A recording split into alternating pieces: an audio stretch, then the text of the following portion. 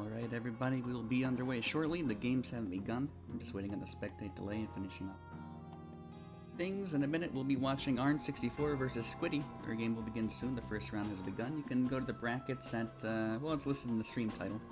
challenge.com/MCOpen1. Be underway shortly. Thanks for waiting.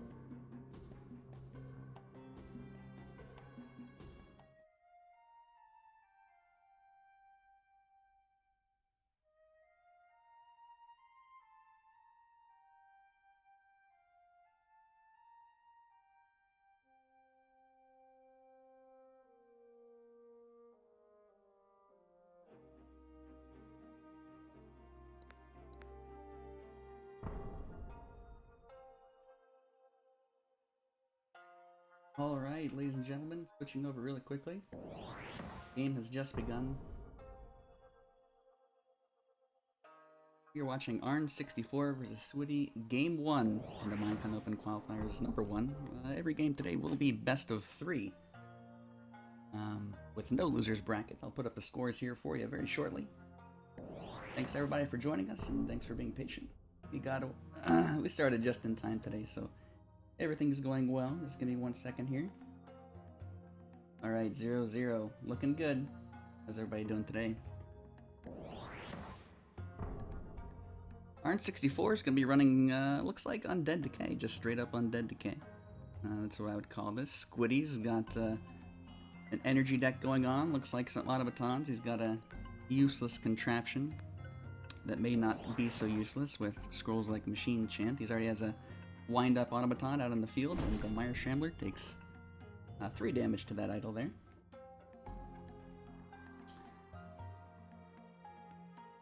Yeah, I can turn my mic up. Sorry about that. How's that? Is that a little bit better for you? Squiddy on round 3 now plays a power trip into 6 resources, but he doesn't draw the scroll from the power trip, so using it purely for ramp, gets out a clock library, followed up with a potency burst onto that attacking Meyer Shambler right there. Clock library in the back of the bottom row. 4 countdown on that. If that goes off, he'll draw 3 scrolls from that structure. Power trip again for Squiddy, and he's not going to play it this time. He just gets that Hell Splitter Mortar out. This is very structure-oriented energy. He held on to that power trip. Probably going to sacrifice it, I would imagine, soon.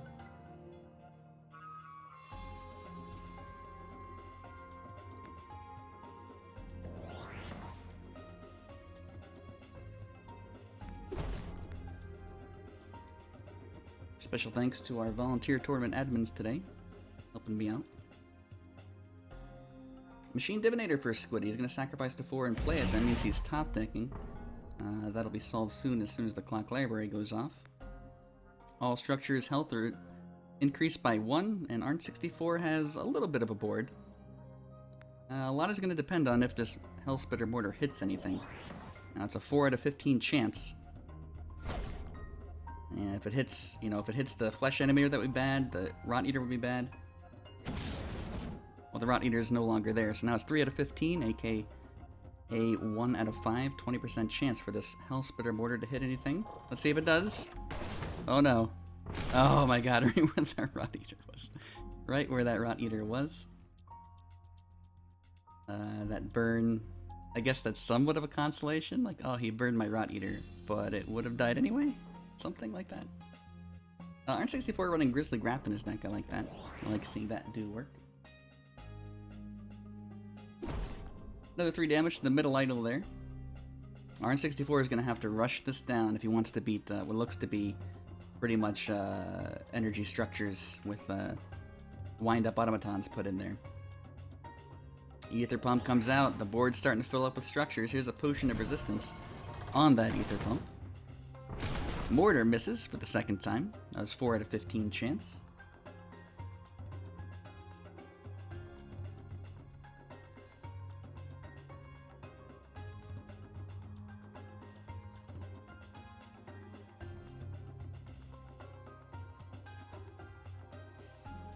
Alright, Arn64 has to think about if he wants to play as Urva right now or not. He's got 2 undead attacking, so it's an extra 4 damage he can put somewhere. He's got no unbinds to take care of this Ether Pump. He is going to attack the Ether Pump. Oh no, did he miss that the potion? Did he miss that there was a Potion of Resistance there? I think that he must have, or maybe he didn't, and he just wanted. He did do 4 damage to it, right? So that is relevant. You know, if Machine Divinator dies, this goes to 1, and then it's only 1 more attack. Urva dies to a potency burst there, just straight up.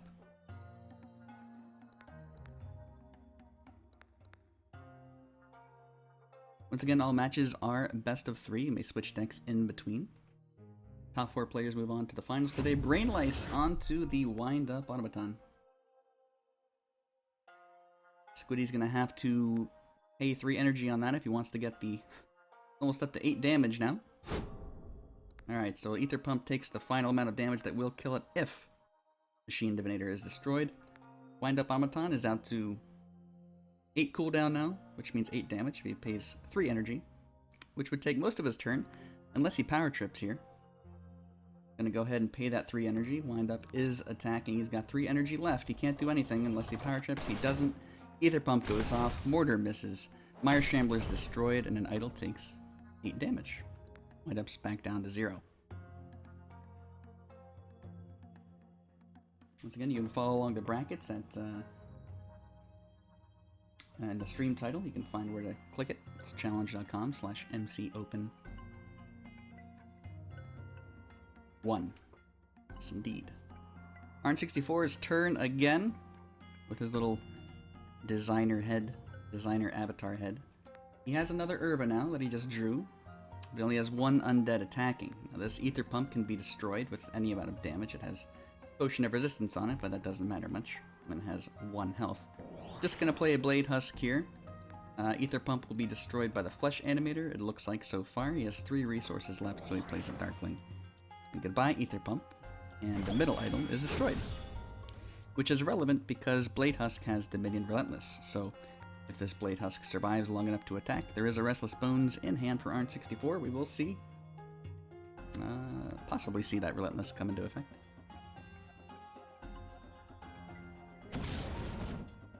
Burn goes down on... Is that a Pack Husk?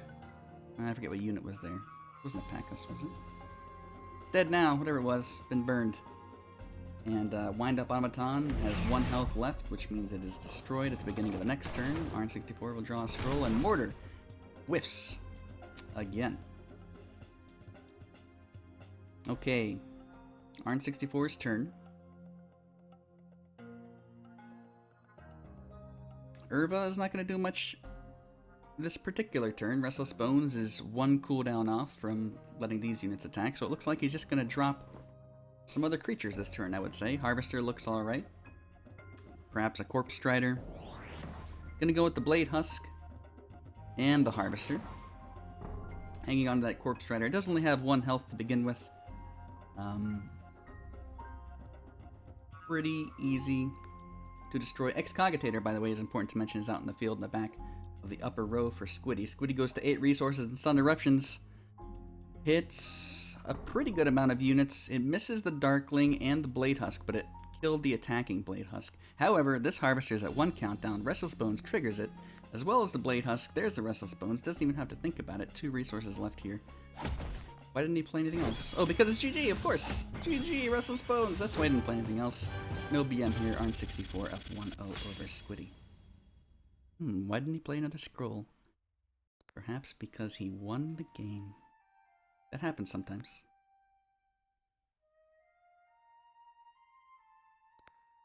Alright, game 2. Squiddy versus Arn64. Gonna be energy versus energy. Arn64 just won with decay. He's gonna say, yep. Energy time, and both of my feet are asleep. Wow, that's a horrible feeling. I'm gonna update the scores here for you. Arn64 is up 0.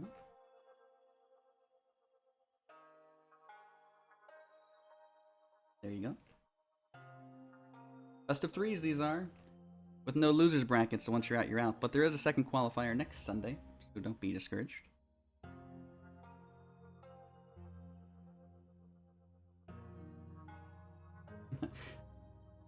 Maybe Squiddy will bring out his trapped gas. I haven't seen it yet. I think it's just going to be energy here. I think his trapped gas deck is multiple factions. So I don't think we're going to get to see. The trapped gas is just, it's going to remain trapped.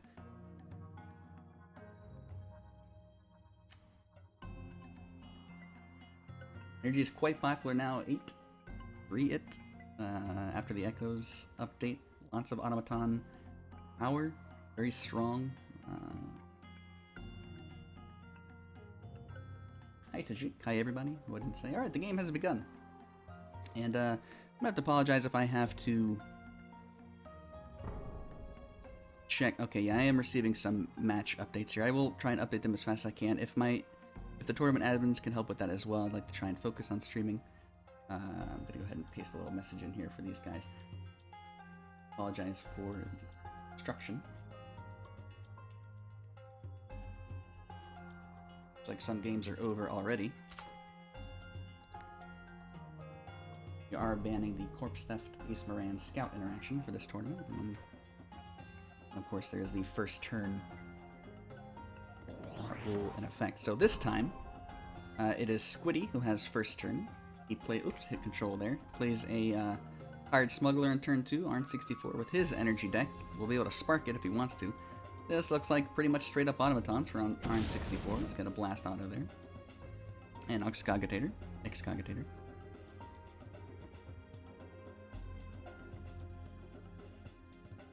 And Squiddy's avatar, possibly the best combination of parts you could devise. Looks perfectly natural to me. Nothing to see here. Arn64 does spark end his turn with 2 resources. That means Squiddy on turn 3 can only play a Machine Divinator. But only? You know. Not sure if that's an only. Does mean that Machine Divinator does nothing until another structure gets out in the field, so there's always that. If Arn64 wants to right now, he could Power Trip and play one of his Excogitators or Blast Automatons. Really not that bad of an idea. Of course, we would have to sack to 3. There he goes. Power Trip. Does he choose the Excog? He does. Excog in the front here. Little vulnerable. Bottom row.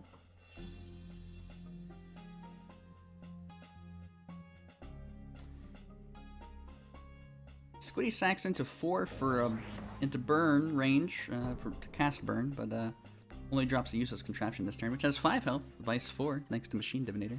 It will not be counting down though, as it's a little useless. Ekamaton for Arn64 is a great turn 4 versus energy. If there's one thing energy likes to do, it's cast spells. And Ekamaton loves to eat them up. Look, the only thing in Squiddy's hand is spells. He gets burned, but he will get the extra resources from that, so that's 5 now for Arn64. And Squiddy has no structure out for this Machine Divinator still. State Machine. Not being played in favor of a Potency Burst on that Machine Divinator, who's not doing much of anything. Excogitator for Squiddy is out in the field. It's the Excog Wars. Arn64 is about to pop out a Scout Automaton at the end of this turn. He has 5 resources to play with otherwise. Might be a good turn to play a Wind Up, maybe a Smuggler too. We'll see what he chooses. Goes for the Wind Up and the Smuggler. Wind Up in the exact middle, Smuggler in the bottom center row. Machine Chant, number 1 for Squiddy. It's going to go to 6 resources. Now, if a Machine Chants now, okay, yep, gets rid of that Smuggler, that puts him to 7. That means next turn he can go to 8 and Power Trip and kind of hope he draws something good. I guess he could pump with the Excogitator for 3, so Be a little bit risky to play a power trip next turn if you're expecting to get the great value from it, or you can get pretty lucky. Any further excogitators are useless for either player. They are unique, so if you play one, it's going to disappear. Keeps one in hand, though. Ether pumps out on the field for turn 64.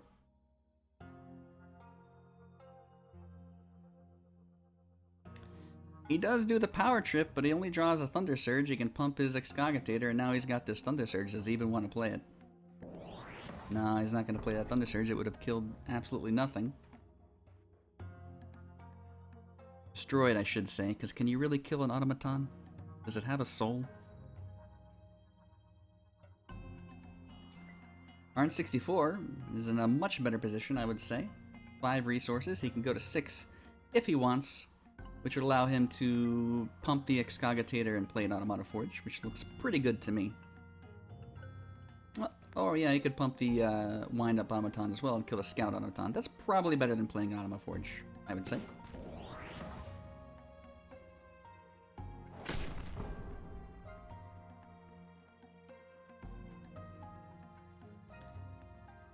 Double Thunder Surge for Squiddy. That's not going to do much at all. He's going to just pump his Excogitator twice, possibly play a useless contraption.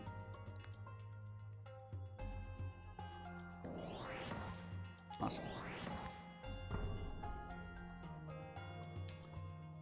Blast Auto number 1 for Arn 64. He's able to go down this turn if he wants it.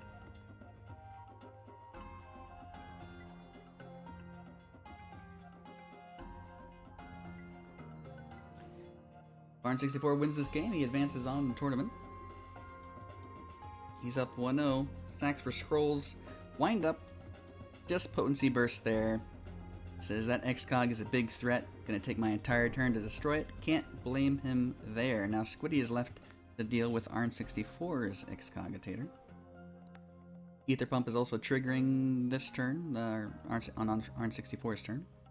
Thunder Surge number 1 goes off. Reduces the health of subunits, but doesn't destroy anything. Now, Ether Pump goes off. It is physical damage, which does 0 damage to the Scout, but will take the structures, the useless contraptions down a little bit. He has the option to pump his Excogitator again this turn, pump out another Scout Automaton. Instead, he's going to play a Blast Auto. 2 resources left. He can drop another Wind-Up if he wants. And he does. Separating a bit for Thunder Surge.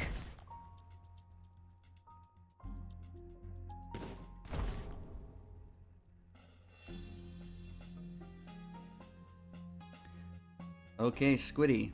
It's on Squiddy to come back here.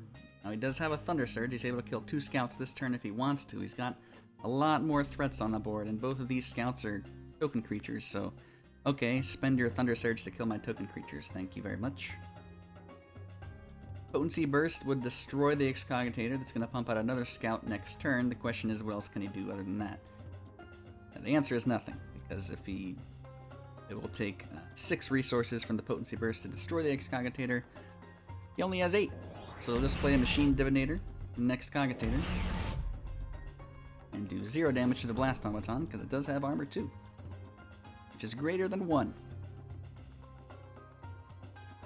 Machine Chant in hand for Arn 64. He has 1-2 structures out in the field, with a possibility of 3 if he sacks to 8 this turn.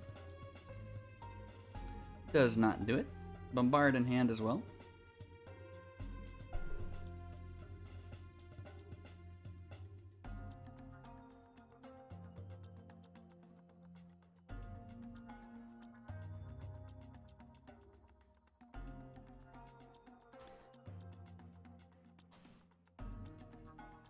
Deciding what he wants to do with 7 resources. Apologies as I shift in my chair. Machine Chant coming out right now. Nope, just Oculus Cannon with a Bombard. He's going to set off that Oculus Cannon, which will not clear the road, but it will destroy the all-important Machine Divinator. Useless Contraption falls as well. And Arn 64 has quite a board here, and it's looking like he could be lethal fairly soon. Thunder Surge slows him down a little bit. Destroys 1 Scout Automaton, I think that was. Overdrive on the Excogitator. Okay. That means every turn it's going to be pumping out little Scout Auto for free. It's going to take 1 damage each turn as well.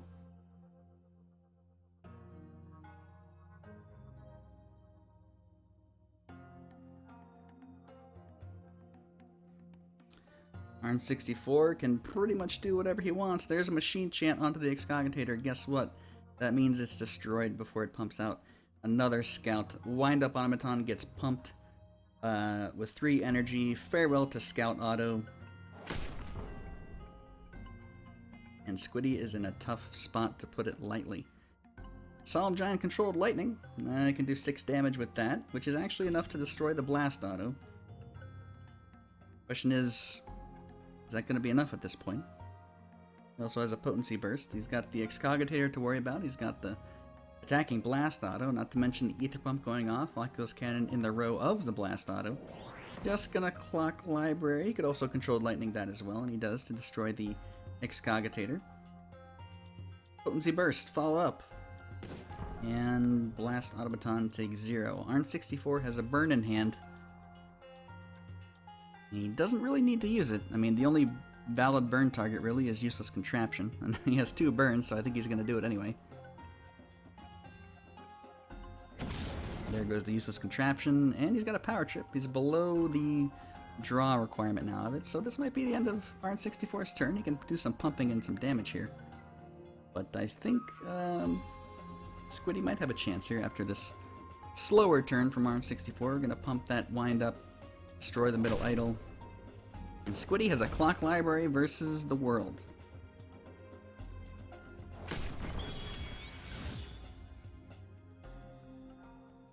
This Clock Library has a lot of responsibility. There's a lot riding on this Clock Library. As a Solemn Giant, another controlled lightning combo, Machine Chant. Being played, taking him to 9. There's a Wind Up. And that's the end of his turn. Alright, Power Chip is playable right now for Arn 64, and it's not too bad considering he has lots of scrolls in hand, and also... Ooh, he's gonna burn before the Power Trip, okay. I mean, he could have Power Tripped, then had the guaranteed burn there, and then, you know... I guess it could have worked out poorly. I think it was a safe time to Power Trip there. Solemn Giant controlled lightning still in hand for Squiddy, but he has this sudden eruption, and he probably needs that over this combination. Well, looks like he's going to use it. Actually, that's not too bad. He can destroy the Blast out of this turn. There it goes. Now the question is, there it goes. Does he move the Solemn Giant down into Scout Auto range, or does he risk the Oculus Cannon countdown reduction via, say, Overdrive? Looks like he's going to risk it. Not guaranteed it's going to happen. Burn goes down the Wind Up. Still doesn't use that Power Trip. Still does not use that Power Trip.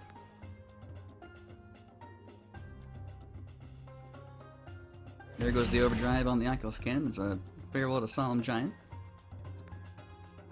The Scout Auto has 1 incoming damage, 3 resources left. Storm Runner. Ooh. Missed out on 1 idle damage there. Probably won't matter. I wonder if he's purposely keeping it here. If that was a mistake. It's not binding rooted.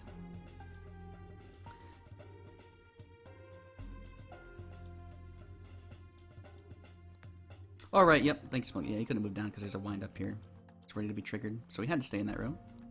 Squiddy with an Ether Pump up top, and he tick bombs the overdriven Oculus Cannon there. I suppose he does have to worry about his idle damage here. He's down to... Finally uses that Power Trip, does Arn 64. He's up to 12, 2 Solemn Giants in hand. Let's see, it costs 3 to do the Wind Up, not enough to destroy an idol. He's going to go to 13, do the 5 damage, play the Solemn Giant, not destroy the Ether Pump, but he does do 9, and he is 3 damage off from winning the game here. And he does have, you know, another Solemn Giant in hand, so there's a very good chance Arn 64 wins during the next turn. There's a burn on the Wind Up. Well, unless Squiddy's able to block this row, he just straight up loses the game. And it looks like he doesn't have any creatures. Power Trip draws nothing. And Arn64 has a second Solemn Giant in hand.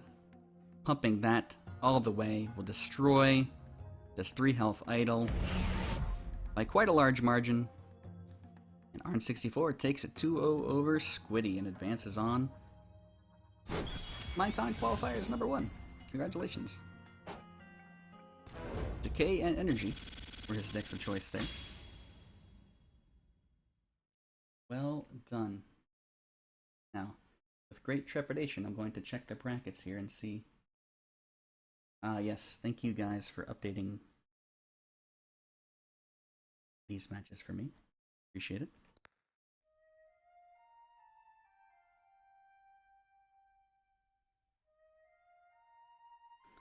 Okay, I see some more games going on here. I want to keep streaming as many games as possible. I also want to make sure that everyone is doing well.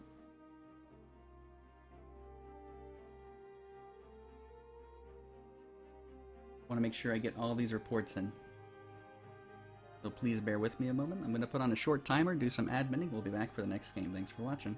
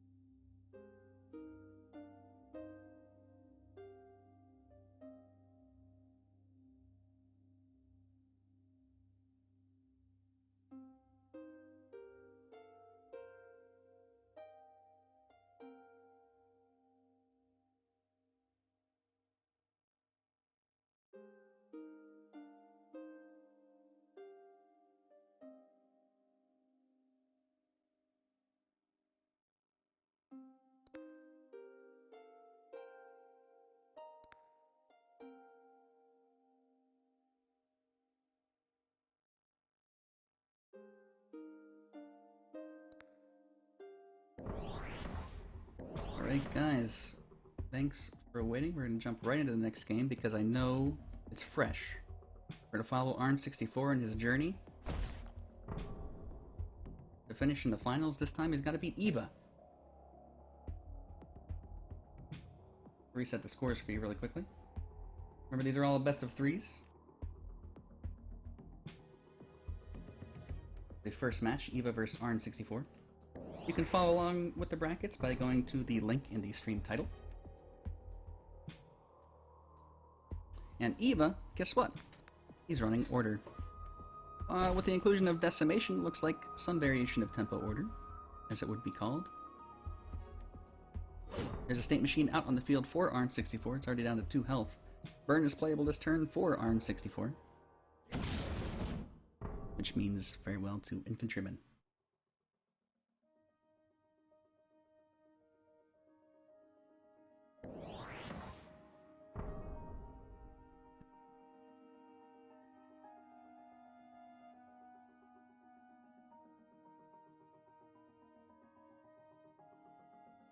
Tournament seems to be going off well so far. Got a lot of games down. already, very quickly. Excogitator out for R64 on round 5. That's going to be a big priority for Eva to take care of. Any creature he plays right now is going to take 1 magic damage, and he does go with the Wings Warder.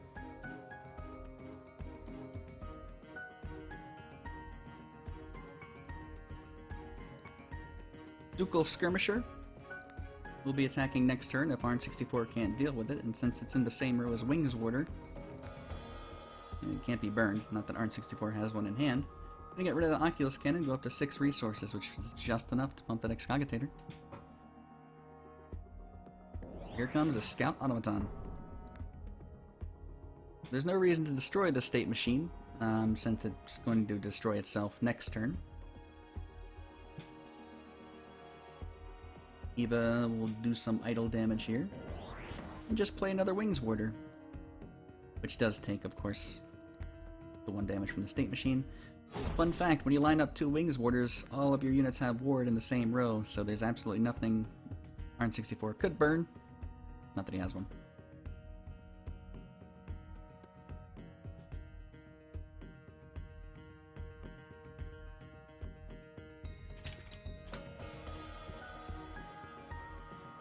You're going to bring in a special guest here, hopefully, as long as everything's working correctly. Sorry that I can't have the caster overlay today, but it's not working correctly. Let's see if he's ready.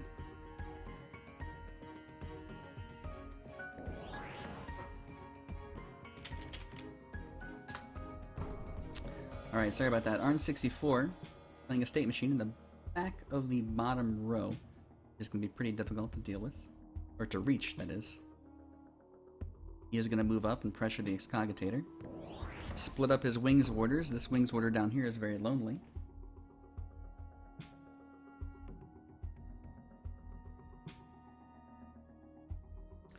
Burn in hand for Arn64, and finally he can use it. He did just draw it. But if he wants, he could get rid of that Wings Warder while he has the opportunity. Otherwise, 6 resources. It's going to be a Blast Auto or a Wind-Up. Burn makes more sense here because you can follow it up with a Wind-Up. Okay, gets rid of that Wings Warder. 2 resources left. Looks to me like it's going to be a Wind-Up.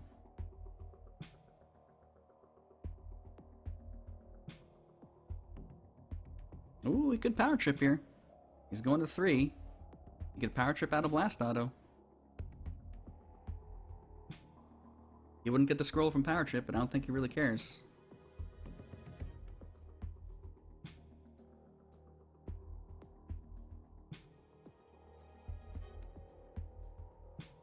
I mean, I think at this point he's getting free Scout Automatons. He can spend that Power Trip to get the Blast Auto out and probably be alright.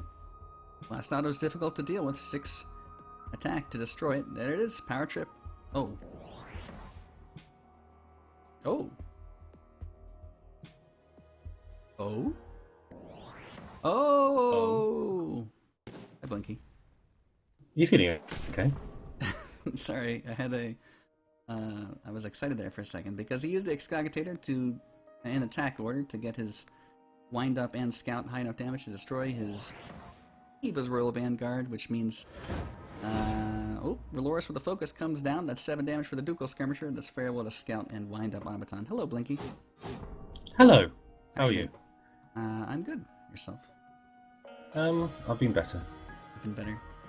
Well, we're currently watching Eva vs. Arn64 if you haven't gotten there yet. Yep, I've just joined. Okay, great. This is game 1, so what do you think here? How do you think these decks are going to align against each other? Hard to say. That's my contribution. I think generally energy is favoured now, but what do you think about Overdrive on an Excogitator? Oh, I think that's incredibly unfair and should be nerfed. Now, I think the Scout Automatons are really starting to take over the game just because they're so hard to deal with. Everything has 3 attack. I mean, literally everything. Look at that Reloris, it's got 3 attack. And so it's really difficult to take out Scout Automaton. The game 1 a turn is going to be very hard to deal with. Yep, they're a little beefy. I mean, they're deceptively beefy. Their 3 health is really 4. You start pumping out Scout Autos, you can definitely flood the board and not spend very many scrolls in the process. And that's exactly what ARN64 is working on doing. Even though it does have some idle damage done. Is it going to be enough? It's hard to say. I think if he would have been able to keep his skirmishers alive a little bit longer, if his Vanguard would have survived that one turn, he'd been so much better off. We'll see if he can pull it off. He's definitely running a deck that could rush down idols. That's really what it's great at doing. With one more spell, he destroys an idol here. And that is exactly what he's doing. Looks like he's just going to go for Dominion Cleaver next turn. Yep, establishing Dominion here. Wings Cleaver will be able to come on the field with reduced countdown. Which is extremely important. And 2 state machines out in the field means any unit played. For example, this Royal Skirmisher goes to 1 health. Now there's nothing ARN64 can do right now. He gets a spark, so he will be able to kill... Oh, nope, there's a Wings Warder, so... He'll only lose his... Yep, go ahead. He can Oculus Cannon Ekimaton, I think, is play on the 6 health idol, maybe. He wants to try and protect the 8 health idol as much. He doesn't really care about the 6 health idol, I guess, just because of decimation.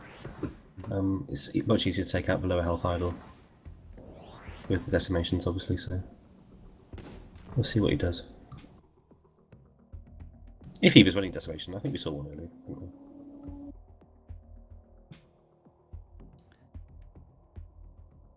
Well, Wings Cleaver can come down right now with the Dominion effect. It's going to take 1 damage now. Down to 4. Just outside of burn range. Not that it can be targeted anyway. Power Trip. Drawn for ARN64 means he could play it right now and draw some scrolls. He'd only draw 1, so he'd have 2 to play with, and his Excogitator is already down to 0, so he could get some bad luck here. Yeah, not going to go for that. Potency Burst. Not gonna be enough to destroy the Wings Cleaver. The Skirmisher is unfortunately gonna die. Looks like it might just be a... I mean, he could Potency Burst the Wings Warder this turn. That wouldn't be entirely amiss. Stormrunner instead to do some blocking. Yep, Potency Burst there. Okay, Eva has 2 units. And he has to destroy 2 idols. I don't think it can be done. He's in danger of losing in a couple of turns as well. Right. Just by sheer massive Scout Automatons. Just the number of Scout Automatons will win the game. RBP, that's 8 damage for the Cleaver. That destroys 1 idol. Afterwards, oh, nope, he's going to get and destroy the Oculus Cannon in that entire row. And hopefully he survives this round, because with 1 Bombard he loses the game.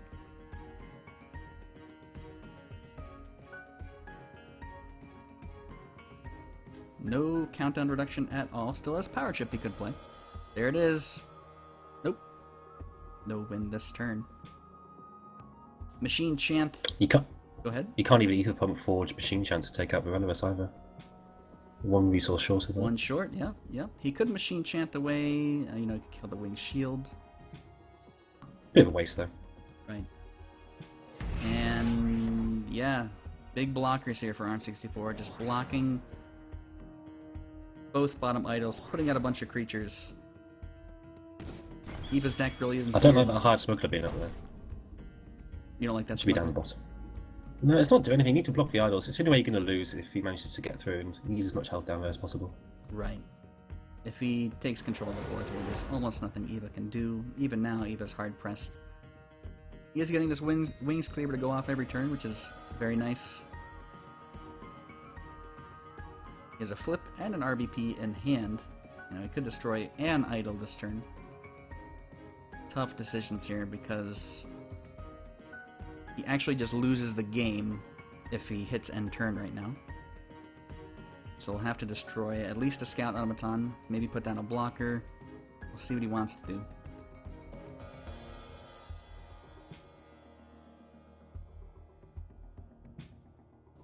I think you flip the pump out the way so you can take out 2 Scout Automatons. That will really reduce the damage.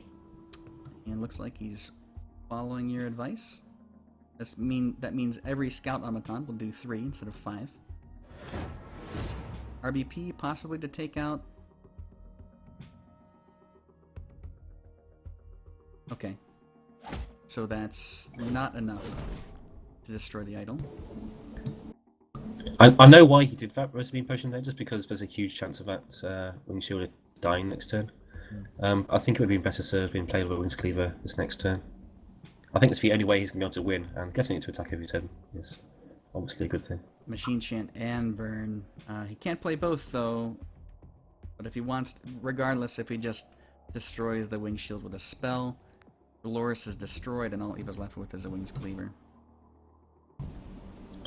Okay, here you want to overdrive Ether Pump and burn the Wings Cleaver. You need to take it out.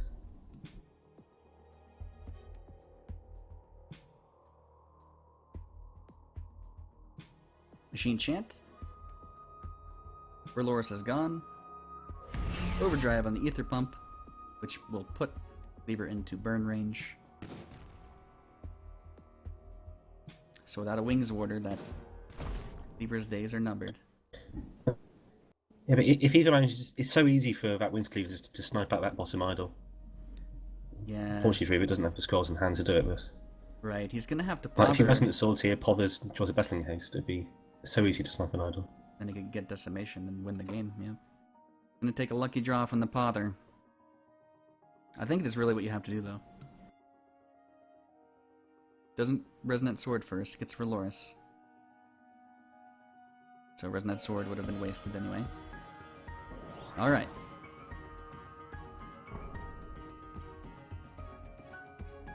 Psalm Giant. That's a burn. Psalm Giant doesn't quite win the game. A Bard does not win the game. I think that is game. With the with the wind up. At 3 damage? I don't think you'd be able to position actually. No, you won't be able to position it correctly, would you? I think you could bombard everything and get that to work. Nah. Close though. 2 Resonant Swords, no Relentless Units out for Eva. Favored. Does have Dominion, but not much to do with it right now. He doesn't have to surrender. Just to Vanguard Age of Dice and hope things live. Right. He doesn't have to surrender because he's not guaranteed to lose yet. All he wants to do is destroy the bottom idol and decimation the remaining one. Or destroy any idol. Except the 2 health one.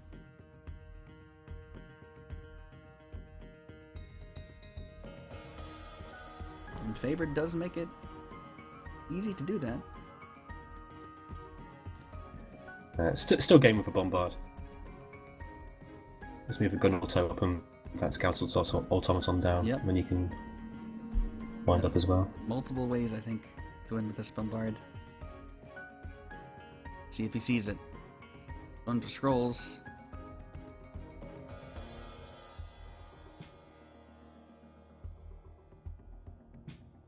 Just needs to move this guy up, this guy down. These 2 up. Use that Bombard.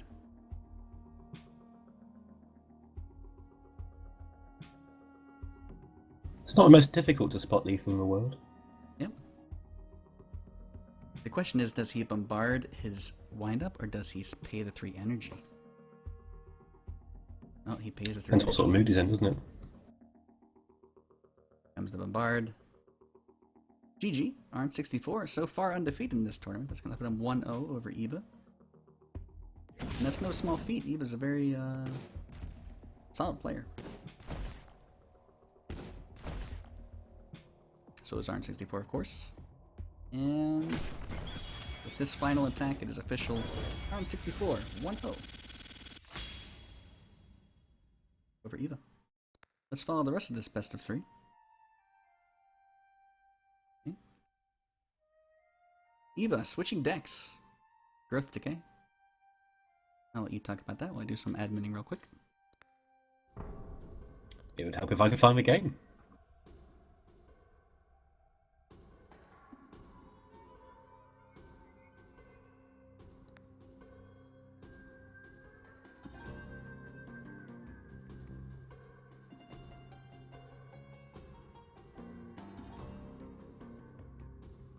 I think I might be blind, I just can't see the next game.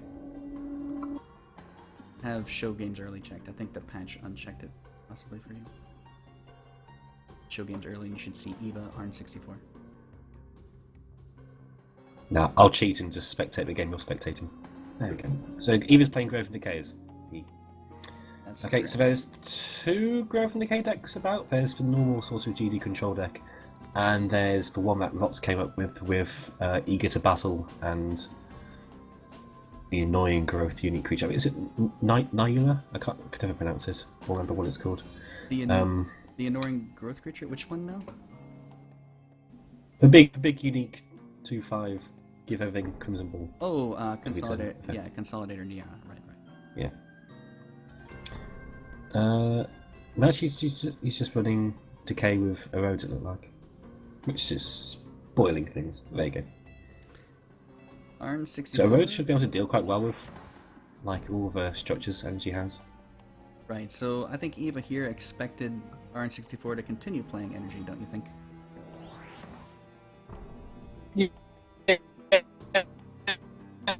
Oh, you're turning into a robot, Blinky. You've become Robot Blinky. We may have lost Blinky. just do. Oh, you're back now. I'll try not to. Yeah, sometimes Blinky turns into a robot. It's just part of who he is. Blightseed goes down on the Tribesman. And that's going to go off. He's going to draw those scrolls and get that decay. There's no way Arn64 can stop that.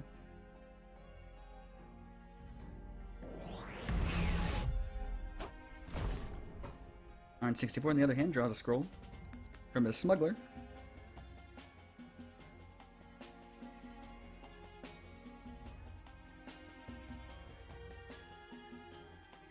And Blightseed number 2 onto the Tribesman. He still has 2 resources left to play with, which means he can Soul Steal that Smuggler away, or drop a Rot Eater because that Smuggler is not attacking this turn. And plus, the Soul Steal would... the Mire Shambler would be destroyed from the State Machine.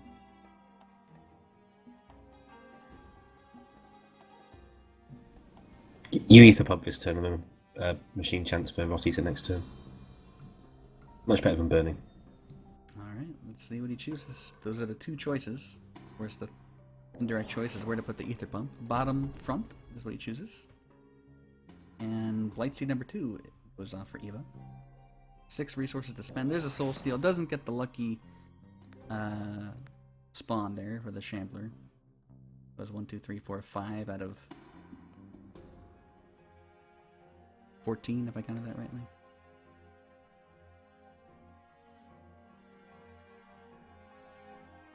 So here I think you Languid the Forge, or maybe all the Ether Pump, just so you can set up an Unbind next turn. Yep, Languid on the Ether Pump.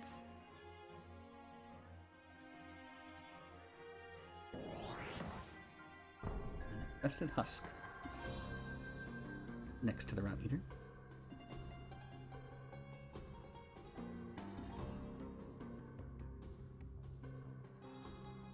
It's just an interesting choice to go with Decay against a structure heavy energy deck. Of all the choices, that would personally that would be my last one. But maybe Eva... You'd think just going straight aggro growth source of style would be the pick, wouldn't you?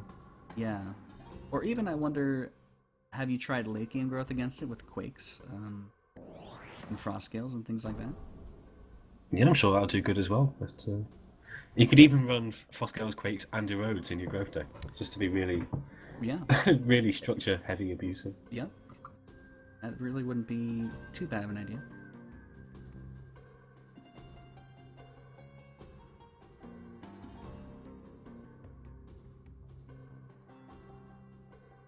I mean, we're talking as if Eva's already losing, but really it's not one-sided at all. Machine Chant goes off, nothing's poisoned, because the Infested Husk will only poison creatures, of course. Unbind, 2 of them in hand. Languid is on the Ether Pump. I believe we'll see it go off. There it is, Unbind, farewell. And Languid's the gun auto there. I was expecting... But Witch Doctor would have been better there. You think a Witch Doctor is better there? I think it would have been. You want to destroy it next turn, it can take up the Forge, you haven't got the hand to be able to deal with it. So just picking it for 2 damage would... You're not bothered about the Infested Husk. You can take that out whenever you like, but... Oh, you're in talking trouble about... now. You're talking about... The turn previous, Arn64's turn. Yeah, Okay. so he's setting up for killing it this turn. He's lucky he drew into power chip, so he can power chip Machine Chant Burn to take it out. Well, there's a power trip, Machine Chant, and Burn.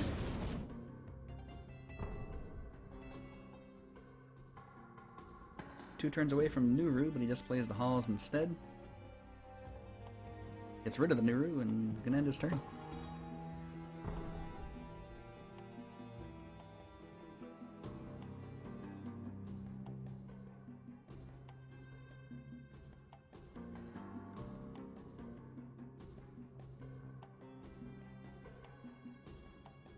Well, Arn64 at 7 resources.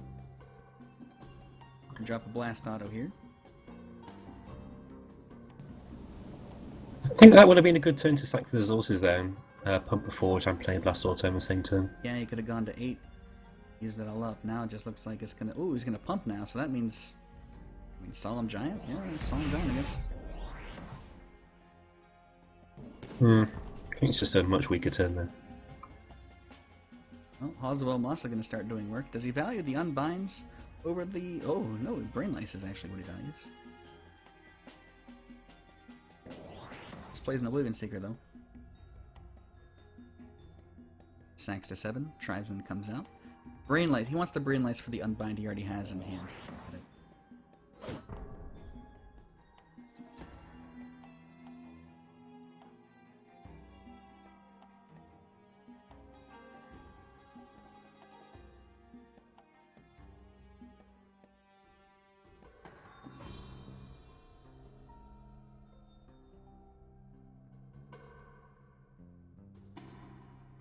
I don't see that Solemn Giant doing much.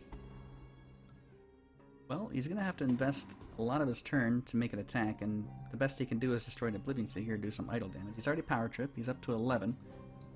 -6 will put him at 5, so he could pump his Giant and play a Blast out of this turn. He could. Could also double pump his Forge and play Blast Auto. Yep, and I think that's better. I'm going to go for idle damage here. That's greedy. Is a greedy play. Actually, I think I would call that like the aggro play. Like greedy to me would be pumping the Forge. Like you want to get the most value out of your stuff. Like that's how I think of it. Oh, it rode. Farewell. The Forge. So it looks like Decay with just the erode in there. I don't see any other growth. Is Erode still going to be bumped up to 3 damage? Those changes are not finalized. What do you think about that, Erode going to 3? I think it's a silly change. If anything, Erode should go black. I missed the last one you said. But yeah, all those changes are not finalized at all. Yeah, sorry, I've got a bad cold at the moment. You got a cold that turns you into a robot? Yeah. This is the worst kind. Arn64. It really is, yeah. Arn64 at 8 resources here. Potency Burst times 2. Can kill one of the Witch Doctors if he spares himself. Oh, yep, just gonna pump the Solemn Giant once to use that extra energy and Potency Burst on the Witch Doctor. 2 damage to that Tribesman.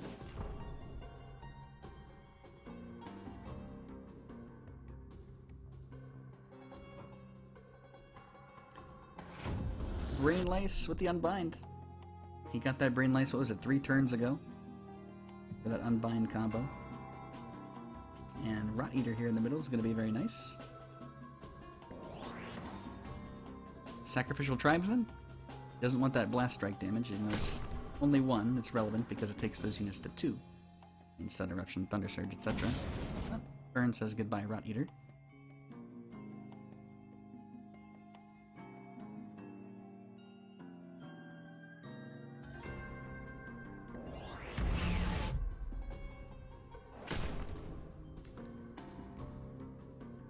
Eight resources for Eva.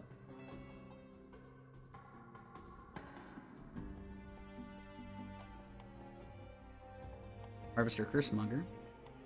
Or Pack Husk. 2 of his choice this turn. Sure, you're gonna get out that Cursemonger if you have the resources. There it is. First idle damage done for Eva. in the top row.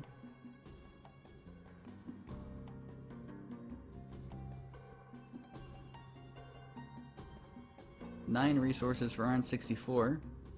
He can pump his Excogitator for a cost of 6.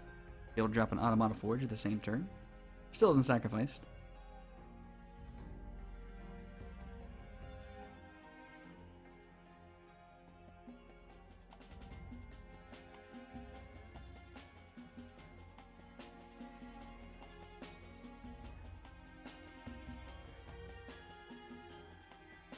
Taking his time here. What do you think here? Pump the Excog, drop a... Oh, he got rid of the Forge. So he's going to Spark instead. That tries one up top. And Cannon. And not Pump at all, but he's going to Bombard. Bye-bye Trizone, bye-bye Harvester, so... I think that might have been a bit of a rash turn. I mean, I think it was okay to just pump the Excog there. The Harvester wasn't going to attack anytime soon. Yeah, I think he could have gotten much better value from that Bombard if he waited 1 or 2 turns more. Well, there's one less Bombard for Eva to deal with.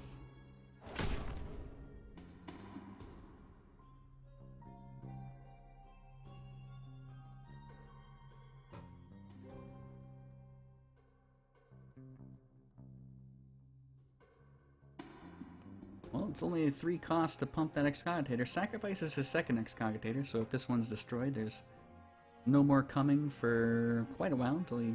Not sure if he sacrificed one already. That'll be 2 down. We don't know how many runs either. Potency Burst on the Cursemonger. And Eva's left with 2 Oblivion Seekers. Double Spark on the Cursemonger might have been a bit better. Because now you've got a way of dealing with a huge unit and Potency do allow you to take care of something like a Nuru or a Harvester, whereas yeah, Double Spark would do nothing. But also let you play Hard Smuggler. Well, he had just enough to drop a Seeker and a Cursemonger. He's got all 3 of his Seekers on the field. That's a lot of draw. Bottom one's going to be destroyed by a Blast Automaton. And sacrifices into a Wind Up, an Ether Pump. Ether Pump Blast Out as a play. Wind Up, looks like it's going to be the Ether Pump. Blast Out of protecting the Ether Pump. And Eva's going to draw some scrolls here, but it's not really the scrolls he wants. He wants a little bit of board presence here. Chance to have some board presence. Witch Doctor's going to give him that chance.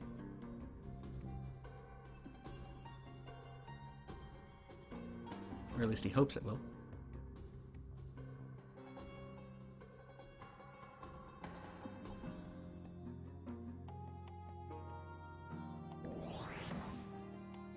There's the Witch Doctor. Going up to 4 total decay with that Wild, and the Blight Bear comes out. Cursemonger up top is all alone. He's not doing much without a road, is he? Sorry? Sorry, I keep on talking over you. I was just saying he's not doing much without a road at the moment. I don't know what he's waiting for. Holding on to it, yep. For quite a few turns now.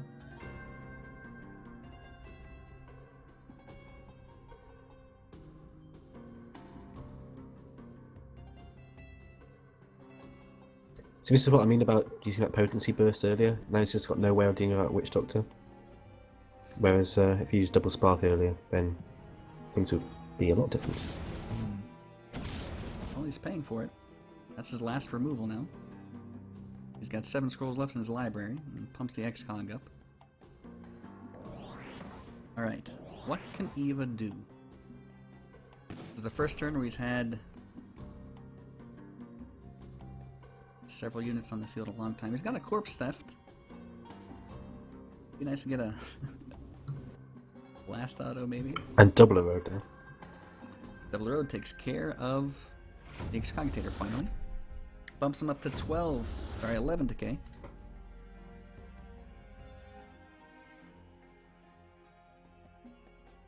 That Blast Out is going to take 0 damage from that Seeker.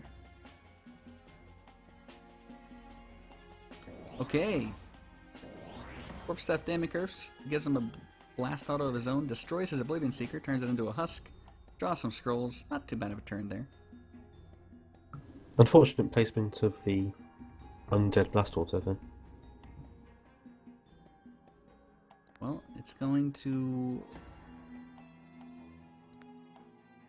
be destroyed here if R64 just hits end turn. Of course, he's got the wind up able to trigger as well.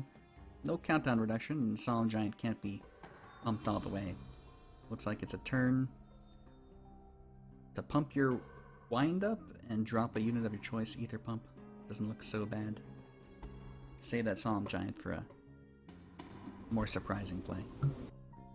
I think you just Ether Pump and State Machine. Just get more structures on the field. You wouldn't pump the wind up to make sure you can kill the husk as well, because it's the only difference. No point. The husk is going to take 1 damage, and then it will die from Ether Pump next turn, so you don't really care about that. Oh yeah, that's a good point, yep.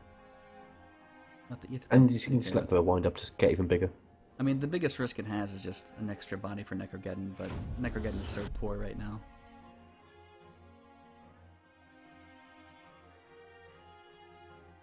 Unbind. Potential targets are the Oculus Cannon, and I think that's it. Unless he Brain Lices another unit. So Brain Lice. I think he has to kill the Solemn Giants. Yeah, it is 10 damage. And it's more of a threat, an immediate threat, than the Blast Auto. Moving down with the Witch Doctor. He doesn't have enough to Brain Lice Unbind anymore. No, I'm very surprised about that. Well, this is a languided Oculus Cannon. So it won't even have enough to destroy the Pack Husk. Potency Burst. Drawn for Arn64. 3 scrolls left in his library. His deck's about to shuffle. And Eva's deck is actually shuffling next turn. Sorry, go ahead. Husk is dead because Ether Pump's attacking. Husk is dead because Ether Pump's going off as well.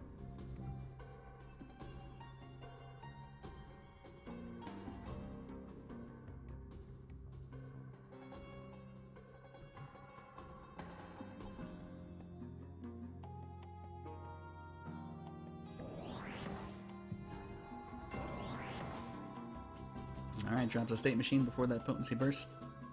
Ether Pump goes off, my voice cracks, Pack Husk is destroyed, and Witch Doctor's left with 2 health. He's got a 1 health Blight Bear, not looking too good for Eva. Still has that Brain Lice Unbind, gonna use it on the Blast Auto here. Draws another Necrogeddon. Pulls the Boom Lhasa and Witch Doctor in hand.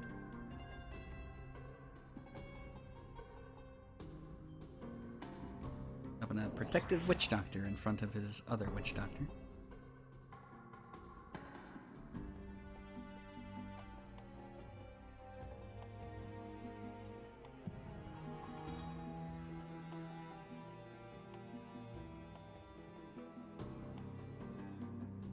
Eva is gonna have to look for some kind of miracle here. Can't blame him for hanging on. It's a single elimination, so if he loses this match, he's out of the tournament. Yep, and I think this overdrive on Ether Pumps is going to seal it. And really, Arn can just start pumping the Solemn Giants and just taking out idols. Well, Oculus Cannon, Overdrive, farewell to both Witch Doctors. Not a single husk will be made. Blight Bear is destroyed, but poisons the cannon auto, big deal. It's a token creature anyway, I think. Yes, it is. 9 damage to the 10 health idol. And Eva, let's see if he has a miracle. Damon Curse is a start.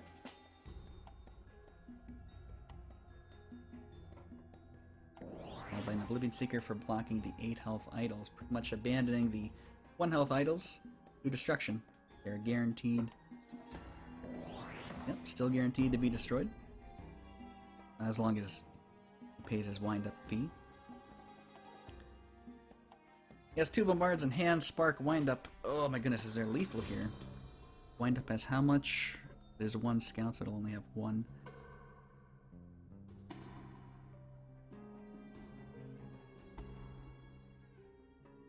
No, I don't think it's quite lethal. Do you see one, Blinky? Not yet. I'm trying though.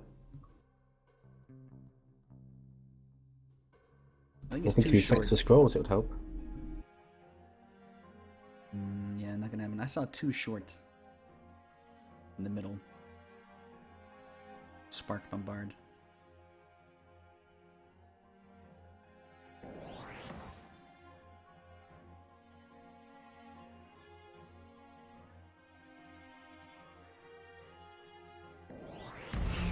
Not even going to destroy the 1 health idol there. He's that confident. I think he should have sparked there just to remove the creature on the board. We'll form a husk now.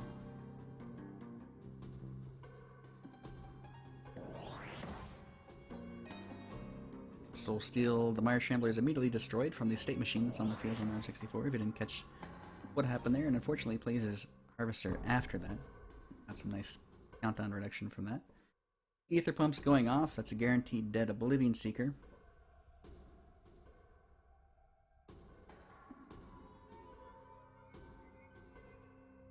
And there's no way to get through that middle row. You can't destroy the top row.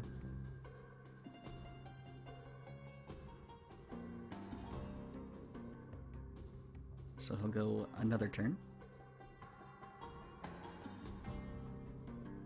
Still isn't power tripped, I guess. Not sure what he could power trip into. I don't think he runs Machinated. I haven't seen one. Solemn Giants. Well, that's pretty good. But he doesn't have 13. So he's just going to overdrive, not play the Solemn Giant. He could have Solemn Giants on the bottom lane, that would have taken that out. Yeah, but he needed, in order to win, he would have had to pump the wind up for a cost of 3, so we needed 13. But yeah, you're right, he could have destroyed the bottom idol, which probably wouldn't be bad either.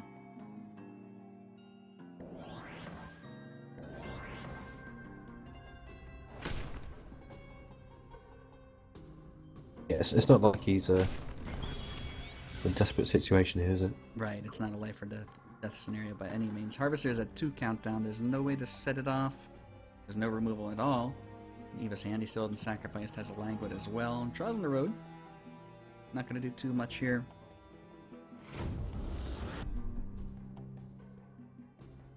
Take that, he says. He tosses some plants onto the ether pump. Just throwing some ferns on it. He's just got to block everything here and just hope. Yep. Blocks the bottom row with his Tribesman. No. Still has some more creatures though. Sure he'll drop the Oblivion Seeker or something down there. Or he can Languid Oblivion Seeker. I think what he's going to do is going to Languid the bottom Scout Automaton and play Oblivion Seeker in front of a Harvester. Is what I think he's going to do. Uh-oh. That's just game now. Yep. No more. He can't even possibly move something to the bottom lane now. Unless he languids out a 0-cost creature that doesn't exist.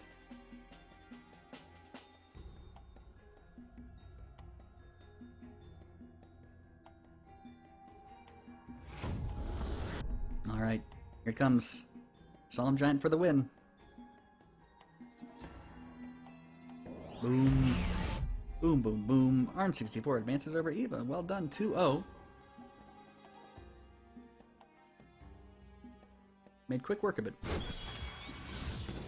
Eva trying Order and Decay against Arn64's energy deck. That is it. Done. I'm going to do some adminning here, make sure the tournament's going well. Thanks everyone for watching. We'll be back shortly with another game to watch. Thanks Blinky for helping me cast. We'll take a 3-minute break. How's that sound? Blinky says, great. See you guys in a bit.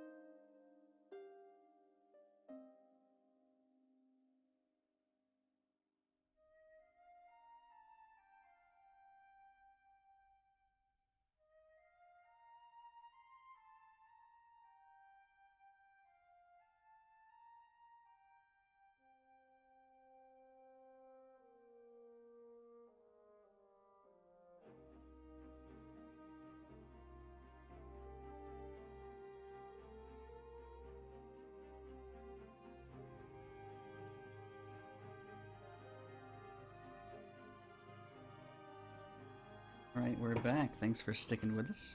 You can check the brackets for yourself.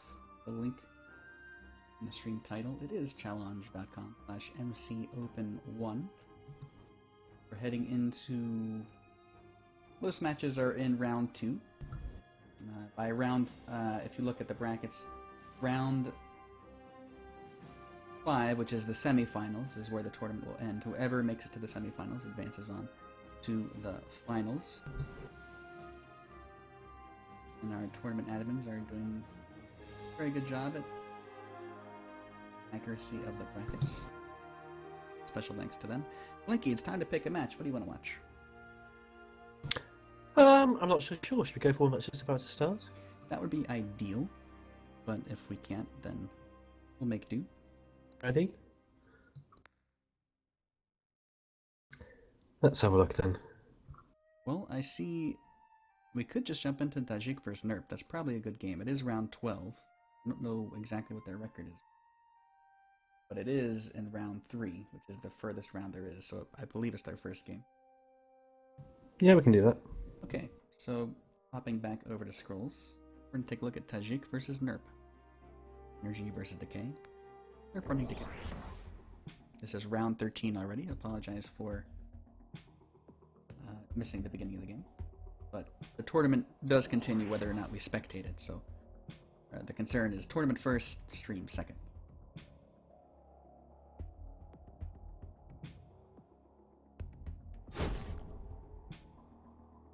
And Blinky, if you could do me a favor and just get the official confirmation that this is still 0-0.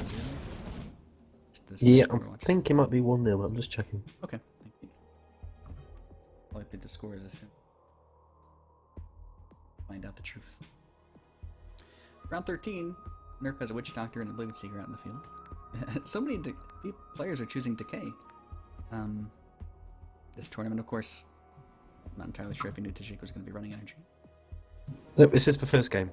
This is the first game. Okay, 0-0. So, starting off with Decay is Nerp. That is a canister automaton with Languid on it, and a blast auto with nothing on it. Possibly a Languid Unbind soon.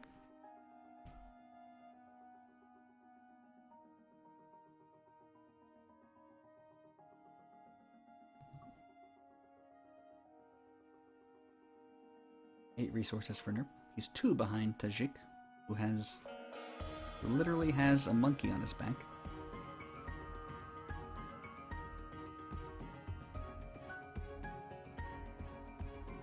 Could just Harvester Oblivion Seeker here. And that's what he chooses to do. Idle damage is done, and actually it's important to note here. Look how much idle damage is already done from Nerp onto Tajik's side. Quite a bit. Yeah. I don't even know if Nerp is running Watchers as well, so it might be just an early Nuru that he managed to get down. Well, Hecapaton comes out, and the potency burst on that Witch Doctor. If Nerp casts any spells, that Hecapaton will buff up to 3, and of course get his energy returned.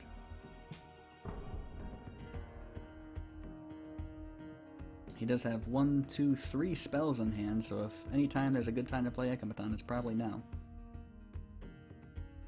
Now he has 4 spells in hand. Well, no, he got rid of 1, so he still has 3.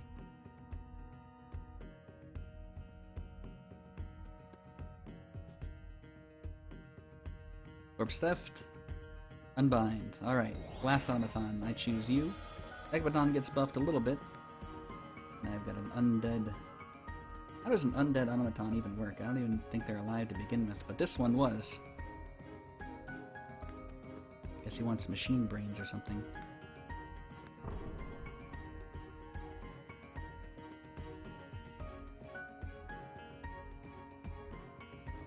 Tajik at 10 resources.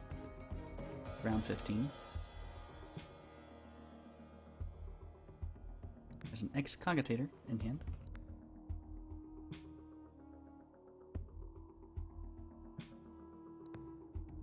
Bombard as well. Blast Auto in front would defend against all those attacking Oblivion Seekers very easily. Of course, this Canister Automaton is fairly useless as well without some scout autos appearing via the X-Cog.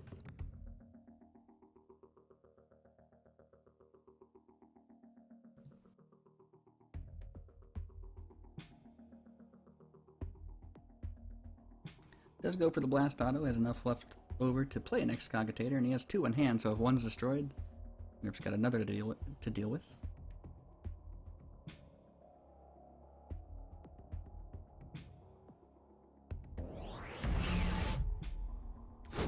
Very center of the bottom row, Tajik chooses to play that Excogitator. Sleep Moratorium. First time I've seen that in this tournament. It's become quite popular recently. There it is, let's see what he gets. Okay, you can get a Necro out of that. So it's a little bit of ramp.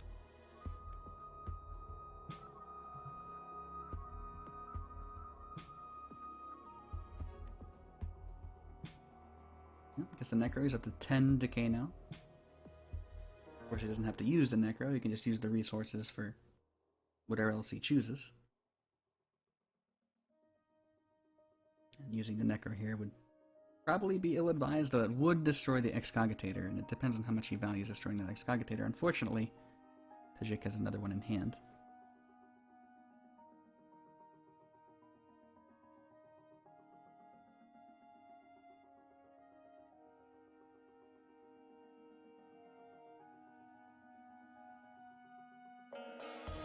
That Ekamaton is going to get huge very quickly if he's unable to deal with it.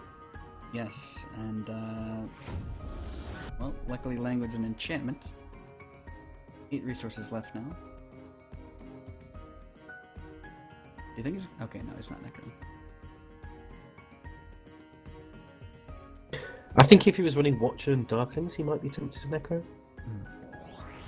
That wouldn't be all too bad. Well, you don't think he's running Watcher and Darklings at all? I don't believe so, no. He might be running one Watcher.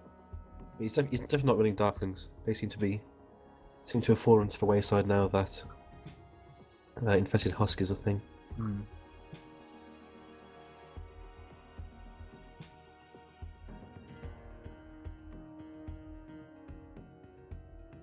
Oh. He can pump his Excogitator. 6 resources for a free Scout Automaton. Takes him down to 4. If he sacks for resources, he'll have 5, which is Replicaton range, where it will survive if it's destroyed. Has a Thunder Surge in hand. Not really going to accomplish much. Potion of Resistance is not really the best spell against Decay, with Unbind being so prevalent.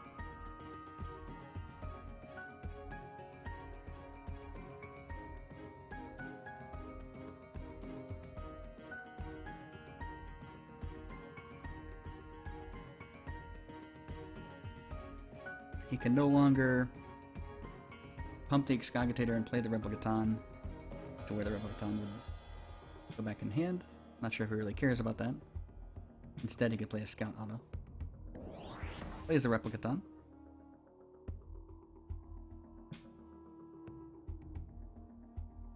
Not going to pump the Excogitator all the way down. Gonna Bombard instead, which will destroy the Harvester. Because of the poison, no. Sorry, go ahead. I'm just about to say, because of being poisoned, we're not too bothered about the poison because Replicatons will return back to your hand because you'll get the energy back at the start of your turn and then they die from the poison effects. Right. The order of operations is you'll get your resources, then poison will destroy your units, and you'll be guaranteed to have enough energy for them to go back in hand. And of course, if your Ekamaton dies, you get the energy back, so while that might look bad for Tajik, it's really not that much of a concern for him.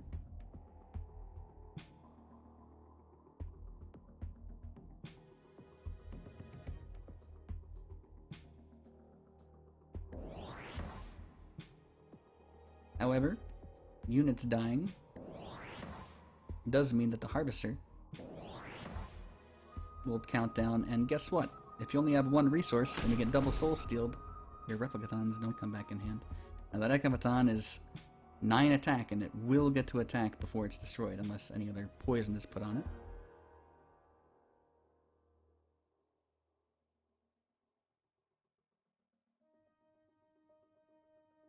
I think he's got to kill that harvester this turn. Well, he has no countdown reduction. He has a Thunder Surge, no direct removal. So he's going to have to see what he sacks into. What a Potency Burst. Oh, Potency Burst, right. So he needs 5 for that. He could blast Potency Burst. I like sacking Potion Resistance for resources here, playing a Scout Automaton, pumping the X-Core.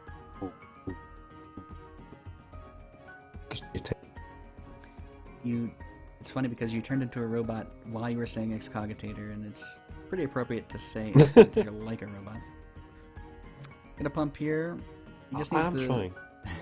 just needs to maintain 5 resources for that Potency Burst, if he wants to get rid of the Harvester.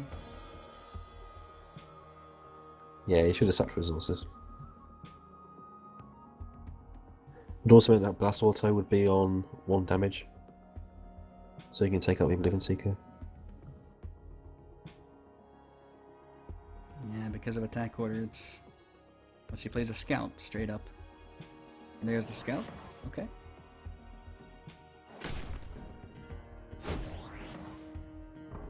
Let's see. And now that Harvester can attack, almost maybe. Well, Brain Lice guarantees the Echo Baton is destroyed. He needs immediate removal to trigger the Harvester, and that would be very, very nice. Still isn't sacrificed.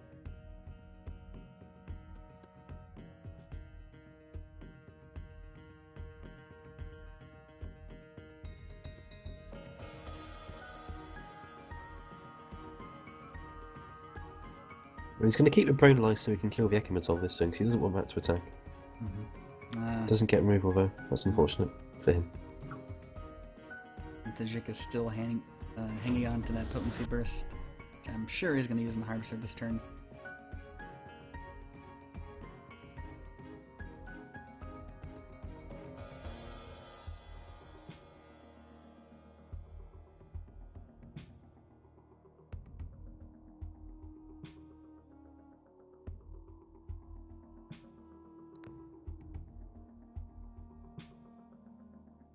Six resources left for Nerp. He's just deciding whether he wants to Halzabo Amlasa or Husk Seeker.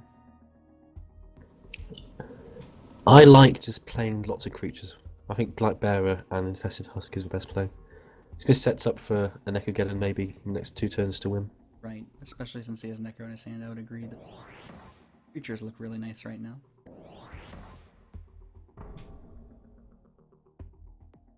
And it was the Blight Bearer Husk is what he did. He'd already sacrificed for scrolls.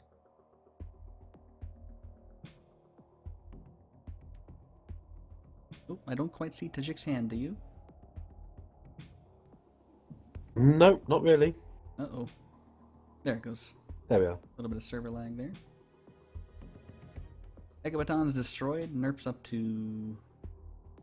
I'm sorry, Tajik is up to 11 energy, but can't use that 11th because the Echobaton just died to poison.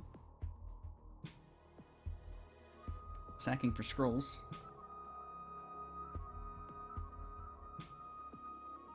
He has to kill that Harvester. So reserve 5 for the Potency Burst. That means... See, I really think it's just sack for resources. Pump that Excog and just drop the Potency. Yep. He's had about 3 turns here where second resources would have been very beneficial for him, but he just hasn't taken it. I mean, it's not bad by any means just to have a Blast Auto Potency Burst either, which looks like what may be happening. I know, it would have been like 2 or 3 turns to be able to play like one more thing a turn rather than just being what he's been doing. Mm-hmm, right. There's the Blast Auto. We're going to see a Bombardo, no? Well, that's not what Nerp wanted to see. Wanted his Harvester to attack. Not gonna happen. It's like a little bit of server lag here.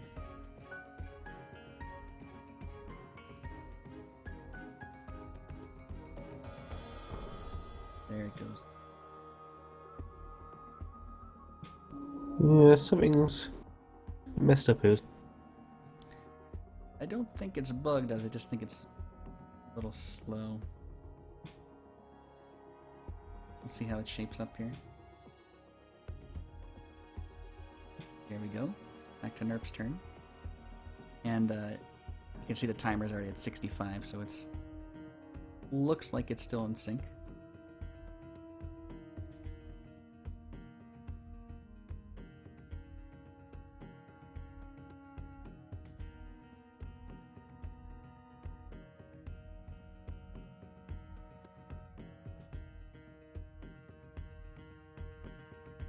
I think he's going to play Nuru this turn on looks of it. Well, it'd be Nuru and nothing else. Nothing wrong with that.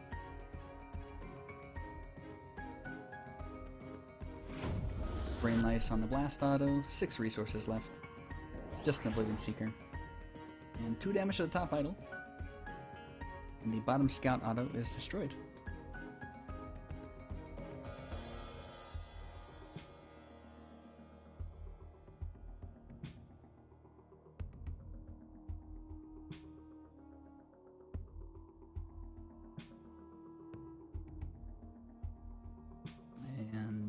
Appreciate the patience as we wait for this flag to resolve.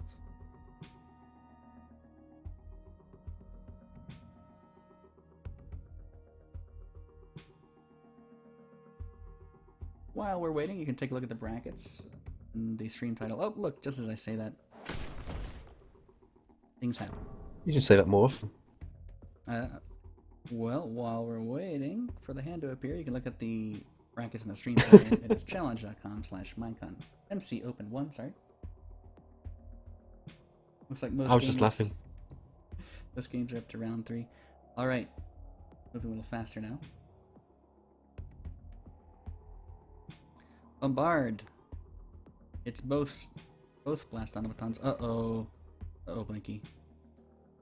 He wouldn't just bombard the blast out of there. Do you think there's a problem now? I think there is, because that's weird. You would cannon before you did that. Yeah, I think this one we might have to abandon for now. Just gonna go back to it.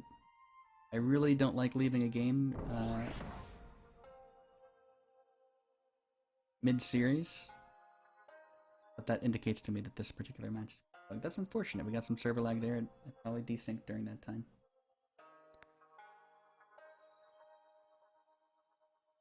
Okay. Yeah, Blinky, I think we're gonna have to move on. Fortunately, what do you think? I think you're right. It's unfortunate, but Sorry, guys. not much we can do about it. Out of our control. There is Anti-Rad versus K-Tray go on, starting in 50 seconds. What do you think about that one? Or, if we want to go away from energy for a little bit, we have some other choices as well. We have Jub 8 versus Arn 64. That's pretty far in the brackets. Decay versus Growth. How about we do that one? Yeah, sure. Okay. We seem to be following Arn 64 a lot here, but it's just, that's the way the brackets are going. That's the way up. Blinky, if you could do me a favor and message one with the current score there, that would be great. So I didn't quite catch that. If you could just message one of them and get their current match score. 0-0-0-1. Oh, okay. I can do better than that. Looks like we're gonna have some growth versus decay here. A little change of pace. Arn 64 running decay and energy mostly this entire tournament from what I've seen. First growth player we've seen is Jubape. If you want to watch the conclusion of Nerp and Tajik, I suggest you wait until the ending of their current match. Watch the This is the next first game. series. This is the very first game. Okay, 0-0.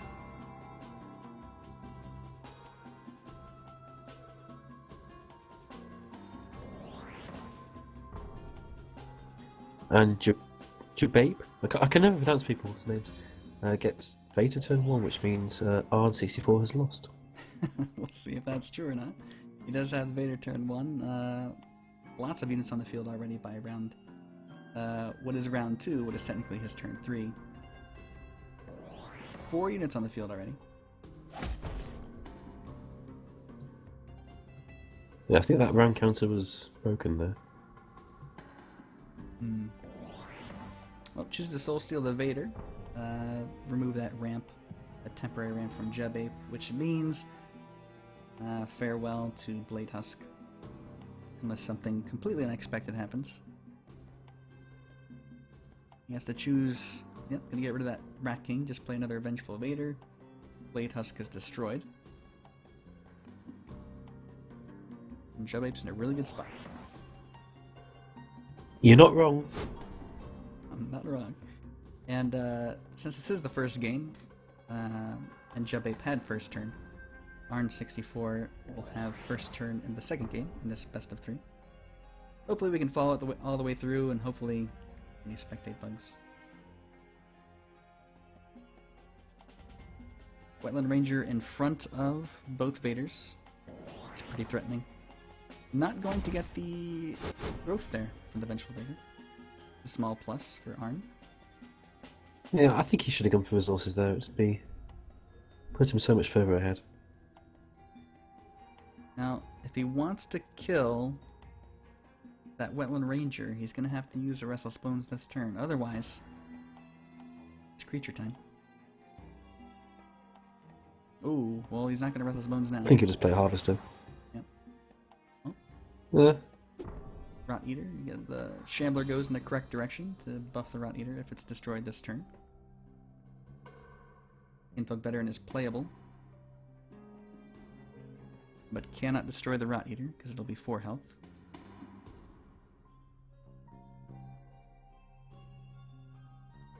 Might be time to get rid of that rallying, save the veteran for a better play, and see what you draw. Downside is, you might draw... Okay. You still get his enchantment from the Earthborn Mystic. I think you just like rallying here for resources and play the veteran and take out the Mara Shambler. Then everything else can hit the idols. Or you can sack rallying for scrolls. Plays the rallying. So is he... It's not what I would have chosen to do. Well, he did get 2 enchantments out of... Seems a bit weird. He did get 2 enchantments out of his Mystic. It depends on what he does with the rest of these. Is he going to ramp? No. Is he going to kill a Pack Husk and damage the Rot Eater? I don't get this at all. Missing out a little bit of ramp here. Okay. No, that makes no sense to me. Well, if you're going to attack the idols and then get lots of resources, I mean, it would make more sense for just attacking things. Because now Arl's going to have a huge Rot Eater, and there's not much that the base can be able to do anything about it. well, Invoke Veteran or Earth and Mirth destroy the Flesh Animator. He will lose a unit next turn to the Rot Eater, but it is just 1. And I think the Veteran here is better than the Earth and Mirth. You can save the Earth and Mirth for later. Let him kill a Vader and see what he chooses to do.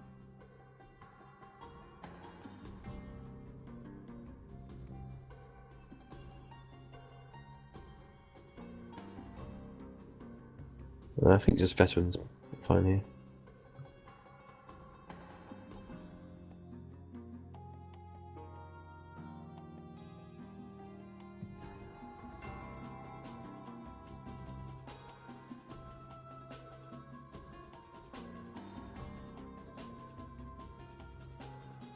Looking at the brackets, both of these players need to win this best of 3 and then another best of 3, and then they've qualified for the finals. Get a veteran here. Farewell to Flesh Animator. Lots of units attacking for Jubape.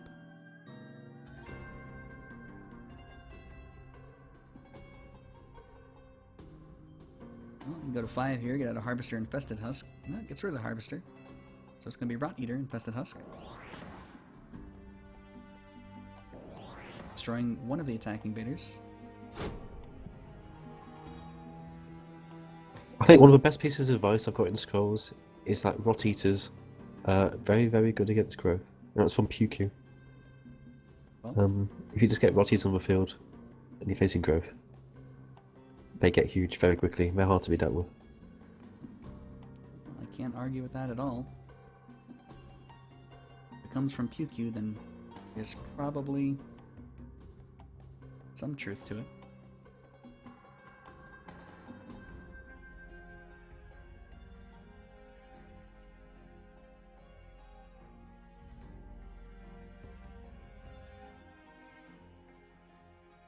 Five resources. Jubape can Sack to 6, play a Brave and a 4-drop. What do you think? Back away from all these creatures and just damage idols? Yep, just Wetland Ranger Brave, probably pretty good. Just move down to the middle and start pinging. I think he's going to do it. You could even Earthenmurth for Wetland Ranger here, just because Arn hasn't shown any removal so far, so you could get away with Earthenmurth and Wetland Ranger for a couple of turns, which is a heck of a lot of damage. We'll go for the creatures. Get some ramp here as well for the Vengeful Vader. First time this game. And Earthborn Mystic is done drawing her enchantments without destroying herself. Soulsteel. Turn 64. Draining Mist. Growth They're Tech. instantly played by Arn64. Thank you, Draining Mist, Zarn. And all of those 1 countdown units go to 3. There's no rally in hand. A Great Wolf plus a 2-drop this turn for Jubape.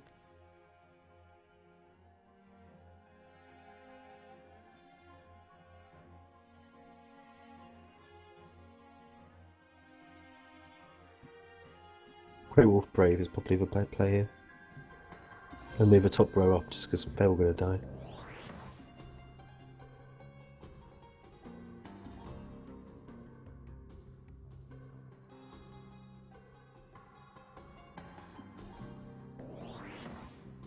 Alright, lots of units on the field. Arn64 has 2 attacking Rot Eaters, which will destroy Wetland Ranger and a Brave. Restless Bones here means that he could wipe the row, and if he sacks for another Rot Eater, destroy the Wetland Ranger as well, and just leave Jubape with 5 units. Pretty good. Going to 6. Does he do it? Oh, Soulsteel's okay. And then Restless Bones? It's gonna be a bit of a... Okay, nope, no Restless Bones, just the Rot Eater. Well, Blinky, you said that Rot Eaters are pretty good against growth. He has all 3 in the field. Huge.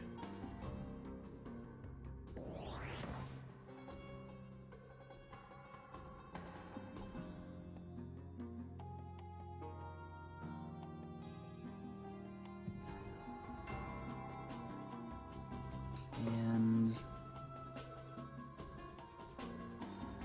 looks like a Great Wolf. With the mangy follow-up the following turn. 1 Shambler is destroyed. Likely 2.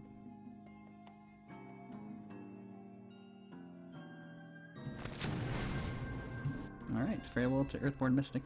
She has left us. Her home planet needed her. Both Shamblers are destroyed, and let's see the Great Wolf.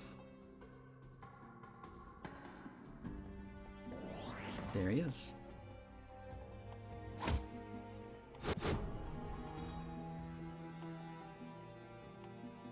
Alright, Restless Bones is actually pretty useless right now. I wonder if he sacrifices it in favor of a playable undead. And he does. Draining Mist, number 2. It's a pretty solid draining this, although we know Jupape's got Mangy Wolf in hand. Right. So both Great Wolves will be triggered. Still, though, he can't know that for sure. Doesn't play it, though. Corpse Rider comes out. That's going to be buffed up pretty heartily. That's pretty risky. Mangy Wolf with Ragged Wolf is a turn. Oh my gosh. And he has just enough to do that. Get rid of the Fang Bear, you've got 8 resources. Oh my gosh.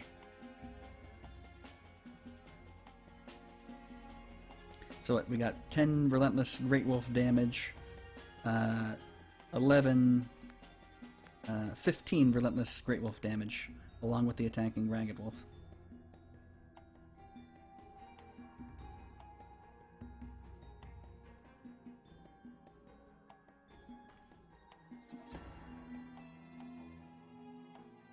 Looks like he's going to wipe the middle row with it. Here it comes. He needs 13 damage of that middle lane. Okay, saves the Ragged Wolf. he won't need it. And the unit that got poisoned, luckily, was the unit that is probably going to die anyway. The Sister of the Fox. Took the infested husk poison there. Ooh, those rat eaters are gone. Yeah, he has to save Draining Mist till next turn to stop this Great Wolf's attack. And just hope Jupiter Bay doesn't draw Mangy Wolf for rallying.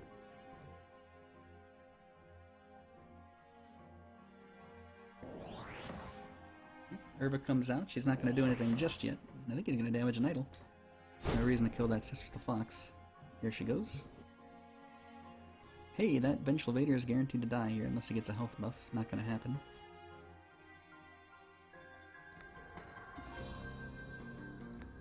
Keeper's Pledge in hand for Jubape.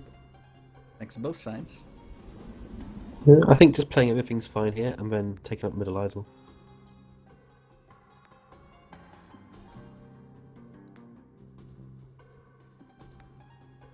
I'm not a fan of moving that wolf down there. I think you could have just left that where it was, or move it up. He can play every single scroll in his hand. And it will... He doesn't need to, but he only needs to play the Keeper's Pledge +1. He wants to destroy the idol. Not going to happen. Okay, hanging on to it, going to sacrifice it. Farewell, Vengeful Vader. Oof. And Draining Mist, wisely held in hand by Arn64.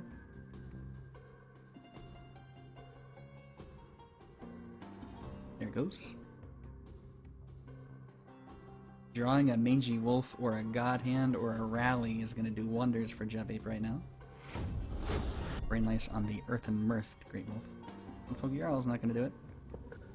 Oh, alright, he's running yours. That means running God Hands as well. There's the Mangy. Hello. Hello, little Mangy Wolf. Great Wolf Mangy is a play. I think it's a pretty good play as well. I'd rank that in top possible plays of this round. It's that or just a Jarl. You want to get those wolves off the lane so just they don't die. Looks like you're going to lose one Mangy Wolf here. Yeah, I would say Jarl would be the greedy play here. I think if you have the opportunity to, especially destroy the 7/7 Rot Eater, I think you just have to. You don't. You don't? 6 plus No. 17? With what? Oh, Blinky, never mind. That's countdown decreased by 1 in there too. I think you actually just Jarl then. What are we talking about then? Why are we so excited about a Mangy Wolf, Blinky? Why'd you let me be excited about a Mangy Wolf? He's just gonna Jarl now. Mangy I Wolf wasn't is necessarily next turn. excited about it. I was saying playing two creatures is pretty good. And then everything's attacking next turn, so you can play Jarl and buff them. I don't think you use the Mangy if you're not gonna attack with it that turn. Yeah, it's just a waste. You got a Jarl. Actually, you might not do anything here. What's he gonna do? Doesn't do anything. What? Blinky, I'm so confused now. I felt like I knew... Hold me. Like, 2 minutes ago, I felt like I knew what was going on in the world. Now, I'm completely lost. He says, oops. That doesn't seem to be the optimal play. Jubape said oops, so perhaps he just ran out of time there.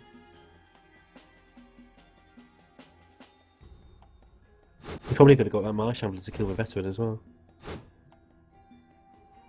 I guess the necessary 1/3 Meyer Shambler attack to destroy the 4th idol. 1 Great Wolf left. This time, Mangy Wolf will set it off.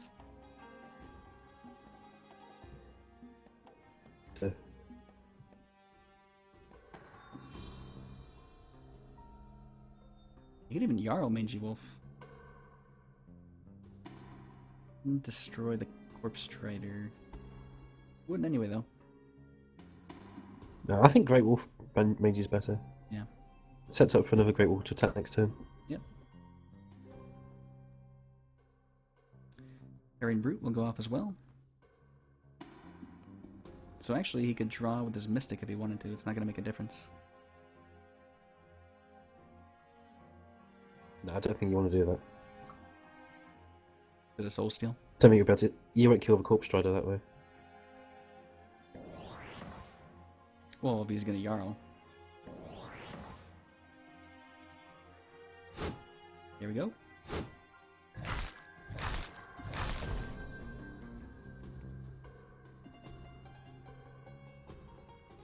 Well, this has been a pretty back and forth game.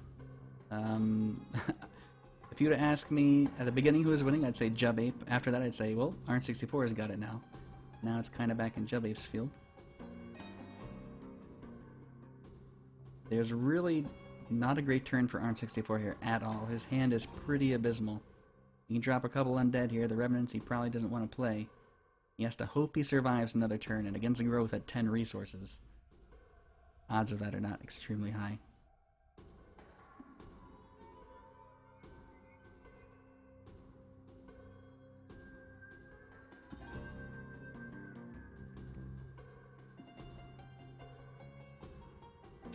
Gotta remember, everybody, Spectate has a 5-minute delay. Default in game, so there's very little benefit from. I mean, there's nothing stopping you from just spectating anyway. Doesn't matter if it's streamed or not.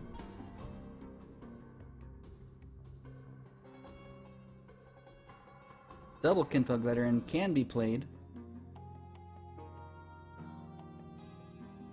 Not enough to destroy Irva. Take it with my Shambler then. Yeah, and that. Which will mean that Irva doesn't get an extra attack off. And the Slayer Vestige as well. Irva has a lot of work to do. She has a lot of responsibility on her shoulders. If he draws a Restless Bones, like if he, in theory, gets rid of the Harvester, doesn't get the Restless Bones. Double Revenant Restless could have done some work.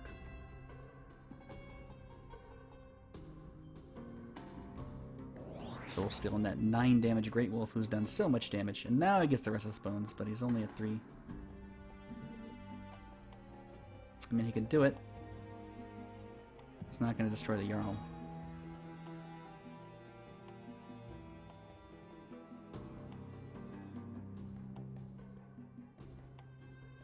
Pretty tough turn here for Arn. I think he's Restlessing here. Nope.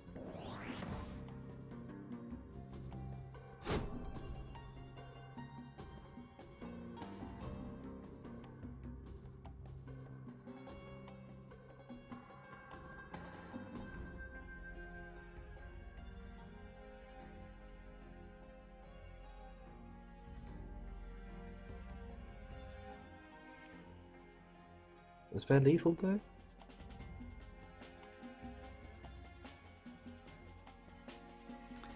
I don't think he had enough Relentless.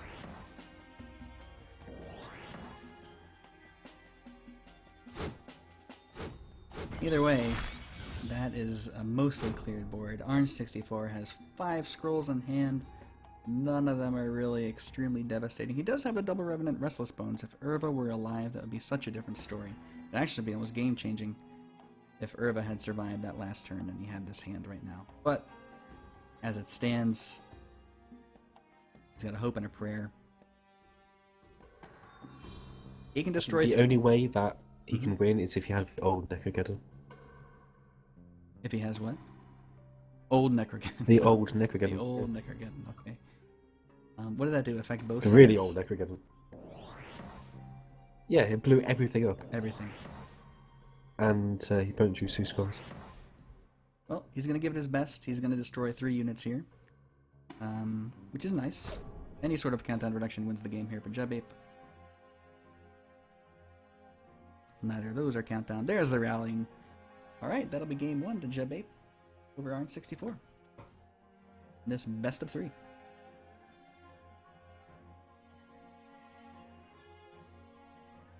The old 4 idle finish. Ragged Wolf, insult to injury.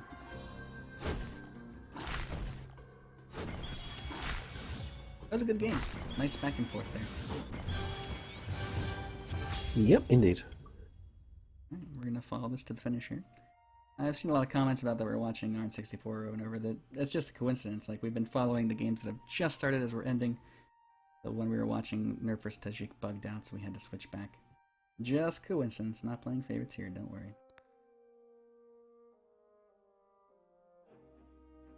And game 2 is just about to begin. Arn64, back to energy. Jubape, growth.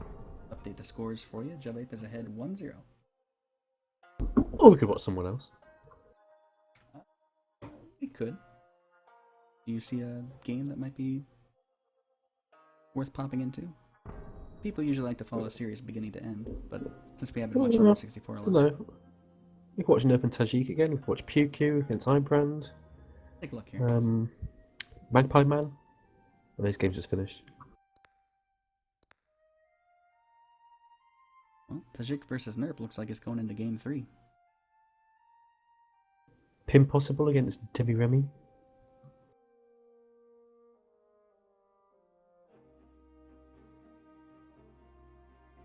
How about we take a short break?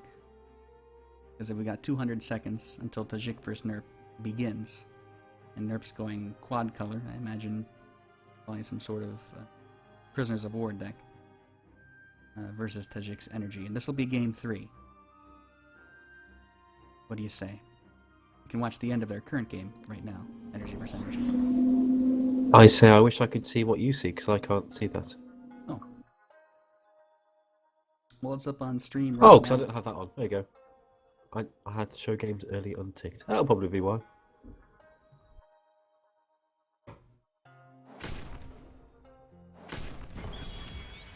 Yeah, we actually won't need to take a break because we can just watch the end of this game and erase the scores for now. Not entirely sure who won the first game, but I guarantee whoever won this game ties it up. We have about 2 minutes left until this game ends. Who do you think's gonna win, Blinky?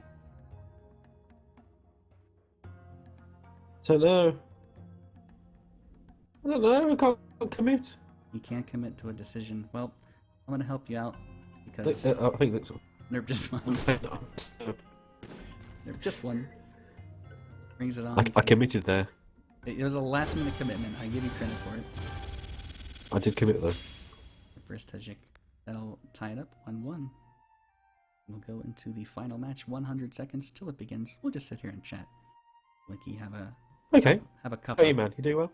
Oh, I'm great. Yeah, I just got back from went to a lake for the week, a cabin. Went fishing, lots of fishing. Very nice. Our own personal boat. Drive around. A good week. Lucky you. Yeah. Oh yeah. How's your week been? Did you do any fishing? Pretty crappy. Is fishing No, I've big in the UK? Do you do a lot of fishing? I don't know. You don't know. No, we're very much anti-fish in the UK. Anti-fish? But you like fish and chips? Anti-fish, yeah. Yeah, that's because we battered them. We don't mind things if they've been battered. Well, you gotta get it. You have to have the fish in order to batter it. In order to get the fish, you gotta catch it. Yeah, but they sort of just swim to us. It's not fishing. Also, it's worthy to note, it's already been updated in the brackets. We just have a natural way with fish. We just put our foot in the sea. So just pick up a shell and like blow through it. It makes a noise, and then all the fish flock to us. You're a nation of aqua. And they were like, just come in this fryer. Yeah, pretty much. I was unaware that UK is full of aquamen. What's good to know? Same thing happens with potatoes. We just like stomp the ground and potatoes like fly up. Not gonna lie, I'm completely lost in this conversation, but in the brackets, if you look, Jubape defeated the Overlord last round. So, and before that he defeated Stringbee, but Jubape's doing pretty well here. If that's in the previous game that we just stopped watching, so if you want to continue watching that, you'll have to spectate it in your Scrolls client. We are going to be watching Tajik vs Nerp Game 3. They are 1-1. Nerp is playing a quad color deck. And it looks like it's just because he's running Order with Prisoners of War, wouldn't you say, Blinky? Yes. Yes, I would. Alright, Canister Automaton in the very middle for Tajik on round 2. AKA turn 2. Nerp doesn't have a play on turn 2 unless he wants to Oppressor's Rule just for fun. That would be horrible. Actually got rid of it there, I think. Turn 3 Scout Auto's looking pretty nice for Tajik. Nerp needs a board. And none of these scrolls will give him a board. I have to infiltrate this turn.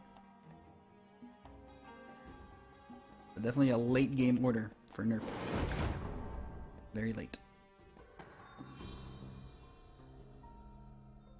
Ekomaton is going to do wonders against this style of order deck. Lots of infiltrates going around. Prisoners of Wars. Mentioned the countdown reduction. Ace Moron Scholar being played in this choice of draw. Gonna say he doesn't choose the Major Rat here. Yep, Arbalister.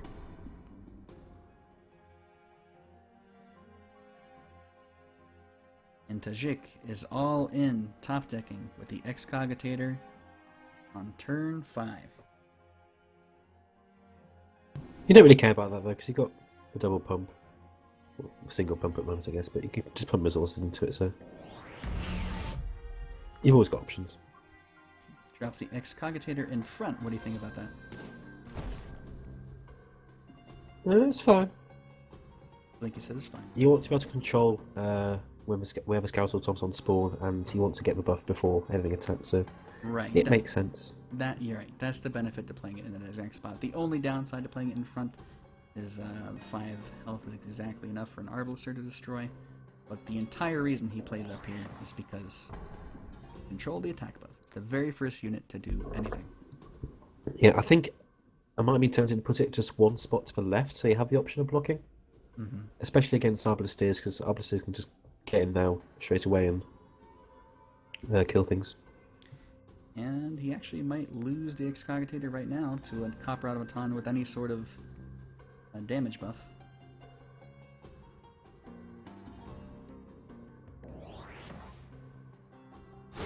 Or AS Marine Scholar. You'd have to use a focus, or you'd have to play a Ragged Wolf. I don't really like the Ragged Wolf too much. But does he even play the focus? Because if he does, there's nothing else he can do. He just plays the RB. I can't No, I don't disagree think with so. that. Just use a Ragged Wolf in a few turns when he draws no Prisoners of War. Right.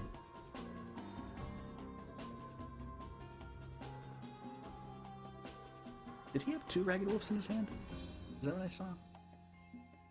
I guess we'll find out in a moment. I Don't think so. thought usually these decks run 1 of each color, right? They do. Yeah. I might just be seeing things. Idle damage here. Just the 1 idle. I'm just seeing things. There's the Prisoners of War if he wants to destroy the Excog this turn. It's going to buff the Ekomaton up to 8 if he does so.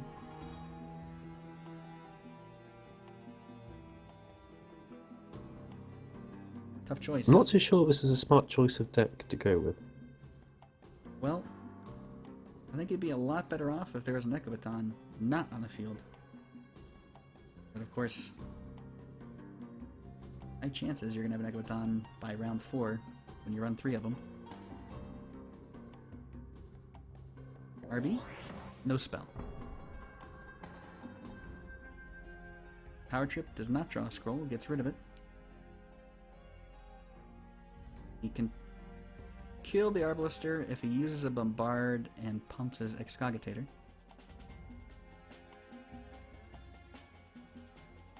He's gonna use the Bombard.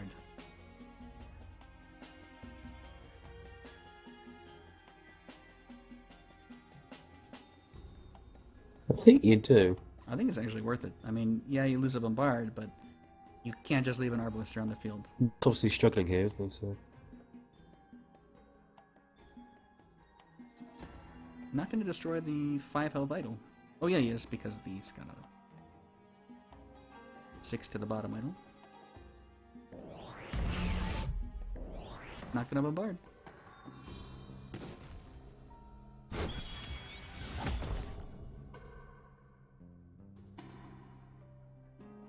Well, speed sets off the Arbalister.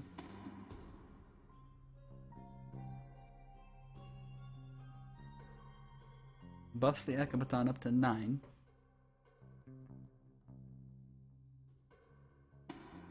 Got a Tempo Theft, the Ekabaton. The focus. Focus into 8, that's 8 and 4. That's enough to destroy the back Scout auto. Excogitator lives another turn. Sylvan Sacrifice gonna get that infiltrate onto. What do you think? Probably the Ekabaton. Blinky wins. Wait, no. He played it on. I was wrong.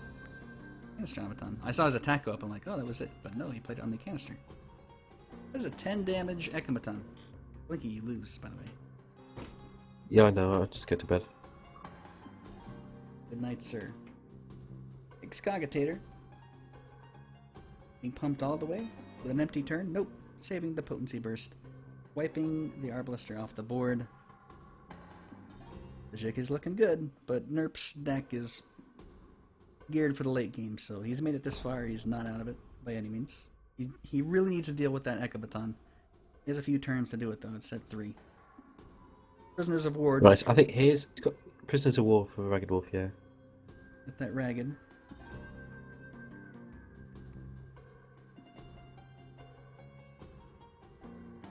Going to 8. Can't do much else with it. And finally, the Excog is destroyed.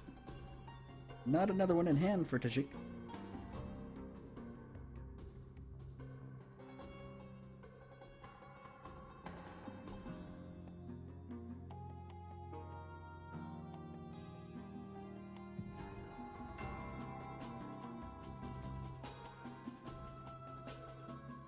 Hasn't sacrificed yet. Could be Blast, Auto, Canister. And Ragged Wolf will survive. Who would have thought?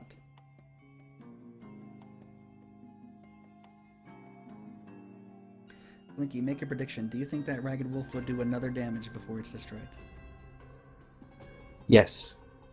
Blinky says yes.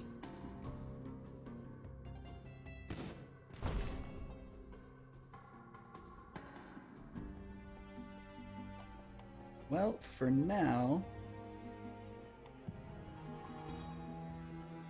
Man, I almost wonder if he has to push back that Ekabaton. Maybe not this turn, but soon. Is he gonna pother? Is he gonna make He could do. Is he gonna make that Ekabaton 16 attack? Not that it matters, it's already 14. He's pretty confident in pushbacking it a couple of turns, I think, so. Really, once you're at 14, what does 16 matter? I don't think he's running Machination Mindset. For another Ragged Wolf, there's some value there. Blinky, you were wrong, but I think that burning the Ragged Wolf there is good for Nerds. I mean, you kill an Excog with that Ragged Wolf, you got it free from Prisoners of War, and Jake has to spend 4 resources. Get rid of it. Yeah, I wasn't expecting one of the best removal spells of the game to be used on a 1-2.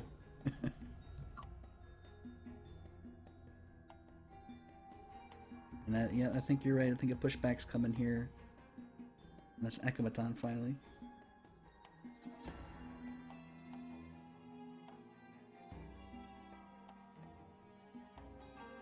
Nerf's gonna need... I haven't seen a single Mangonel.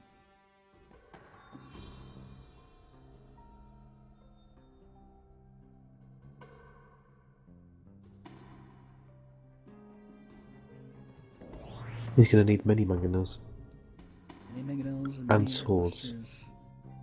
Resonant swords.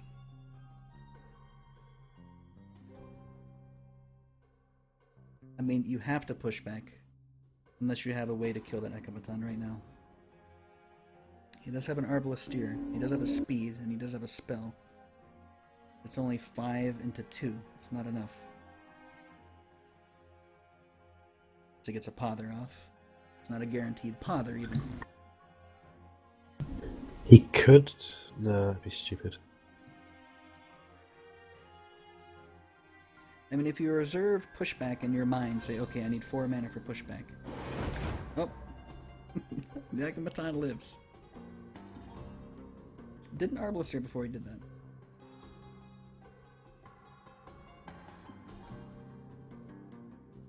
Excuse me. Cough came out of nowhere.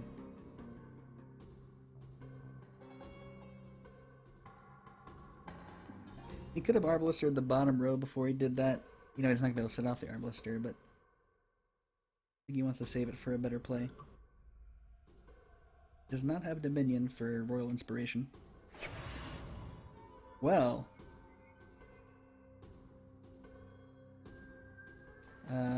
That was a token creature?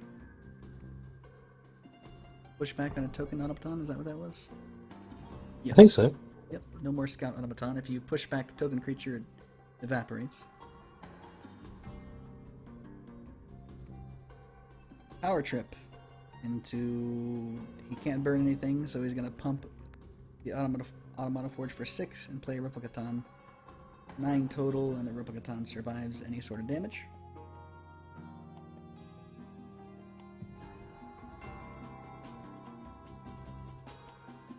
But in using that pushback, he leaves something alarming on the field.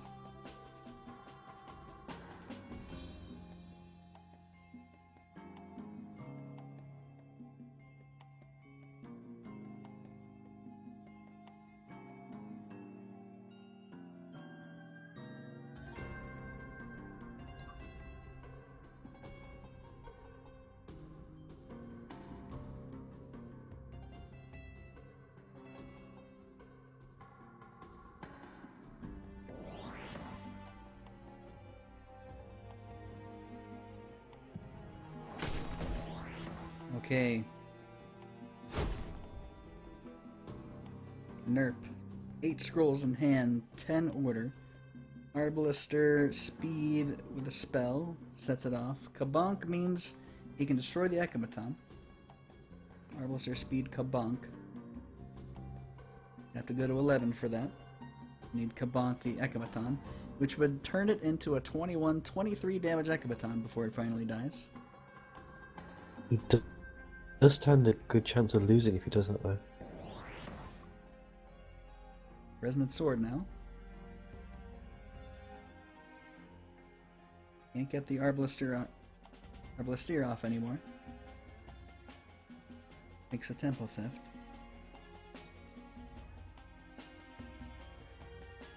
He might just have to play an Arbalister here. He's got 2 in hand.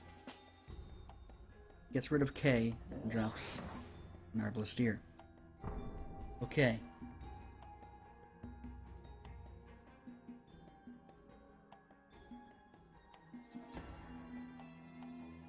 Well, Bombard destroys this Arbalister.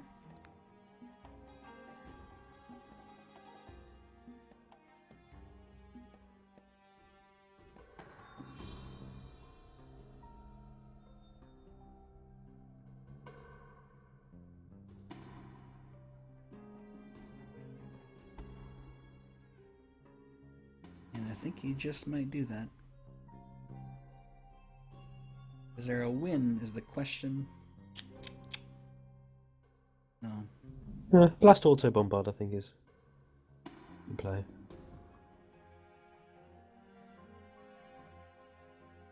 Just keep pounding Nerp into submission. Yeah. So I guess not going to be too difficult to finish it off.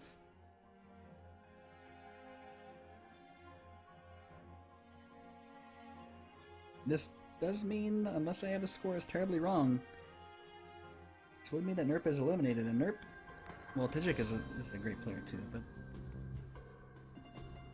Nerp is a favorite going into this tournament. He's always at the top of the ranked ladder. He wins tournaments whenever he participates, or at least places very high. Tajik, though, from Scrolls, France, he's a good player himself. So really, this is like a finals quality match this early in the bracket. I don't know, I've just seen a game where Nerp missed lethal about 17 times. So he's not in tremendous form at the moment. Whenever we bring up Nerp, you're always quick to point out his missed lethals. He just can't do it. It's just something about him. He just can't see wins. I just find it quite funny. Oh my gosh, the Ekameton lives at 21 damage and 5 countdown. That's a 5 damage Arbalister with Kabonk. That's enough to destroy the Blast Automaton and the Replicaton. Canister survives, but Replicaton does not go back in hand. 0 resources left for Nerp. Alright, not a bad turn there at all. He could preemptively burn here to destroy the Arbalister and not draw a scroll. Probably worth it. Unless he gets something better. Okay, not going to do that at all. The greed. That was pretty greedy, I'd say. Leaving an Arbalister on the field and your order opponent has 11 mana. You know it's going to go off. It's just a question of how it's going to go off. Oh, is he going to not get the token here? He has to move one of these gun autos. There it goes.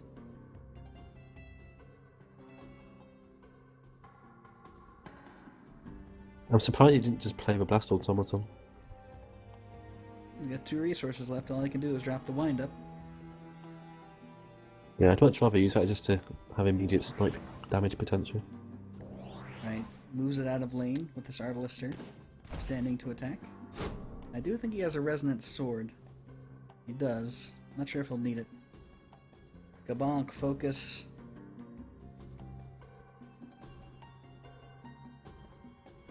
He has a pushback as well. It's 3 spells.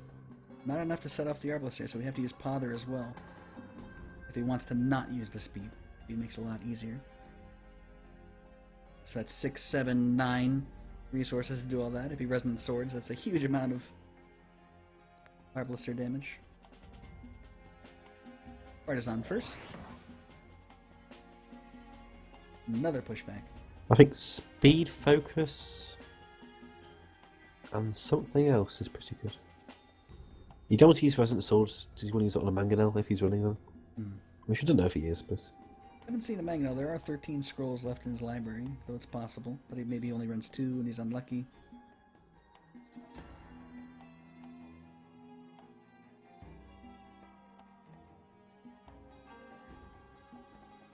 There's the Resonant Sword. With the speed. Has enough for a pushback. Does he... Suggest to me he's not running Mangonels. He could push back the wind-up if he wants to be super conservative.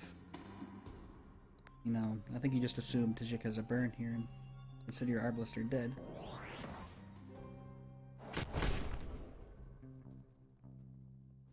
Okay, well... Oh, that was the quickest. This Arbalister is going to survive unless Tajik draws into something. This Arbalister survives. Wow. That's really good. Yeah, he needed a Scout Automaton there. That would have been very, very good. A Scout, a Burn, a Spark.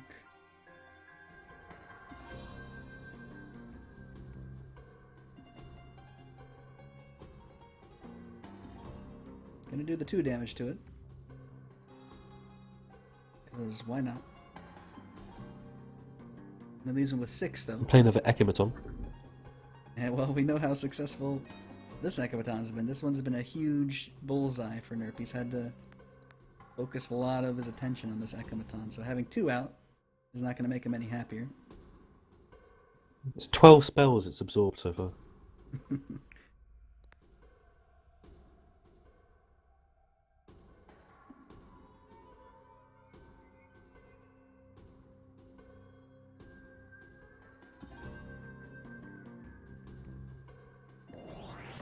Okay. Tajik's doing a good job of spreading out.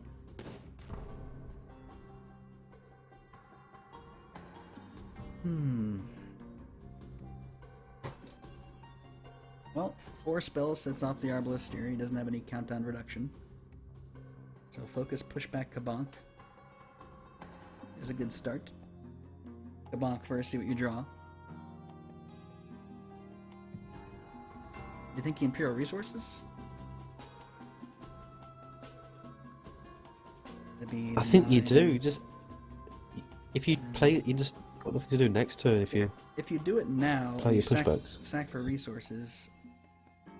You can play Royal Inspiration as well and set off Arbalister. There's the Imperial. Oh, another Kabonk. It's pretty good. It's a shame he sacked his other Kabonk earlier. We'd be able to play for 3 and kill that Ekumaton. Now he has to sack for resources, double Kabonk plus Focus to set up his Arbalister. Good roll inspiration as well, which I think is better than just a Kabonk. Because he wants to get a creature on board. Or draw one, rather. Yeah.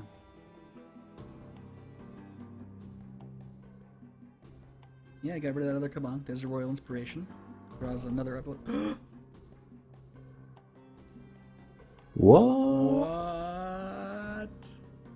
What? I don't know what spectate game I'm in. I don't know what Scrolls is.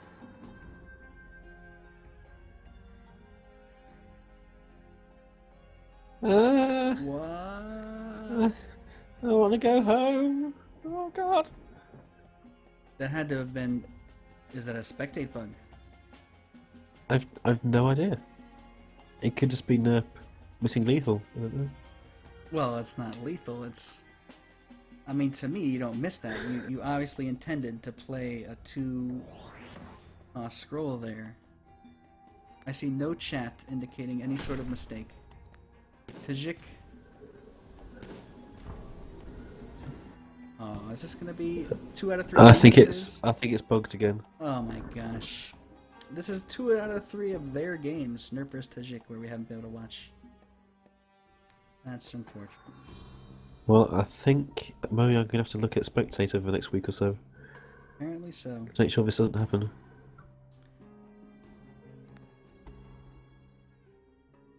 Well, I think we have to call it. We can't watch this anymore. See what happens here at the end of this turn.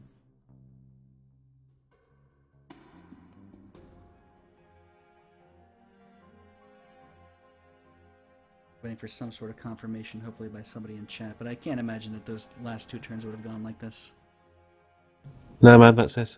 Alright. Bugged. Sorry, guys. That's really bad luck.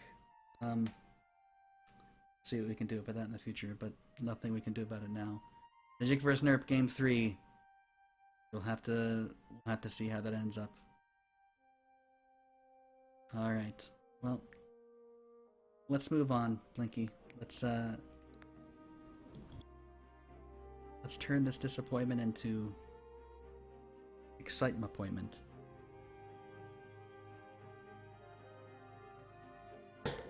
Let's watch Hollowfall against Unreachable. Is that a game? It starts in 2 seconds, and I'm going in it. Energy versus Decay. Top Reaper Thea in Hollowfoil's deck. If you could do me a favor and message and see what their record is currently. I'll reset the scores here.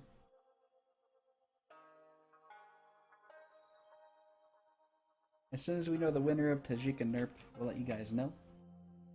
Or maybe they can say so in chat whenever it's finished.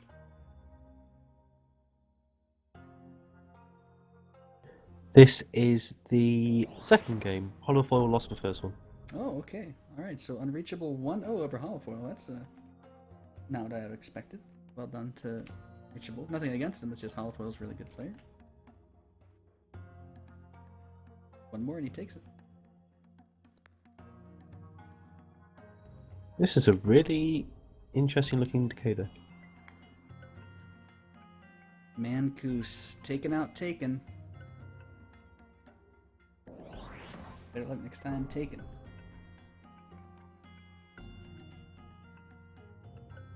That might already be updated.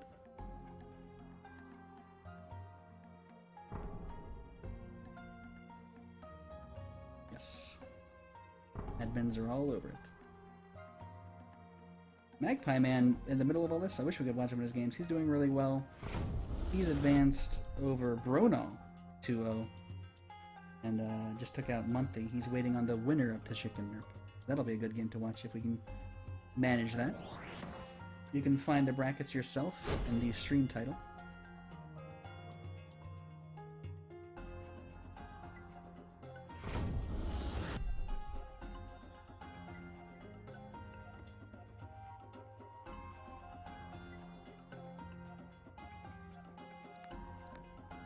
Do you burn the Ekamaton here?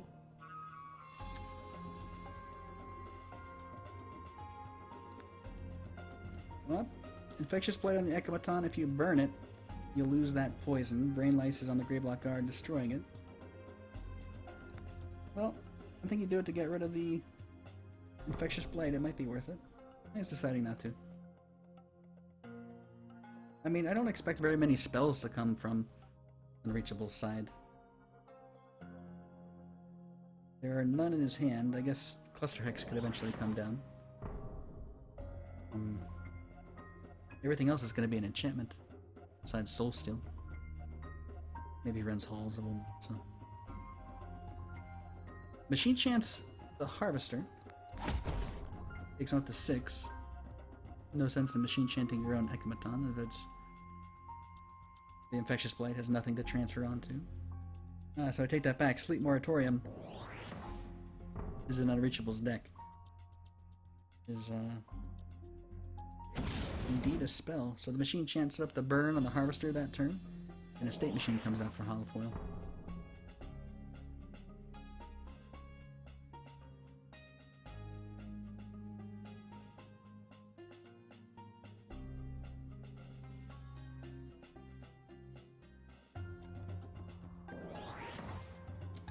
Sleep Moratorium. Draws a Necrogeddon, boosts some mana, is able to drop a Pack Husk and a Curse Monger, which both take that damage from the State Machine, putting them into burn range. There goes the Curse Monger. And that is Holofoil's turn. Potency Burst is not enough to destroy either of those. I like Unreachable's deck. I don't see a lot of people run stuff like this. Cluster Hex, Baleful Witch. I want to see if this works out for him. Be interesting to see. I think Holofoil should be a huge favourite here. He's just playing, which looks like my energy control deck, which just doesn't lose to Decay ever. Yeah, we've seen a lot of energy versus Decay, which is really surprising to me. Well, in the first game, it was Decay versus Decay in the first game, so Holofoil switched. Ah. So if Holofoil wins this, it will go to game 3 between these two players. Still very early.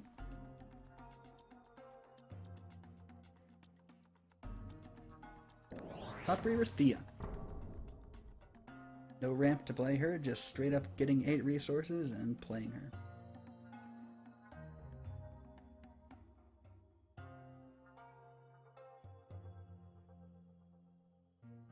Six resources for Unreachable. I saw a Mire Mare in his deck. That's interesting. It's one of my favourite scrolls of Echoes on Mire. Yeah, I haven't seen a lot of it, surprisingly. Infested Husk with a Pack Husk. It's the turn of Husks, taking a lot of damage from that State Machine.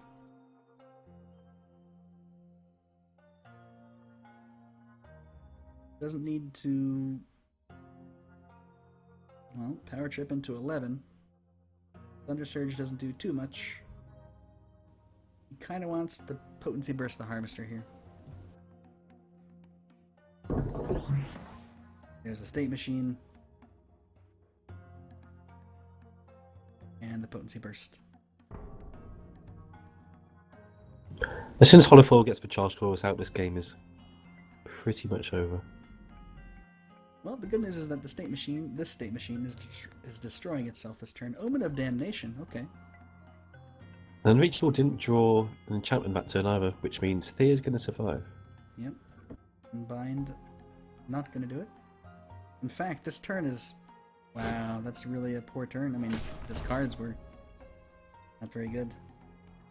Omen of Damnation is going to do almost nothing here. Unless he plays a Solemn Giant, right?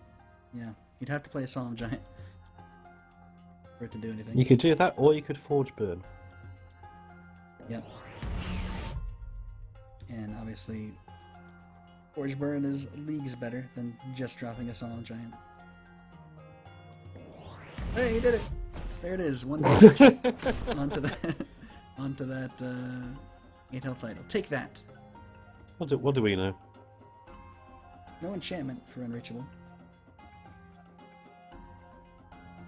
Corpse Theft. Not enough, though. Oh, that's going to be huge.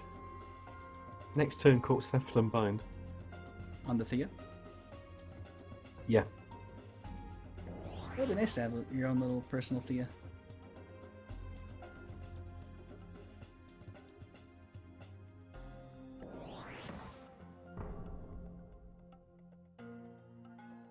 Okay, 10 resources. Burn can take care of the harvester. There it goes. There's a charge coil you're talking about. And he still can potency burst after that. Oh my gosh! Oh my god! Nicky, there's a lot of charge coils in hand. Yes, but there's going to be a fear on Unreachable Side which Holofoil can't currently deal with.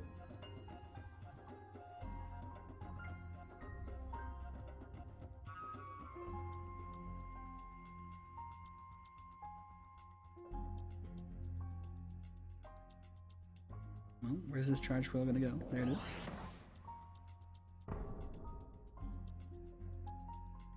There it is, without even thinking about it. Corpse theft. Unbind. She appears in front. We'll have to block. He doesn't block. He didn't block with the pack husk. Well, that Thea is going to be destroyed. I guess he was afraid of a thunder surge there. Yeah. But Solemn Giant can just take out Fear, which is Right. unfortunate. Alright, charge coils. What havoc are you going to wreak? There's the third one.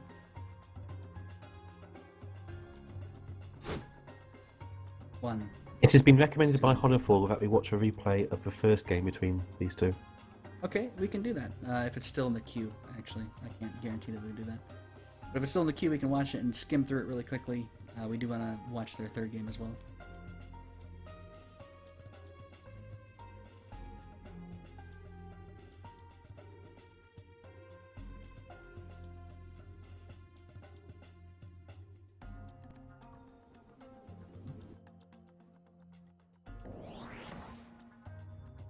Apparently the end was very sexy.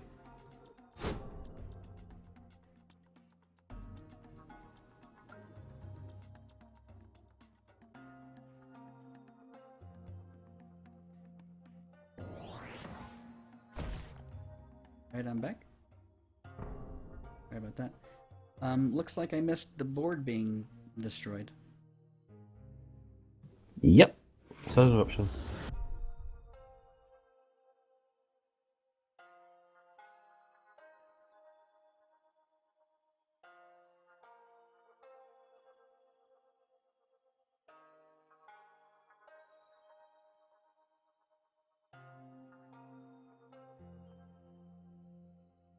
And this game's pretty much just over already, and I think it's spectate bugged. Maybe. Is this,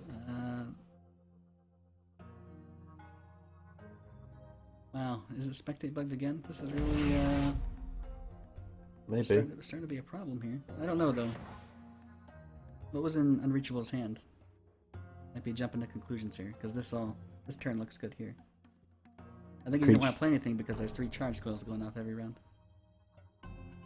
He would have played a Curse Monger. He had 6 resources left. They just would been destroyed. But this is fine. Lucky, don't jump to conclusions. I'll do what I like. You'll do no such thing. Let's play a Curse Monger this time, though. And it's just destroyed. Hollow could just go for damage with a Solemn Giant now. He agrees.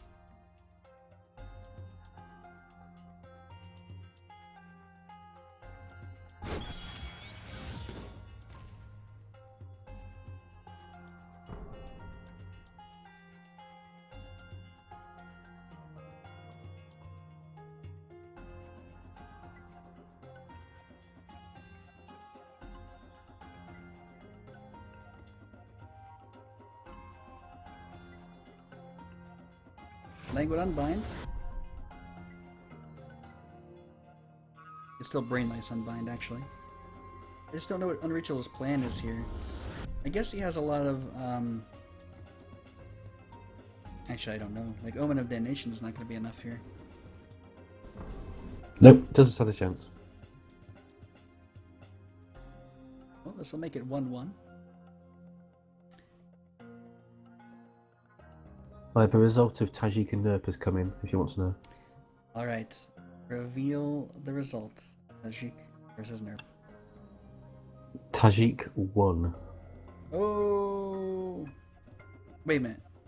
Tajik WON or Tajik 0 or ONE? Neither. Blinky, stop being vague. Tajik won. Tajik WON, he won. WON, he won. Alright. 2-1. Congratulations. With a silenced W. Silent W. Well, that's unfortunate for Nerp. We'll have another chance in the second qualifier. Well done to Tajik. That means he moves on to play Magpie Man. That'll be a good one. We should try and watch that one if we can.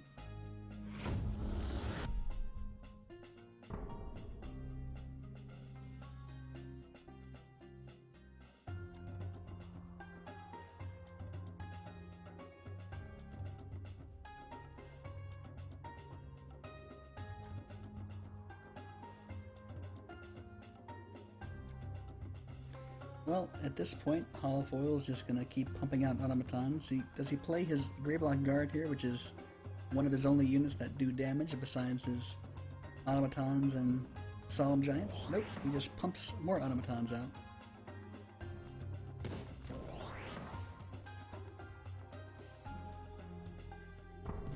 Anything Unreachable plays is just going to die, so What do you doesn't think? stand a chance. What do you think, Blinky? Should we say okay in the interest of I think yes. okay in the interest of watching some possibly more exciting games? We are going to move on from this. I will have to agree with Blinky here. Based on what I've seen from Reachable's deck, there's pretty much no way he can come back from this. So this will put it 1-1. This doesn't mean that series is over. You can spectate it yourself and see the final result. I think we should Hollow against Unreachable his first game. Yes, okay, so let's see if that's available. It has been recommended. I don't know what happens. I've just been told. Yeah, unfortunately I don't think it may not be in the queue.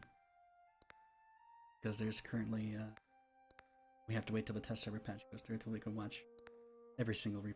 No, you can just search choose player Holofoil and right, it'll be there. Right. Okay, Unreachable Holofoil, Decay vs. Decay? Yep. Alright.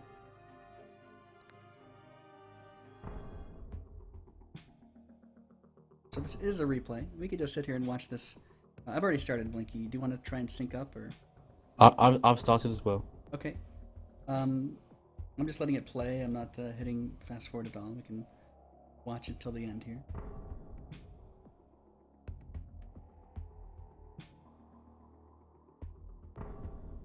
Unreachable just sent to his secondary source. I don't know where yours.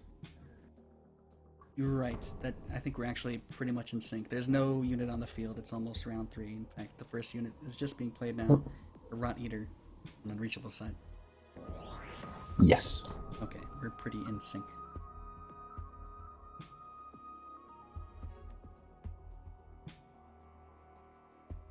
Brain Lice on the Rot Eater. Easy now. brain here for Hollow. Now, ideally, if this works out right, we can watch the end of this match and we can watch the conclusion between Holofoil and Unreachable. Game 3. We can, yeah. Unless Magpie Man Tajik started. Right. We'll have to see what's going on.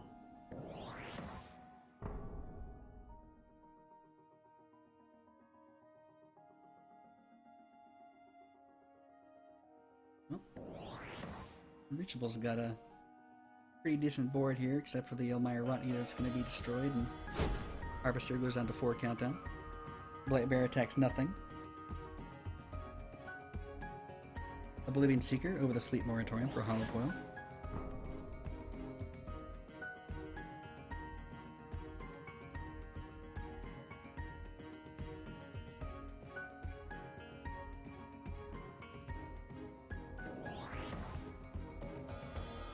Alright. Pack Husk into a Languid on the Oblivion Seeker. I think Languid first would be better though. And I'm moving the Blightbearer on a different lane with a Cursemonger. generally good practice first.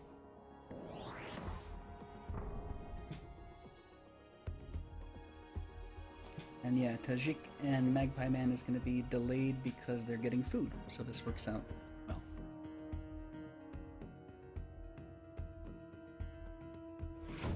Infectious Blight. Cursemonger. Means the Harvester will die before it ever attacks. Question is, will the Blight spread or not? Olifoil says nope, because he uses a Damning Curse on that Cursemonger. Infectious Blight is gone. Okay, I've been promised that this game includes the most stupid play in the history of Scrolls, so... That is a bold claim. I don't know how true that's going to be. And we will judge. and are we going to... I mean, I assume it's going to be fairly obvious when it happens.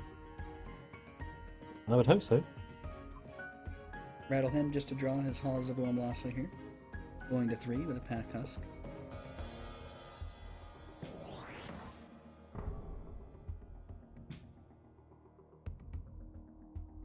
Was that the stupid move? I don't think that could possibly qualify as the Yeah, it might do. It was pretty stupid in my... as the worst play in Scrolls history. No, it's not the worst play in Scrolls history, but it was pretty thick. Sorry, Hollow. Brain Lice onto that Blight Bearer means he will be destroyed this turn. When he attacks. Halls of Oamlasa in full effect for Unreachable. Picks out a Rot Eater.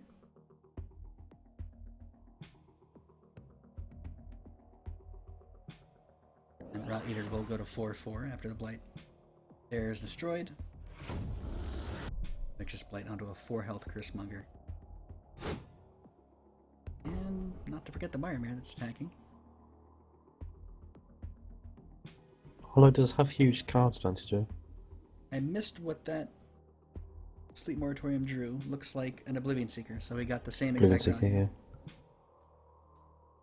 yeah. Sift on replays isn't great. Yeah. Halls versus Halls here.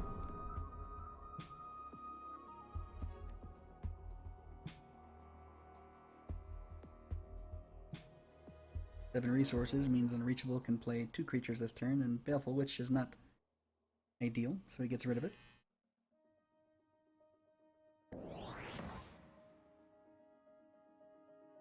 Goes for the Pack Husk Harvester.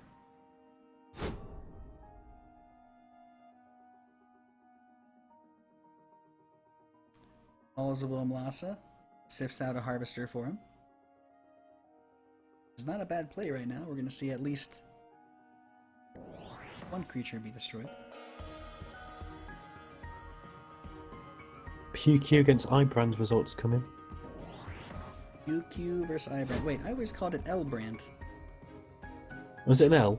I always can't thought it was tell. an L. Well, It's an L or a capital I. well, I assume it's an I because L would make no sense. I don't know. well, L or I brand versus PQ. Go ahead, Blinky. Hit us with the results. PQ lost. What? 1-2.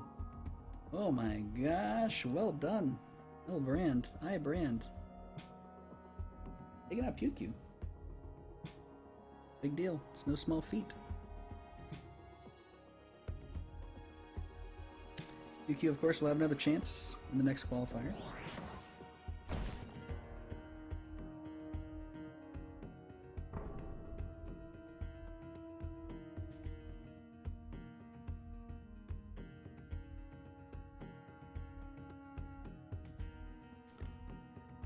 Looks like we're gonna have a Corpse Theft Unbind here on the Nuru.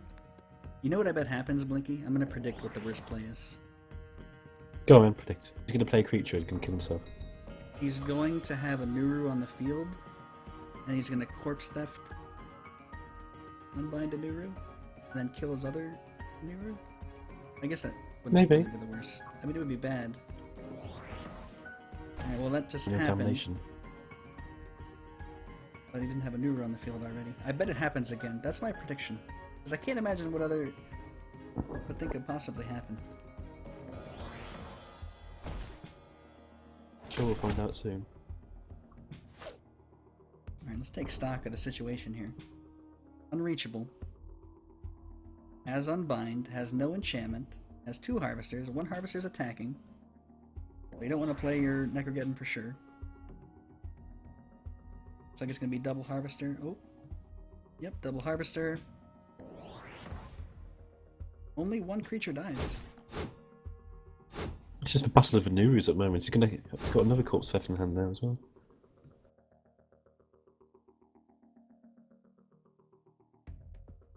Going up to 11.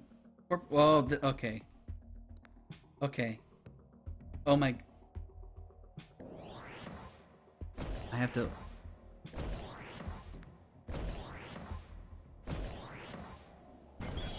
Oh my gosh, Omen of Damnation.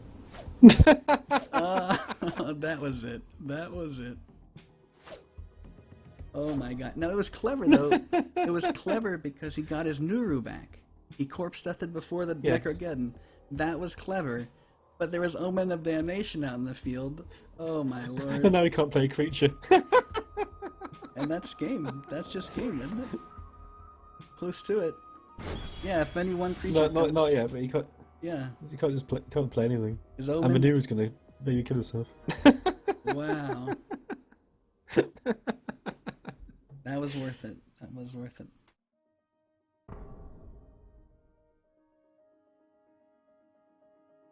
Yeah, I agree with Takamaki. That's the smartest stupid misplay ever. Like, his intentions were great. Apparently, he also thought he'd have 5 attack husks. Oh, because of Dominion? Yeah. Well, that was actually game 1 of Holofoil vs. Unreachable. That puts them at 1-1, which means they should be in their 3rd game by now. This is a ranked match here. And yes, I see round 0 Unreachable vs. Holofoil, so that lines up perfectly. After this, we can hopefully watch Magpie Man vs. Tajik. How's that sound, Blinky? Sounds fine. Alright, worked out just great.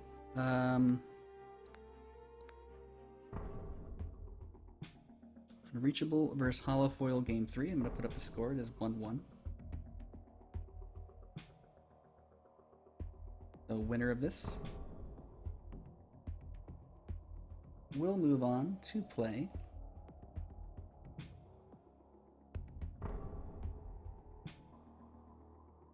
the winner of Demi Remy vs. Altadust. So that's not even settled yet.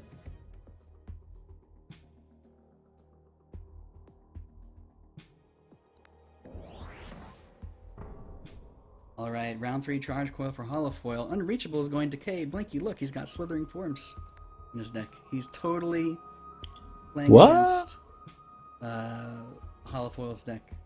The Slithering Forms. Let's see if it works out. This would be very cool if it does. I don't know. I don't know. Is that even allowed? Is that allowed to play Slithering Forms? Since when does it add magic resistance do?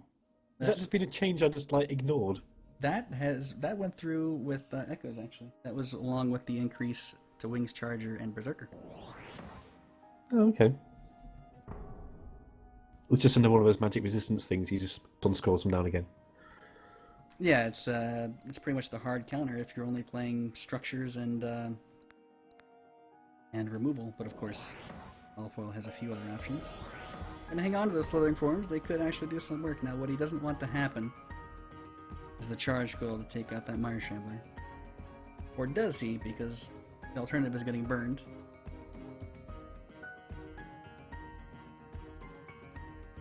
This is going to be exciting. I really want to see how this plays out. I haven't seen a good example of this yet. Okay, Machine Chant on the Harvester. Ooh. Well, if he's Slithering Forms now, which would be totally unexpected, it still dies to burn. So you'd have to double Slithering Form it. Would that make it invincible? I don't know. Potency Burst will be able to take care of it. Triple Slithering Form. Oh my gosh. Is this happening? Okay, of course, don't forget about the... Oh no, he just did it once. It can still be burned. Yeah, he sacked the other one.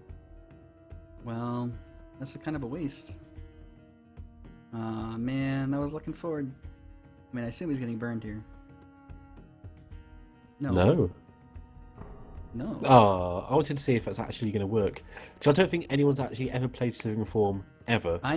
Personally, so I don't know if structures would still kill it, because it might be bugged. I haven't tested it since the change, but I haven't heard any reports of it. That'd been nice to see, though, that 0 damage from the charge. Because no one's ever played it. This is it. Breaking new ground here.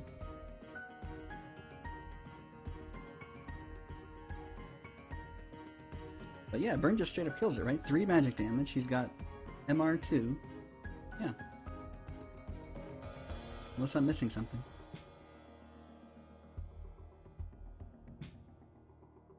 Charge coil. He's not going to burn it. He's not going to burn it. Alright, Blinky, there's a 1 in 4 chance to see our dream come true. Is he setting up a machine chant for next turn? Blinky, the dream came true. The dream came true. It works.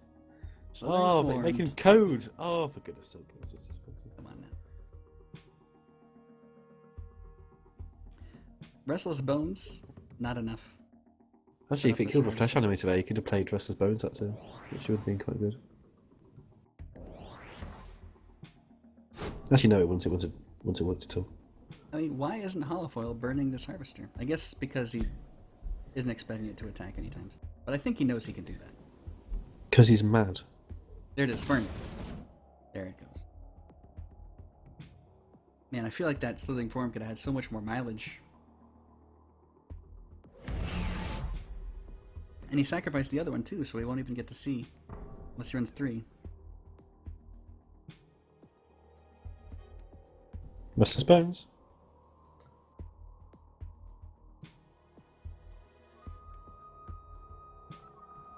You got to Restless Bones to take out the charge coil. There it goes. Alright. 6 idle damage done. Charge coil is just gonna... It's not gonna kill anything this turn. Power Trip can still machine chant, but that means he won't be able to Solemn Giant, so he's gonna go for the Solemn Giant instead. And he's left with 1 scroll in hand at 8 resources. Charge Coil hits one of the infested husks. Shroud of Unlife Unbind. You can actually Shroud of Unlife the opponent's unit. Unbind it. Should be horrible.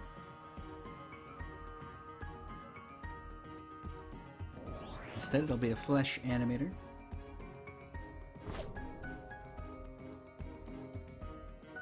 Machine Chant does 2 damage currently. Sudden Eruption. I would have thought that'd been a good turn for a State Machine Chant though. Well, I mean, both infested husks died, which poisons the Solemn Giant twice, so that's not going to do anything anymore. Ideally, he plays his Pack Husk this turn, and ideally the Charge Coil hits the Pack Husk, and his Harvester will be able to attack. Holofoil has 2 scrolls left, so he'll need direct damage to destroy the Harvester of some sort. I suppose with, well, he's going to Soul Steal. He does have the Flesh Animator, in theory, going off this turn. Yeah, I don't think that Soul Steal was the right play. Now, the Charge Coil has 3 possible targets to hit. With a Machine Chant, it destroys the Harvester and guarantees that Charge Coil destroys something. There goes the Machine Chant. Charge Coil takes out the Flesh Animator, which was the worst of the 3. Of course it does.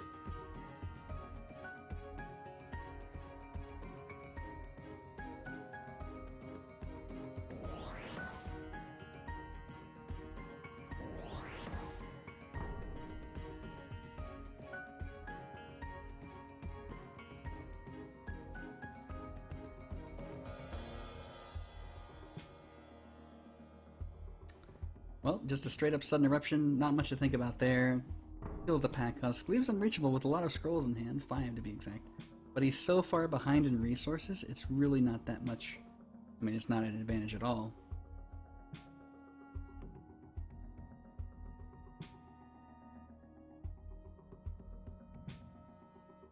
Like, just imagine if he were to able to get, like, I don't know, either a Harvester at full health with Slithering Form, or maybe a Flesh Animator. Anything but a 1 health Harvester.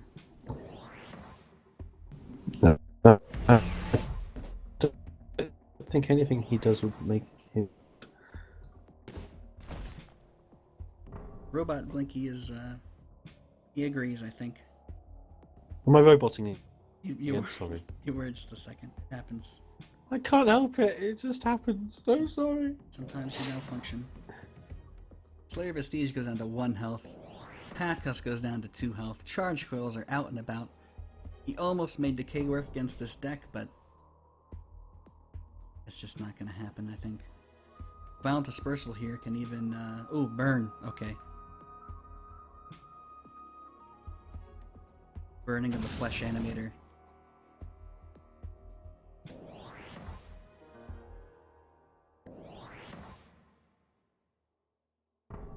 And poof. All he's left with is a Pack Husk. He has an herb of the Voice of the Undead. But unfortunately, she's fairly useless right now. Corpse Striders just die if they're played. To even 1 State Machine. Infested Husk is going to go to 1. Charge Coils are out. I mean, this is guaranteed board wipe here. Something's going to be poisoned. But that's about it.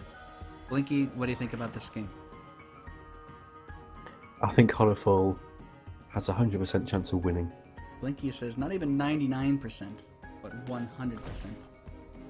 Nope, Yes. I'm committing. He's committing. I am. Alright, well, I think then in the interest of trying to watch every possible game we can in this tournament, I mean, unless there's some miracle, I would love to come back and see that Unreachable has taken this, but I think Holofoil is going to advance here. Oh, he doesn't even Slithering Form here.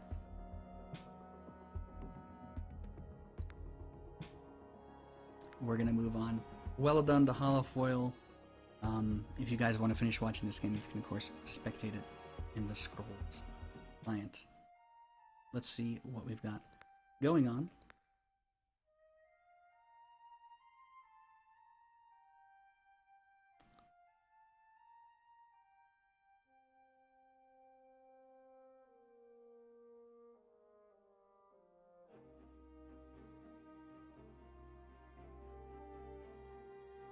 Alright, Blinky, we've got Demi-Remy, Altadust, Mancoos, Chief Bromden,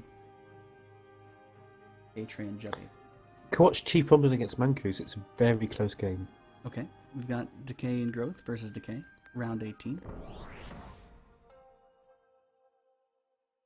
Are you being sarcastic? Was that an attack of sarcasm? No? No? Oh, actually, it is really close. Yeah, there's 2 damage away from winning the game for Mancoos, and Chief Bromden, it's his turn next. Necrogeddon is like I'm surprised he didn't just go for it, though. Go watch a Necro and take the chance of hitting the idol. I'm going to erase the scores here. Sorry, I do not know the correct score at this time. I'm just going to erase them until we figure that out.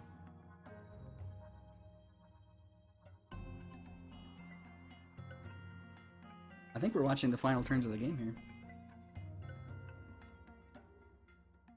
Future Necro is no longer a possibility. Man, that was... yeah, that's like a high chance, I think. Because even if it... Hits for 4 health idol, then there's another chance for a double ping. Right. That's actually a high chance. Can't believe it didn't do that.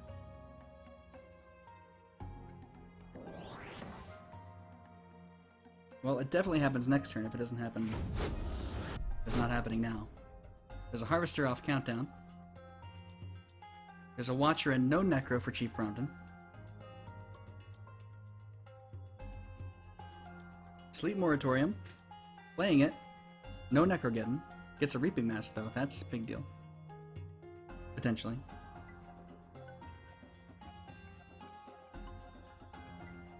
But I think he just loses to Watcher Necro next turn. As long as Mancoos does it.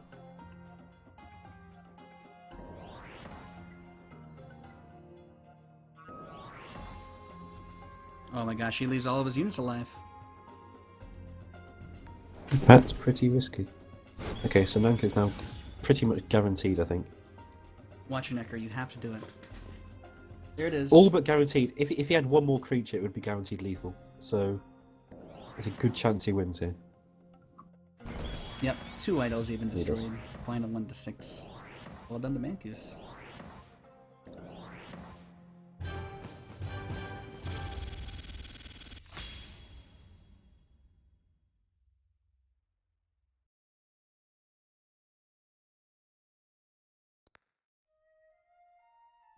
So, I see Tajik versus Magpie Man about to be. I think we'll just jump right into that. And I think Cheap Round and Mancoos, yeah, Cheap Round and Mancoos will continue. But we are going to take priority to the farthest along in the tournament. Tajik versus Magpie Man is in round 4. The winner of this set of games moves on to the finals, so it makes the most sense. There's the most fighting on the line here. Plus, we haven't been able to watch Magpie Man the whole tournament. So 80 seconds, this game will begin. Linky, are you going to stick around with me for the rest? Sorry. You turned into a robot, but I think... Take my leave now. Alright. Robot Blinky said he was going to take his leave, if you didn't catch that. But Yeah, thank you. I'm a bit tired, so... Blinky's tired. So thank you very much for all the casting you've helped me with today. No problem. We will see you around. Any shout-outs you'd like to give Robot Blinky? Feel free, go ahead. To the lady that oils me, thank you. To the lady that oils Robot Blinky, thank you very much. Alright, take care, sir. See ya. We'll get another caster in here shortly.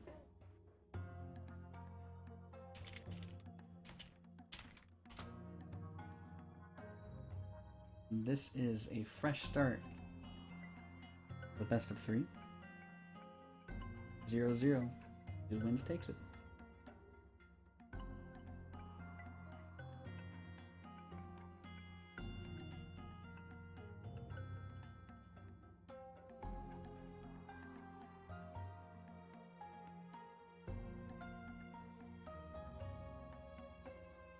And until we get that extra caster, you'll be listening to my my beautiful voice until that time. Hopefully not for very long.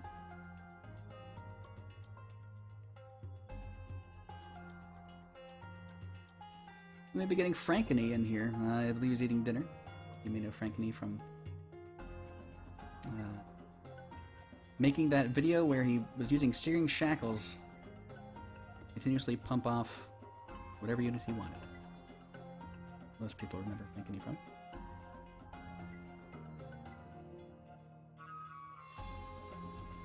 Tajik and Magpie Man, both solid players, both are seasoned tournament veterans. You can see Tajik actually has a tournament head, so does Magpie Man. You only get that from placing high in certain tournaments. And the MINECON Open is no exception. The top 4 players of the finals will be getting special heads. Tajik goes first with energy, and Magpie Man on his turn 1 is able to drop a Mire Shambler. Tajik has no turn 2 and has to wait till turn 3 to do anything, and all he can do is drop a Replicaton. At which point, the Mire Shambler will be able to destroy. At least with a 50-50 chance. That's how that's going to play out.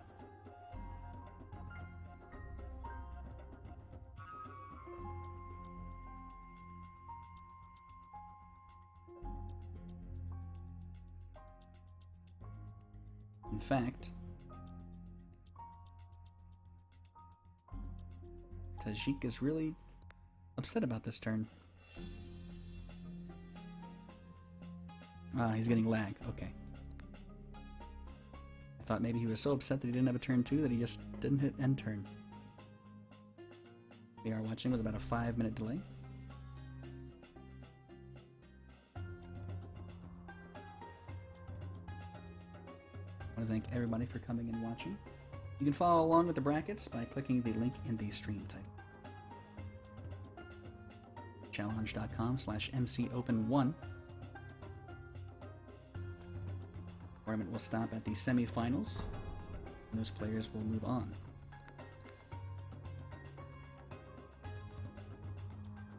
It's been a little bug there for Tajik. Magpie Man seems to be fine. His turn 2 can consist of a Slayer Vestige and turn 3 Rot Eater, or a Soul Steal, because don't forget, Tajik is probably going to play Replicaton.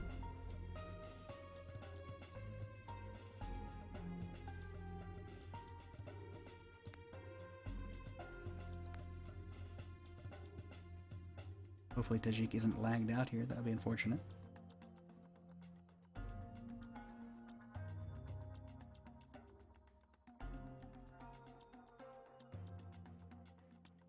Oh no. There he goes. Okay, thank goodness. Doesn't play the Replicaton, by the way. That was purposeful because this Mire Shambler can destroy anything, so don't think that was a mistake. However, since he didn't play anything, he'll get some idle damage done and can sacrifice this Soul Steal in favor of a Rot Eater, which may be the right choice. Soul Steal is not entirely a bad scroll against Tajik. He can drop Smugglers and, of course, Replicatons. Yeah, keeps that Soul Steal over a Rot Eater.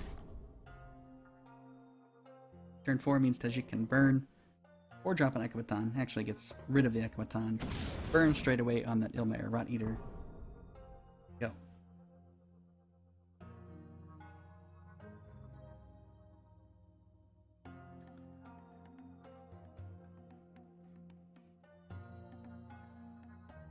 Well, Soul Steal, not going to be very valuable to him. It does go up to 4, so we can play that Blade Husk, which means next turn he has 2 undead attacking, in theory. Herba would do 4 damage, if he gets that far. And it looks like he's only going to be able to attack once with that Herba, if he chooses to do so. Tajik going to 5. If he plays Herba now, he's going to be top decking, so yep, he's going for it.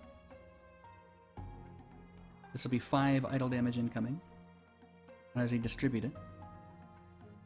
He has to keep in mind Thunder Surge is soon. Of course, not to mention Sudden Eruption, which you can't do too much about.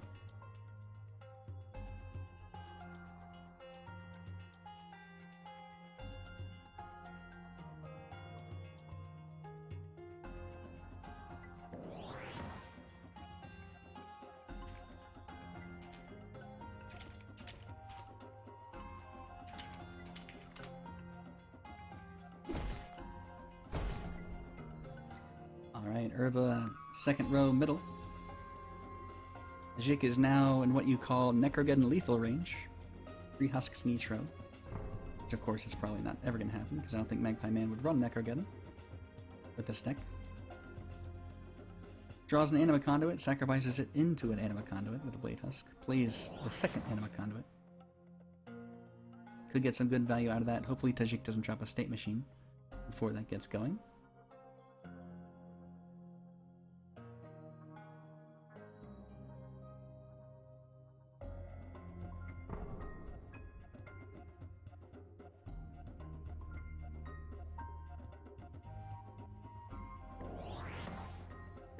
And Sudden Eruption. Means that the Anima Conduit took 2 damage, his units were destroyed, and the remaining 2 health went into Revenants. Now, unfortunately, Magpie Man does not have anything to benefit from these dying Revenants, as in Rot Eaters or Harvesters. He'll just play a Flesh Animator here and do 4 damage to the middle idol. Magpie Man at 5, Tajik at 7.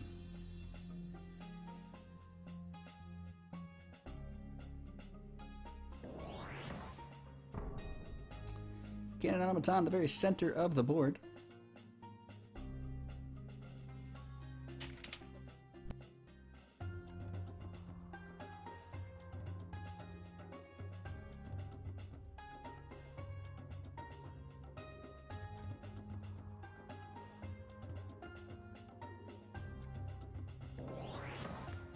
Infested Husk is next center of the board, and a Sanctuary of the Lost. Okay, this is very nice, especially against energy. Every undead creature will have Ward. Now, the only undead creature on the board right now is the Infested Husk, so that's really all that's relevant right now. That means it can't be burned. 2 power trips in hand for Tajik. He's going to hang on to those. Drop a Forge and pump once, looks like. Essence Garb in Magpie Man's hand needs Dominion to be truly effective. Probably going to see that go away, although Revenant is not extremely enticing either. If he were to draw a Restless Bones, Revenant Restless Bones would be great. That would be a board wipe. Of course, he has to draw it for it to happen. Gets rid of it. He's going to go for the Damning Curse and the Essence Garb, preemptive Essence Garb. However, it's just enough to destroy that 4 health Automata Forge. I actually like that turn quite a bit. It puts Magpie Man in top deck mode. If he had just sacked for scrolls there, his play would have been very mediocre. He had something he saw could work. He made it work, and here we are. It stands that Magpie Man might even get Dominion soon and get a little extra buff on that Flesh Animator.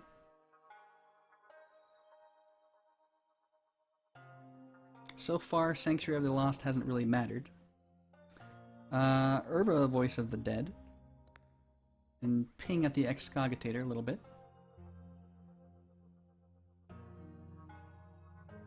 Or he can get Dominion. He can use Urva to do 2 damage to the center idol here. Flesh Animator becomes a 6/6. There he goes. I like it. Boom! 6/6 Flesh Animator. It's going to take a big potency burst for that guy. I don't think Tajik runs Violent Dispersals. It's possible he does. Power Trip number 1, Power Trip number 2. That is not really a great series of scrolls for Power Trip. He does get the Stone Enigma here, though. But once again, there's no spell to cast, and even if he had one, it would just be on the Infested Husk. He has the resources to use the Stone Enigma, though, so I think you just do it. Just for the ramp, if anything else. Not that you care about the Sanctuary of the Lost, but just for the extra energy later on.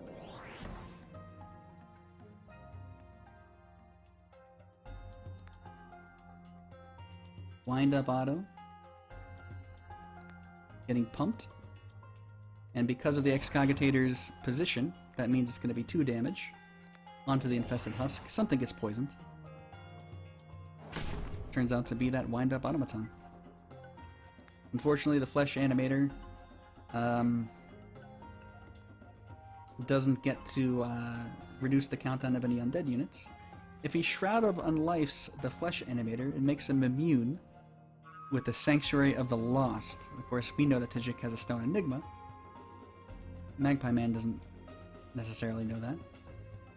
Additionally, with the Shroud of Unlife, it would, since Flesh Animator would be undead, Urva would attack. So he can either destroy this idol, and he is going to do it, or he can destroy the Canister Automaton.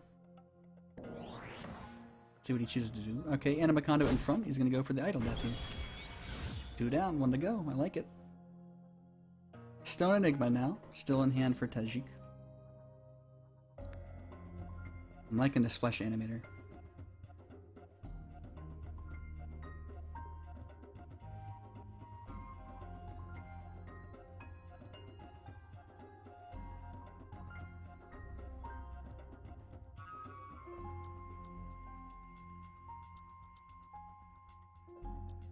This is a pretty good game. I like the way Magpie Man's playing his undead. I think this is the exact correct way to play it. I like the way his deck's constructed. I think he has a really good chance.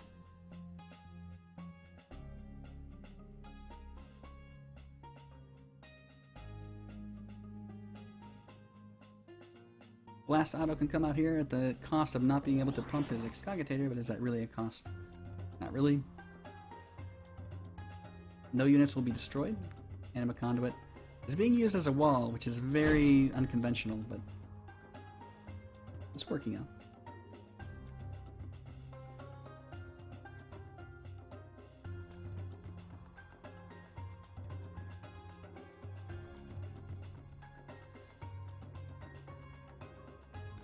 Rot Eater goes away.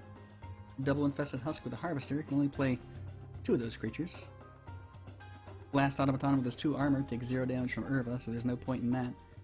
This is going to be a pretty weak turn for Magpie Man. This is not what he needed.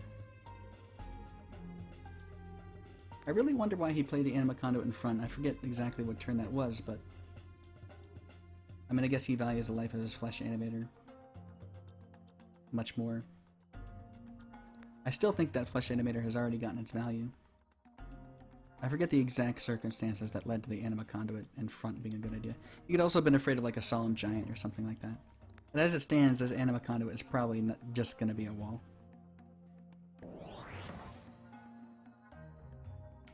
Well, with this positioning, that could be different.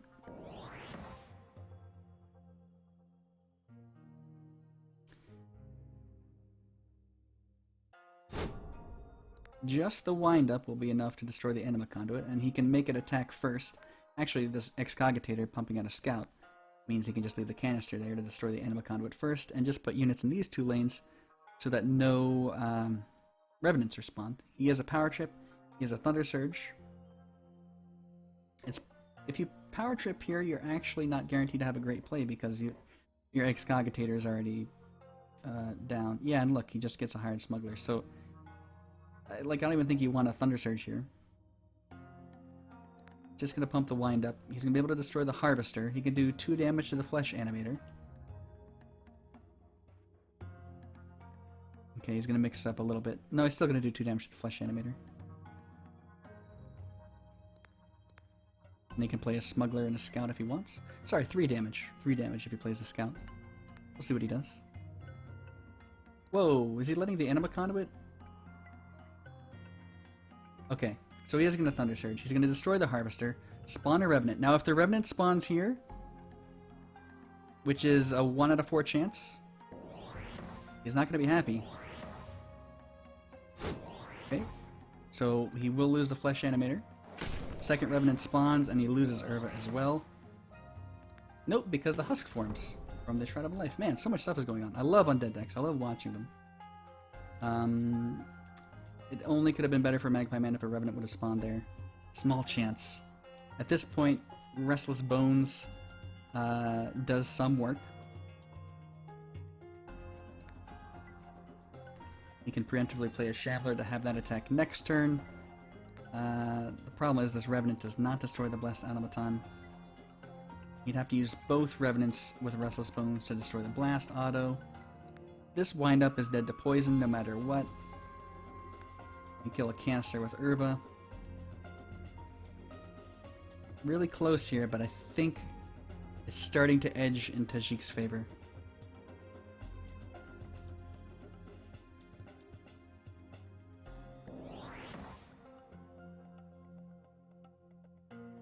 Yeah, okay, I got word that Alvar PQ, speaking of Undead, he plays a lot of Undead, is here, waiting to join. So Alvar, if you're there, you can say hello.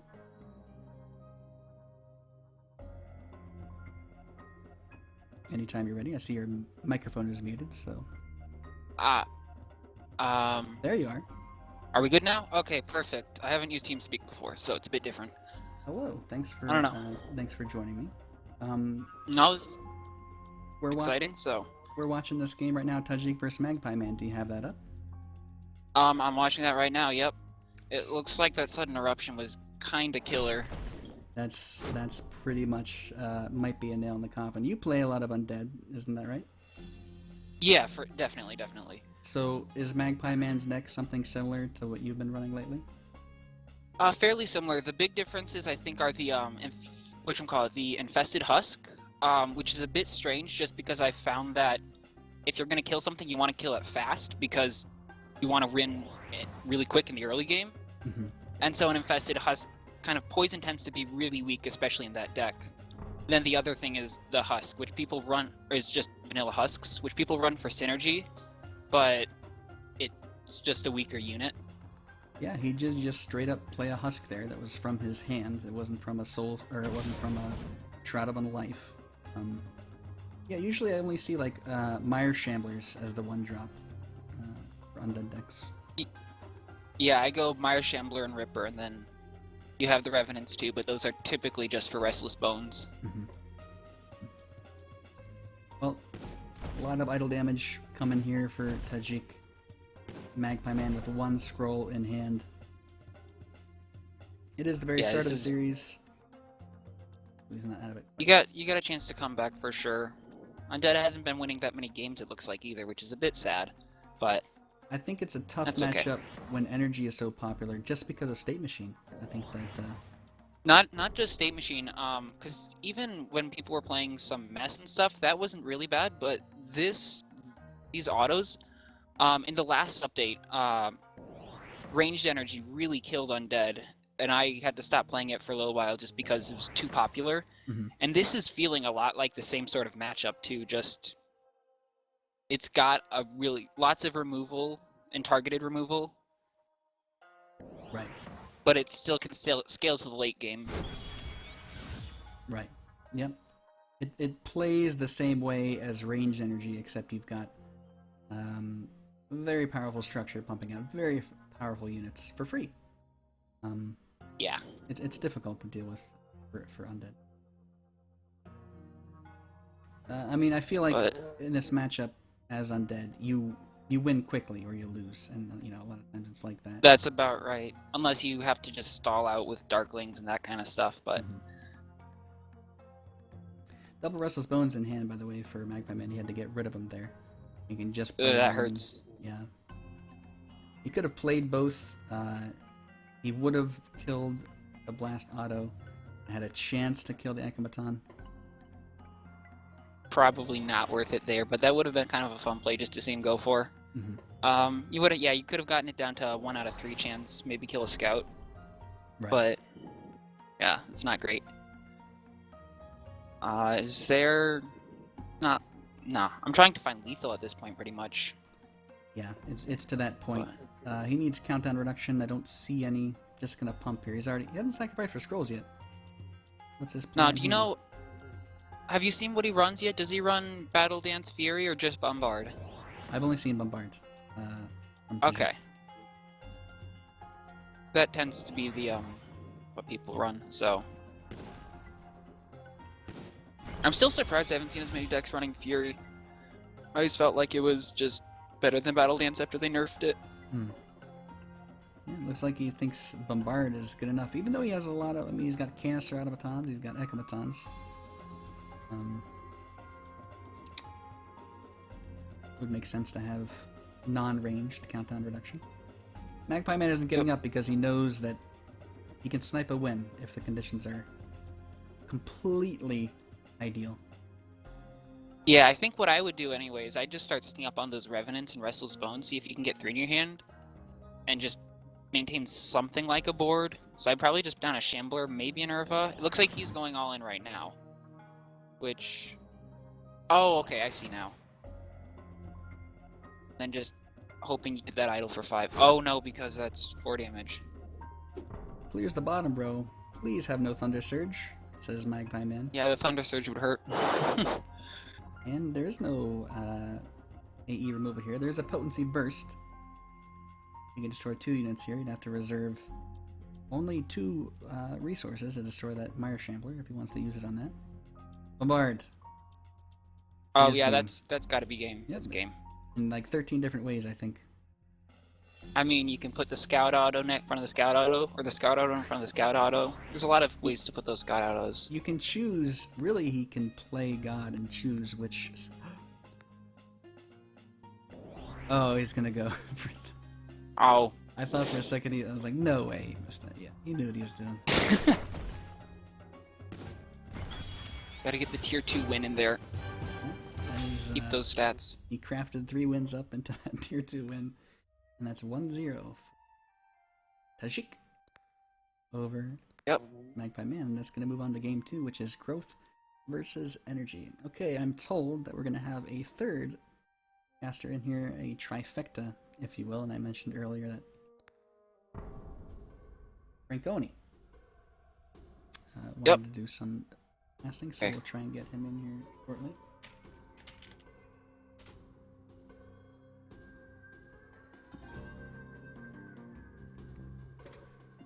And Magpie Man has switched to Growth, and from what I see, Frostgale's Fertile Soil is a Lake Game Growth. And in my opinion, like if I were playing in this tournament and I knew my opponent was going to be Energy with lots of structures and automatons, I would run Lake Game Growth. Like, to me, it seems like it would be a good matchup for you. And Yeah, it seems like Lake Game Growth is probably the deck of choice so far. Or not so far, but it's It seems to at least always have a decent matchup against everything. And this is the first time we've seen it this tournament, at least that I've been able to spectate. I can't tell you every single Yeah, game.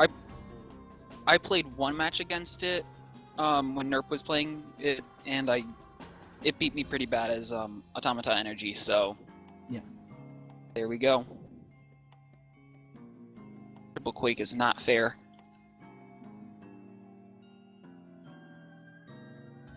Unfair confirmed. Well, the game has begun. I think. I see Frank and Go for new hand here. Yeah, be joining us shortly. not much better though. Yeah, no, ooh, that's actually not very good at all. Hey guys, Hey Franconi, what's hello, up? Frankony. Thanks for joining us. how are you doing, Admas? Well, I'm doing great. How are you? I'm doing fantastic. I just ate the world's best chicken lasagna. The So, best chicken lasagna was quite a claim because I've eaten some pretty good lasagna, not chicken lasagna though. We are currently watching. well, it was homemade. So, Oh, gotcha. Well then, it could be a contender. We're watching Magpie Man vs Tajik right now. It just began. Are you in that game? I'm gonna open it right now. Sounds good. It's gonna be growth versus energy. Late game growth versus.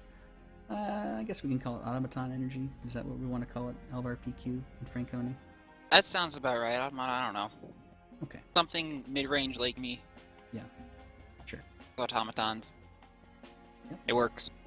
Now, an interesting note about this matchup: Potion of Resistance has a much better role in energy versus growth than it does in, say, energy versus decay, specifically. We've seen a lot of today. Now, are you running Unbind in your Undead decks, LVRPQ? I haven't bothered. I think I only run. Do I even run any negative? I don't even think I run any negative enchantments anymore since I removed the Languid. Mhm. So I can't kill stuff with it. So I haven't bothered with it at all. If people start running lots of enchantments like Potion of Resistance, I'm probably gonna have to do that. Now, Tajik just But took, it hasn't been an issue yet. Tajik just took 80 seconds to make a sacrifice choice. I wish I could have told you what he was debating over. But there was a hard choice he was making. I can't quite say what it was, but it's a big deal. He sacked Yeah, go ahead. for sure. He sacked a cannon. It looked like. Okay. A 6-cost cannon automaton. Yeah. Okay. And he the sacks second one another too. one, too. Probably. I would guess Tajik was actually not deciding what to sack, but probably whether to mulligan. Because the hand was pretty mediocre. But I guess since Tajik saw the growth and the 2 burns and the potency burst and the potion of resistance makes this a really, really good anti-growth hand. And even though Magpie Man has no early play, I don't know whether it's luck or whether that's the way it's going to work out with these decks. Tajik can't play anything either. There's nothing to burn, there's nothing to remove, he doesn't have any structures to play. So Magpie Man goes to turn 5 and is playing the first creature of the game on turn 5. I guess if I heard that, I'd just think it was an LGO mirror match. Oh god, turn 5 Xcog is scary. That's what you ideally want. You can go turn 5 Xhog, turn 6 Pump Scout. But Magpie Man has a Great Wolf on the field, and you can't just ignore Great Wolves. True. Especially when he's about to have 2 Great Wolves on the field. With a Mangy Wolf. and he Oh. top decks the Mangy Wolf. Yeah, that's a nice setup right there. Can it be top deck if it's a turn early? Can it truly be top deck? Fair enough, fair enough. Bonesy Burst on the attacking Great Wolf, though, means that Mangy is not enough to kill the Xcog here, so I don't think it's quite time, do you? No, he's gonna probably play that Rat King and the Brave. Yeah, Rat King Brave seems... Oh, or not. You go just I guess now he's probably gonna have to go Mangy Brave if it's gonna make sense acting for scrolls. Just threaten to kill the Xcog next turn. Rekindled Spirit, an anti-lingering growth spell. Probably Not great against energy. Yeah, not against, especially not against this thing. He's been sacrificing it pretty quickly whenever he draws it, so I'm sure it'll be the first to go. Gets 1 scout out of this Xcog. That's not where you want the scout though. Frost Scale does Probably just- destroy the X-Cog if he wants to. Yeah, you can go Frost Gale, Rat King, or just Rekindled Spirit Frost Gale. That's also another option. But I think Frost Gale's probably decent here. Yeah, I would agree with that. There it goes. Play the Rat King now. Lots of bodies on the field. That scout auto's under a lot of pressure. Yep.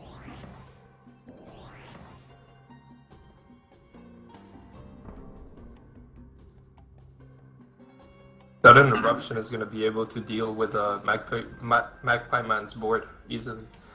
He's got I 5 Yeah, mean, that's- Yeah. 5 units out with a sudden eruption at 8 cost. If he sacks for resources, he can get 4 out of 5. Let's see what he gets. Nice. Everyone he Perfect. wanted. Everyone he wanted. Now he will lose that scout. And I think we're going to see a Quake go away here. Yep. Great Wolf number 2 comes out. That's his last one. Yep. Very true.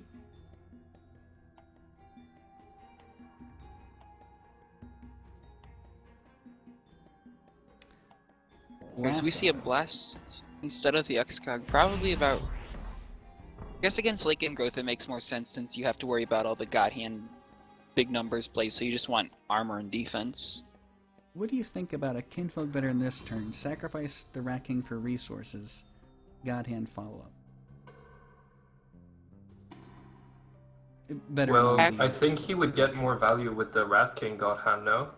Well, but then you have to... With the Rat King against the Blessed Automaton's going to be pretty useless, even with God Hand. That's just going to be 3 damage. So I think Veteran does make more sense there if you move the Wolf down. The Great Wolf down. But he it is, doesn't look like that's what... Yeah, it looks like Magpie Man agrees with me. Yeah. But he is going to yeah, he just has to make sure the Great Wolf is in the back of that row.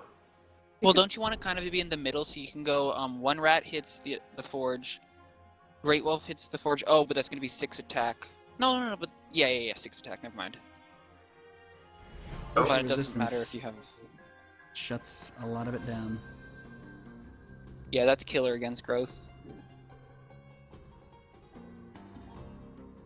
Be able to destroy the Automata Forge, but that Blast Auto, he's just going to have to accept its existence for a good amount of turns here. Yep, 3 turns of just suffering. Do you guys think he's gonna sack that Quake? It doesn't look like it. Hopefully he didn't miss that. Nah, I doubt he missed that. First turn, you're never gonna miss that. No. Did he destroy the top idol here? Yep. 1 idol down, and the bottom row is cleared. Blast Auto does 1 damage to the Great Wolf so far.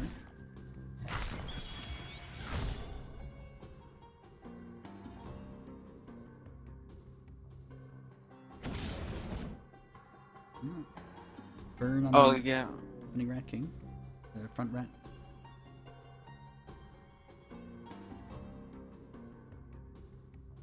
Just go canister and pass, or... Okay, Replicaton.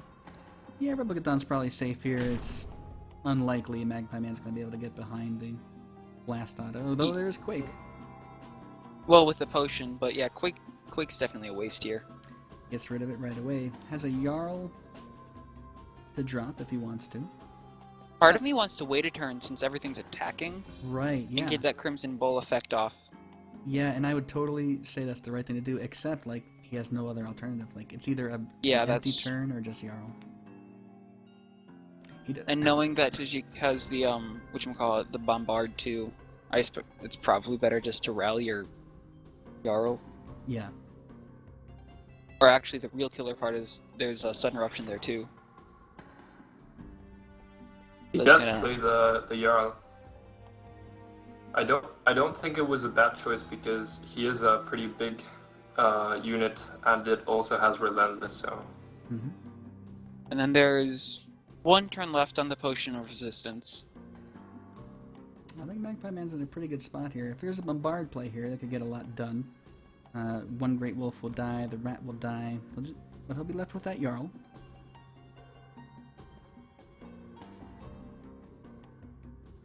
It's a shame he doesn't have the 9 resources to play both Replicatons and then the Bombard. That Yeah. would be terrifying, yeah. All right. Bill, do you go for the Rat or the Jarl? Because I think I'm scared of God Hand right now if I'm Jeek, just because Hmm. there's already one idol down, there's two more that are mostly unprotected. And So I just want to kill this stuff.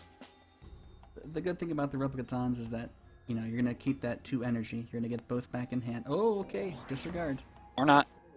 Yeah, that's exactly what I was thinking. Is he gonna play it or not? Because if he hadn't, then he would have it for the next turn Bombard play again. And Potion is still active on that Blast Auto, so there's not much you can do there. Double Rally. Interesting choice. Verdant Remnant. Okay. What? Yeah, I probably would have dumped the Frost Scale here. I think, because you're not really going to be able to get many board clears. I think that Automatons scale better to late game than Growth does. What I do like... Sister Dale too. What I do like is that Verdant Remnant, next turn if he wants to rally, it's going to trigger again. We'll draw another creature scroll. That's true, yeah. And Potion is finally gone off that Blast Auto.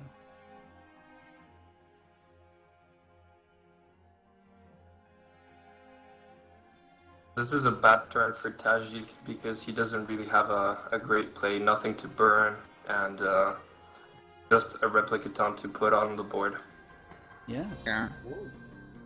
Oh, already sacked too. Yeesh. He'd have to Replicaton Bombard to do anything to just destroy the Verdant Remnant. Well, if he does that too, it's probably going to kill the Blast Auto.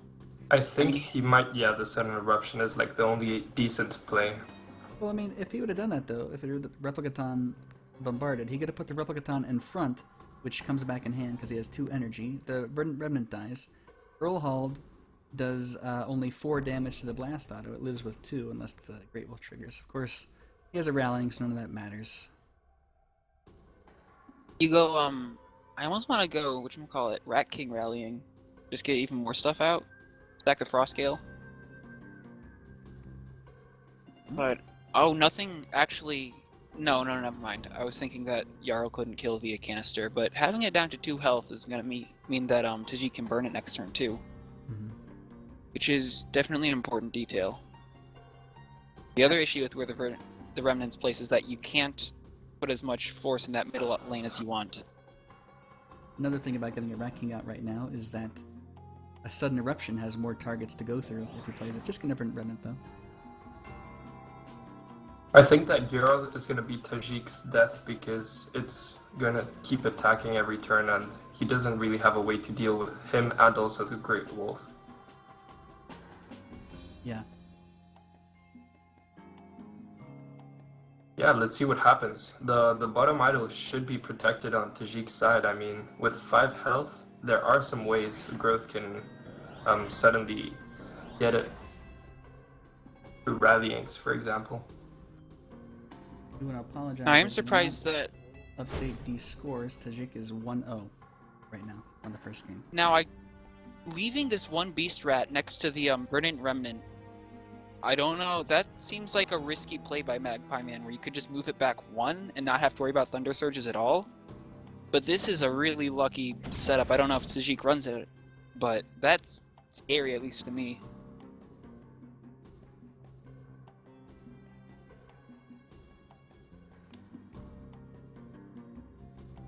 Well, Tajik has no idea what Magpie Man has in hand. He's going to clear off as much of the board as he can. Does he keep 2 resources for that Replicaton? He can still play a wind-up and do so. There's not many good places to put the wind-up, is the problem. I guess you can go on the bottom lane or in between the 2, but I really want it to be just in the action. And also, that's, you know, Kinfolk Veteran can take care of that as well. We know that's in his deck. Yeah.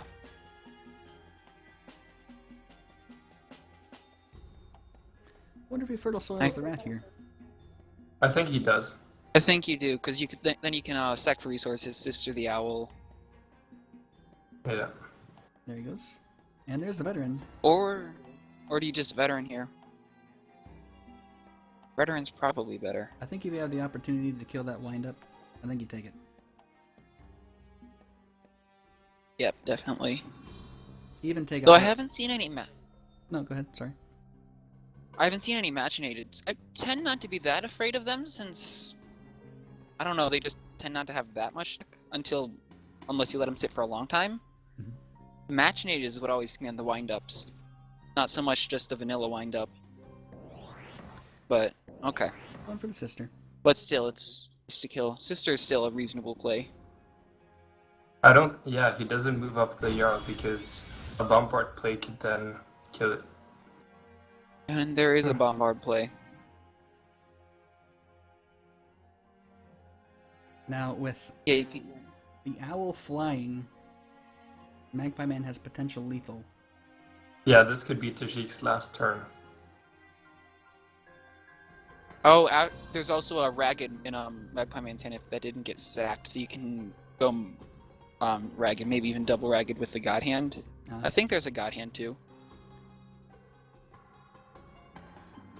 I know for sure he has a rallying. I don't remember seeing a God Hand. Oh, little announcement here. Jubape is the first one in the top 4, so congrats there. Alright. Congratulations. Who did he take out?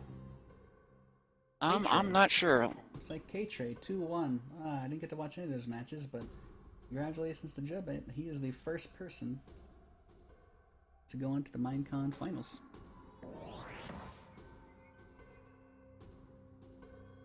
Not sure if it's Jubapi or Jubbape. I always say Jubbape. I don't know. I don't think there's any obvious pronunciation for these names. I have chronic mispronunciation issues, Yeah. so I can't really talk. Yeah. I don't exactly help with my name. We do see a Bombard here coming out, though, with a lot of automatons. This is going to destroy Sister of the Owl. It's going to destroy her owl. And take the remnant down to 1. Yep. It's especially painful with the 2 canisters, because that means the Jarl can't get the idol. And there wasn't a God Hand. Wow, yeah, in So fact, Invoke Veteran to destroy the canister means it'll be destroyed. Oh, there's a God Hand, but... There's a God Hand, but there isn't a lethal. Yeah. Now is when he needs his quakes. Yeah, but he started with 2 and sacked both of them. Yeah. So there's not much you can do here other than hope you cycle fast. I think he plays Terrain Brute, Sister of the Owl here. I was thinking Tearing Brute, Veteran, so you can hit the idol with Jarl, but actually, since you're on a God Hand next turn, I think your play's better. Yeah, that was my thought, but you're right. He could go here for the idol. But if he veterans, his... Or you can Jarl... go, wait, Mm-hmm. can you go for the bottom idol somehow? Try to set something up down there? With the 5. Because of the Blast Automaton, Tajik could easily protect that 5 health idol. That's true, yeah.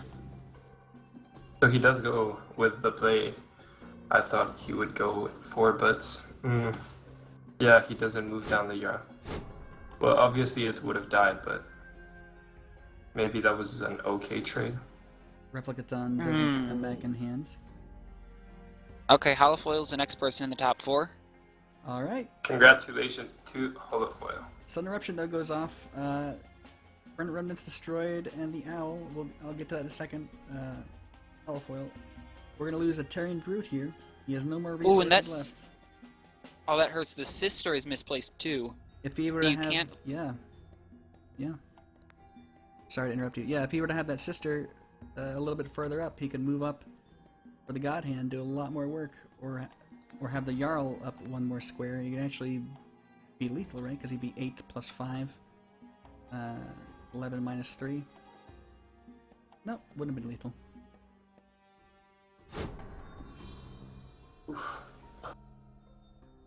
Okay, these turns are pretty tense right here because this is basically the game. I think Quake Frostkill will clear both of his units. And that's a shame. But is it worth it? He loses the Replicaton, he loses all these units except for the Blast Autoton. I think it might be worth it. What do you think? With 2 scrolls in hand, I kind of think that there's not many possibilities to like build your board back up because you just want to play a bunch of units right after something like that happens. It's true. So I feel like it might be your only shot, but you have now you have Ragged God Hand. I think you want to just YOLO it pretty much and go for that. No, I think he plays the Quake this turn, and then rallying. Oh wait, did he sacrifice the rallying? Yeah. He did. I think Oh. Ragged God Hand. I mean, I think you just got to do it. You got these units on the field. You got a Ragged Wolf. You got a God Hand. You're gonna get some idle damage down here. Take it to 2. You could even kill the wind up. I think you just leave. Oh, he's The gonna problem blast. is you're gonna get your board wiped, and I guess you can frost scale Yeah, like next that's what turn when he's- everything you have is dead, Yeah, I and think, then hope that. That's what he's setting up for. And then also now there's 2 weak idols instead of 1, so. I think that was a great play. And I do think hitting the blast auto over the wind up was the best thing to do for sure. He's gonna lose his units here, but he doesn't care because he's got big frost scale. Now a cannon auto is a good play here. It will survive that. Cannon Yes. auto and then pump wind up. That's gonna be rough to come back from. The forge will get destroyed. Yeah, I smell God Hand in this position if I'm Tajik, definitely. And obviously we know he's got a God Hand too. So I think that's probably better. Nope, just ends turn. Well, he just played the God Hand, and this turn is the Quake Frostgale turn.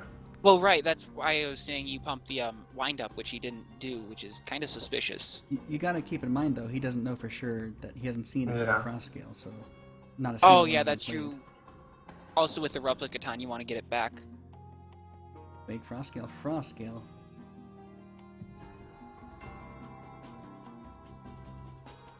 I don't see any other plays other than that one. Well, he doesn't have to Frostgale twice. One Frostgale will be enough. Yeah, I wouldn't frost scale twice here.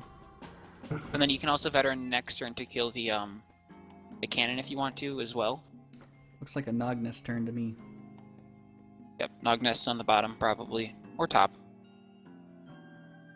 I don't think he plays the Nognest. No? I How come? mean, if he does, he's only gonna play it as a wall because here he just okay, so he does play it, but his goal is to get to the weak idols now. He's not going to try and build a board or something. He's Yeah. just gonna try and finish the game. That's kind of what I was thinking up top. That if it counts down, hooray! But it's also not in your way. It's just kind of something to play. It's a nicely you know, get Double something on blast board. automaton. Wow. yeah, nicely timed power trip there. That's pretty much the greatest time to have him. You have such beefy units in your hand to put down.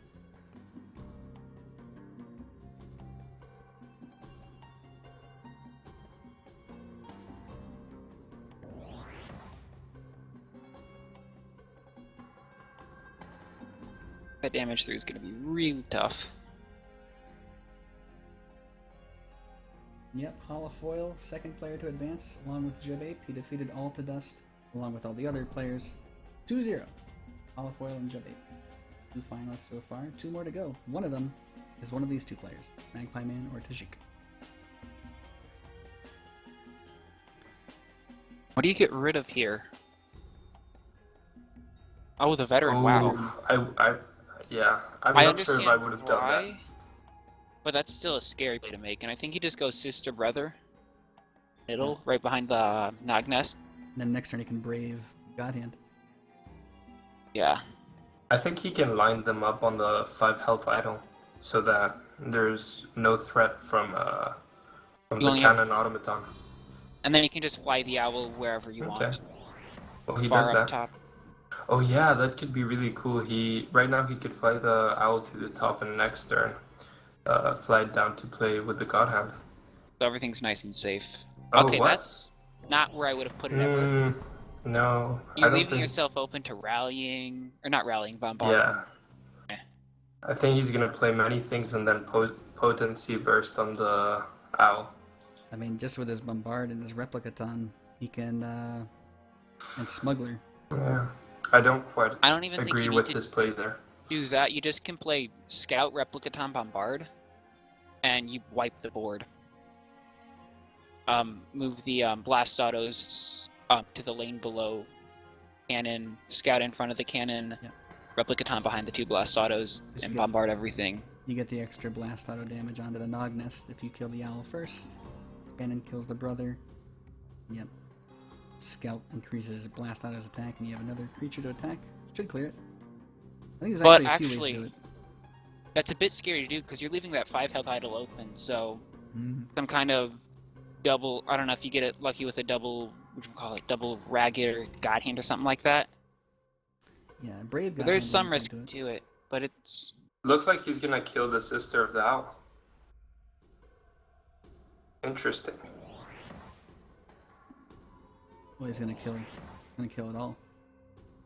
Oh yeah, that's yes. killer. Sorry, I forgot about that play. Here goes. Extra 1 damage, relevant. Didn't really need it because he had the scout. But... And you were right, Franco. I think if you placed him on the bottom, I think you would have been safe. But this is pretty much Surrender's territory now. I think here he should play the Frostkill and then Kinfolk Brave Freitas, because he wants the Frostkill to be in his next deck cycle. Play it first. Oh, okay. It's the little things that count, guys. Very true. Yeah, how is he gonna be able to deal with Tajik's board now? Yeah, this. So much armor there is your problem. Like 1 damage from the veteran. Yeah, it's just enough for Quake Frostscale, but he's only got 1 of those ingredients.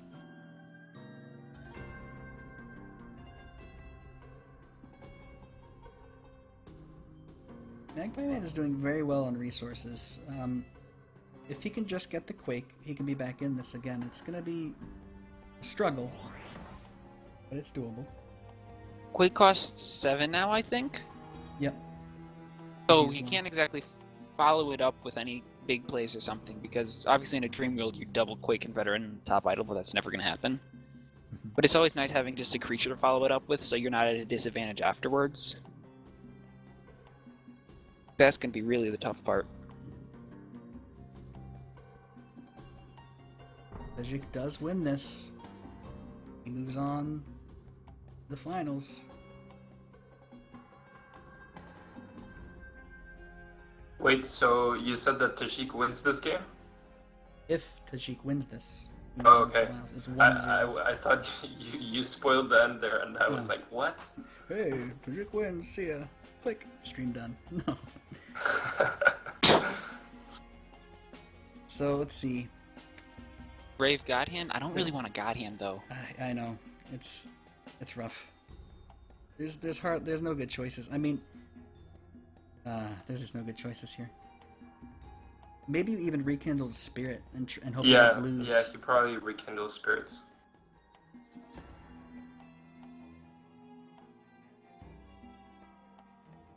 But also the Ekamaton's gonna get big after you do that. I guess that even happens if you got him, but yep, Rekindled Spirit looks like the play. You do have the mangy follow-up. Yeah, but you can't put your Great Wolf anywhere relevant Oh, where it will yeah. survive. You can't play anything. Yeah, that's really rough. except Frostscale if you wanted.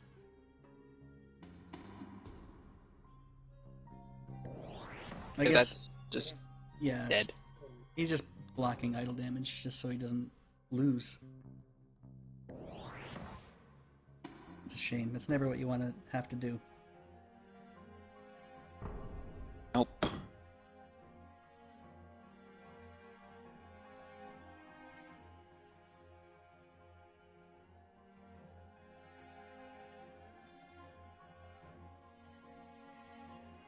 And it looks like has Tajik's hand not been drawn yet for you Yeah, guys? I don't see or is it. it Yeah. just me? There it Oh, goes. Okay, it just yeah. happened. There we go. Okay. So does he have lethal? Get the middle idol. Hmm. I don't think so, but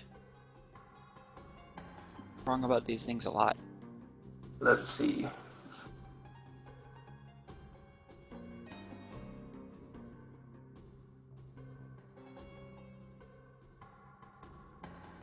Doesn't even bother looking for it, just shoot stuff. Call it good then.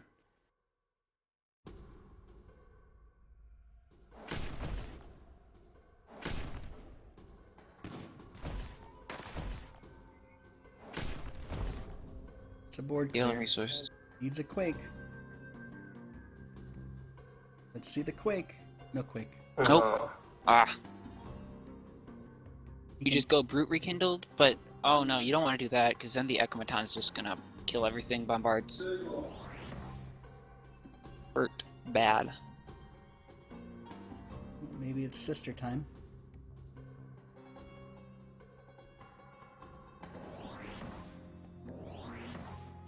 So with flying and with Tearing Brute God Hand. Karen Brute doesn't attack though, so Oh, it's 4. Yep, 4 countdown. So never mind. Ooh, the bombard, is this the end? yeah, Yeah, bombard on the yeah, I cannon. think it is. Game. Yeah, it is. It is. Yeah, definitely. He plays cannon automaton and then bombard, and Takes out the middle top and then the bottom two. Yeah. no, actually, because of the way bombard works. No, he's got it. Oh, yeah. Should be fine. Yeah. Yeah. Wow, McPayman definitely had a chance to win there, but he wasn't able to draw the quakes. I think. I think also. Go ahead. Sorry. Oh, sorry. No, I think also with the key play was lining everything up behind the Nognes instead of one space further down. I think he would have had a lot better of a shot with your play too. It was so touchy. I think he made the right deck that had the right potential, and he played it right, and he almost won. It was so close, but Tajik just took it. 2-0. Yep. Yeah. And another key play was that power trip into 2 blast automatons. Right. Yeah, that was a nice top deck. Well, that means Okay. 3 of our. What 4 game are we finalists. gonna watch now? There's only one It looks left. like. El Brandy. Oh, really? Versus Chief Bromden, and I do not see it listed right Is now. it... I don't see anything in challenge match right now. Perhaps they are done. Hope not. Tactic. El Brandy versus. Doesn't look like they're done on the bracket. They have not started yet. Oh, weekly ladder winners. Anti-Rad number 1, Tajik number 2, Puke number 3. Most wins to Ice, who was in this tournament. Well done.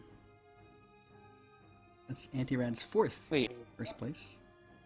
Okay, so Chief I Bromden- did this 2 weeks ago.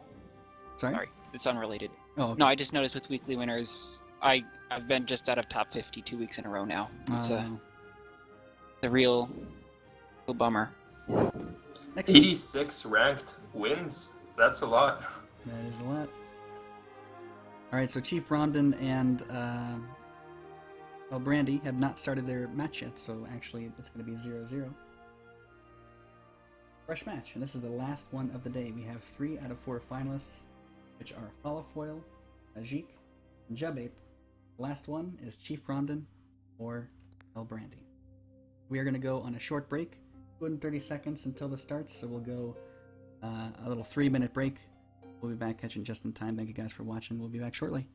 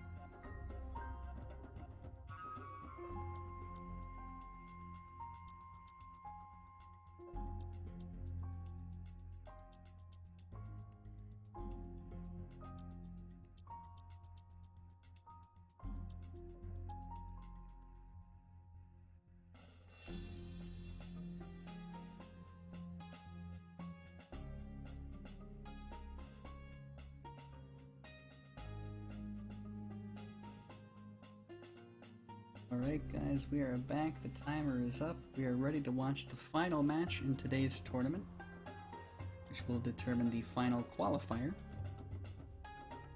the MINECON finals. So we are watching Two Chief players. Bromden versus who was it? El Brandy. Cool Brandy. Controversially, I Brandy. No one's quite sure. I think it's El Brandy. Yeah, it looks like an L to me. It's a letter. And for about the 13th time today, it's going to be Decay versus Energy. I mean, Has Decay won any of these Decay versus Energy matches? it's been close, I think, once or twice, but Energy seemed to be having the upper hand, and from what I've seen at least. Yeah, who knew? It's been painful to watch. Well, Chief Bromden is going to have a turn 3 nothing, because I think he only had Unbind and Soul Steals. Did he have a Brain Lice?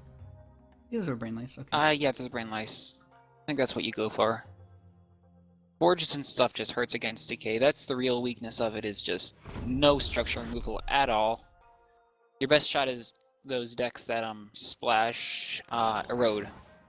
Well, you know, what was interesting to me is, I forget which player it was, they put in Slithering Forms, and I was like, yes, this is going to be amazing.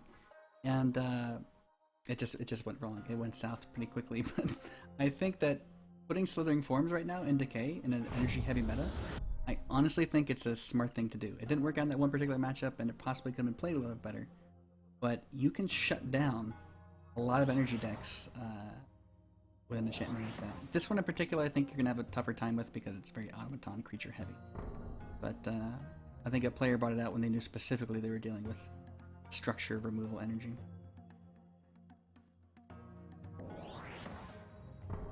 I mean, the problem though is that the structures are still killing everything. Even if you've got one unit that's safe from them, you can't put Slithering Form on everything. It doesn't quite shut it down like Well, you put on a Grounds of the Fallen does. Yeah. I mean, so it's not a hard counter, but I think it's a good tool. And I think if you get a Harvester with one of those on, I think you're gonna do a lot better than you normally would. Anyway, it's all speculative. I haven't really seen it happen, but I feel like it's something that could work in the right Ooh, ways. Varus. That's interesting. Have you guys seen a deck that was running Varus before? I have, and Varus never impressed me that much in those decks either. He just seems a little bit weak until the very late game. The problem is it's hard to get him to really attack when you want him to, because Decay doesn't have that countdown reduction, and it takes so long for him to actually get a lot of attack. I mean, when he's good, he's really good though, so.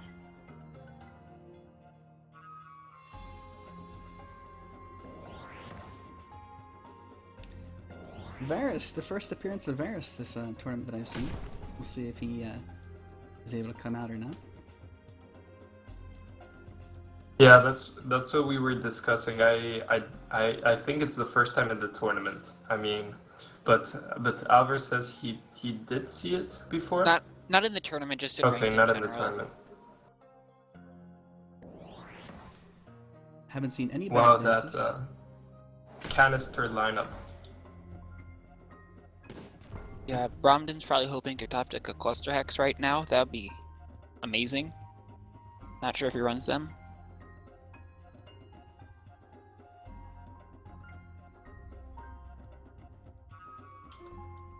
Do you gamble the sleep moratorium here? I think you sack Varus first if you're gonna go Sleep Moratorium. But I'm not sure if they're... What are these... Because it looked... I think it's been mostly lower cost stuff. Yeah, I haven't been keeping track. Ooh, Very nice sacrifices the sleep. Yeah. He doesn't have a good corpse theft unit. I Yeah, mean, actually the Blast Automatron, because it's already enchanted with Languid. Yeah, that just feels a little weird to put another Corpse Theft and then unbind it. So I kind of want to he played just do one. the Blightbear there over Varus. I mean, sure, Varus doesn't have his idle buffs there, but he is a beefy unit, and you have the mana to play him. Yeah, that was a little suspicious.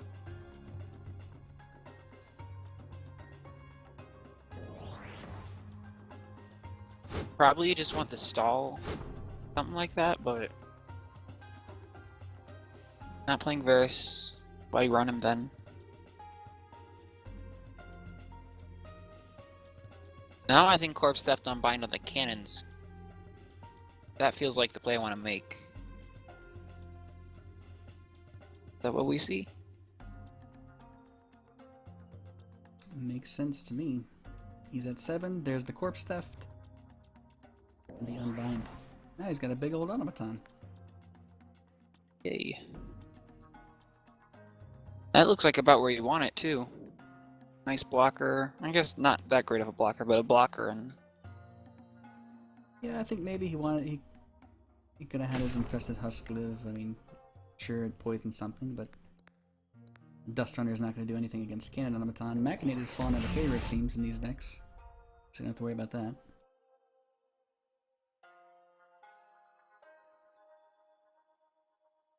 So let's see if the investment in this Blightbearer pays off. Remember, this could be a Varus. Of course, Varus's attack couldn't be buffed because it's in the Essence Garbs and there's no Dominion. So Blightbearer might have been the correct choice here, depending on how this poison works out.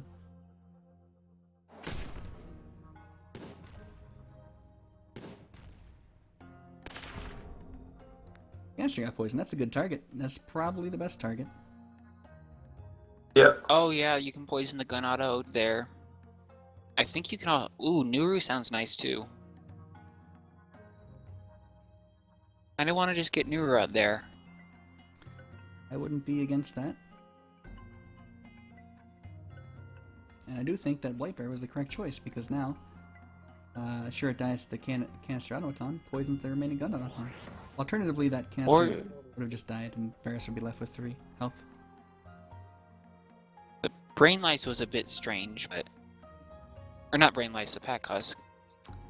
Yeah, Pack If you're gonna sack up to 8. Husk over Nuru there. And I Yeah, also don't know... why has he kept the Varus in his hand? And why would you Brain Lice the Blast Idol after you languided it, too? That's another weird one. Well, I mean, it is a huge wall with the armor too, but... That's true, but still, I wanna... Oh. Oh, it's dead. That's sad. Yeah.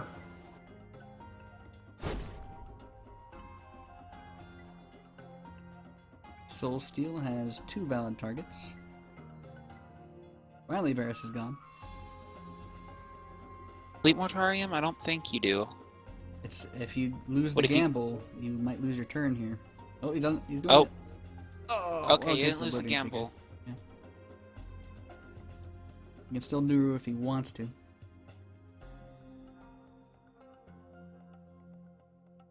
I Otherwise, think it's... Nuru still.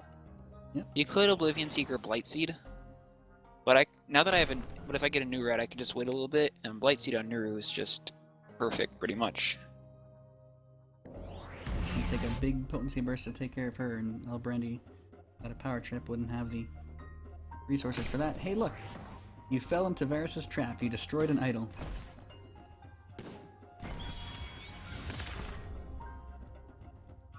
But Varus is gone. After the Varus was sacked. He'll be back. Don't worry. Gotta duck out for a second, sorry. Yep, no problem. Unbind here with only 1 unit to work with. It's already pretty much doomed. Gonna soul Yeah, steal Chief the- Brumden is has the resource advantage now because he has the same amount of scrolls. But is it too late? I don't think so. Power trip with no draw mechanic if he uses it.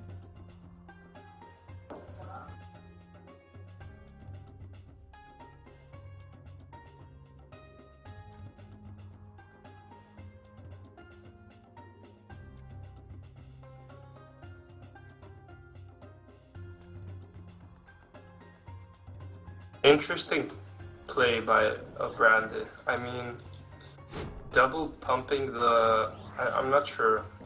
I think he might have had a better play that turn. What do you think? Well, I mean, double pumping an Excoggator, it's difficult to say that's ever too bad of a decision. I think, yeah, right now... Oh, I'm back, by the way. Right now, you just kind of... I'm afraid of... As Elbrand, I'm kind of afraid, though, because I see that I'm down in resources. So if I can just keep on pumping the Excog, I actually can ramp a little bit. And kind of get back in the game. Unbind still with no enchantment to go along with it. That Blast on a Baton is guaranteed to die. He has Halls. Not going to play it this turn.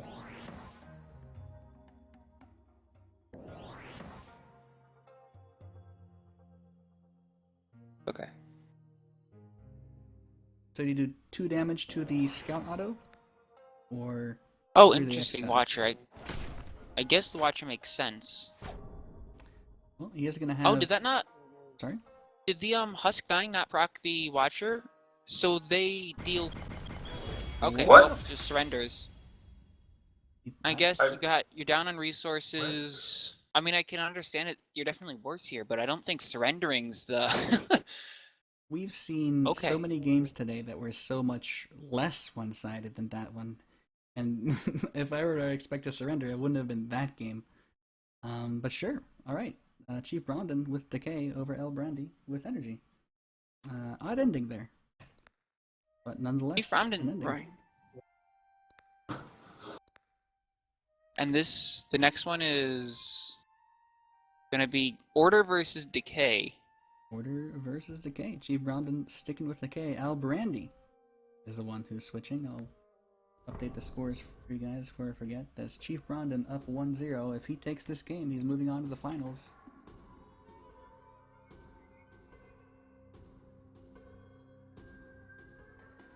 Not much Reaping Mask either, so that's Yeah, gonna be I think interesting. Chief Brandon slightly changed decks. But I wouldn't be surprised, yeah, if you switch out Varus for Reaping Mask just for... Because I imagine Varus is there mostly for Sleep Moratorium. The Reaping Mask makes just as much sense, but since it costs 1 more, you can kind of jump in resources a little better. And Brand is playing Order, so Order usually has a slight disadvantage against Decay. I'd imagine if it's tempo, this deck is pretty late game with Nehru's. Pretty much Sleep Moratorium is going to be your early play. I found that tempo does fairly well against this Decay if it's what he's been playing. Late game Order is going to struggle for sure, though. Well, we're about to find out what type of order El Brandy has chosen. And this looks like Tempo. tempo for sure. Yeah, decimations give it away. So he does have a chance because Oh, got that turn 1 play, turn 2 late. yeah. Not sure if I would have sacked it though. The Aging Knight. Well, actually against Decay he could have Soul Steal, so yeah, So that was, makes... yeah. We'll see actually if have we decided how to pronounce this? I like But kind yeah, of like okay, iBrandy because it reminds me of iCarly. Apple. Oh, that works too. But I think I've always called him El Brandy for as long as I've known his username. I am surprised Brandy didn't move down a little bit to set up the Roasted Beam Potion play with the Skirmisher, because the Infantryman's already there. Grounds of the Fallen, look at that. Unfortunately, he's not playing against Energy, so it's not going to do too much. In fact, it's And probably going to be sacrificed. Nope. It is plus attack. oh. Yeah, I'm not a huge fan of Grounds. There's almost no magic damage in Decay, and there's a lot of humans in Decay. That's not the combination you want.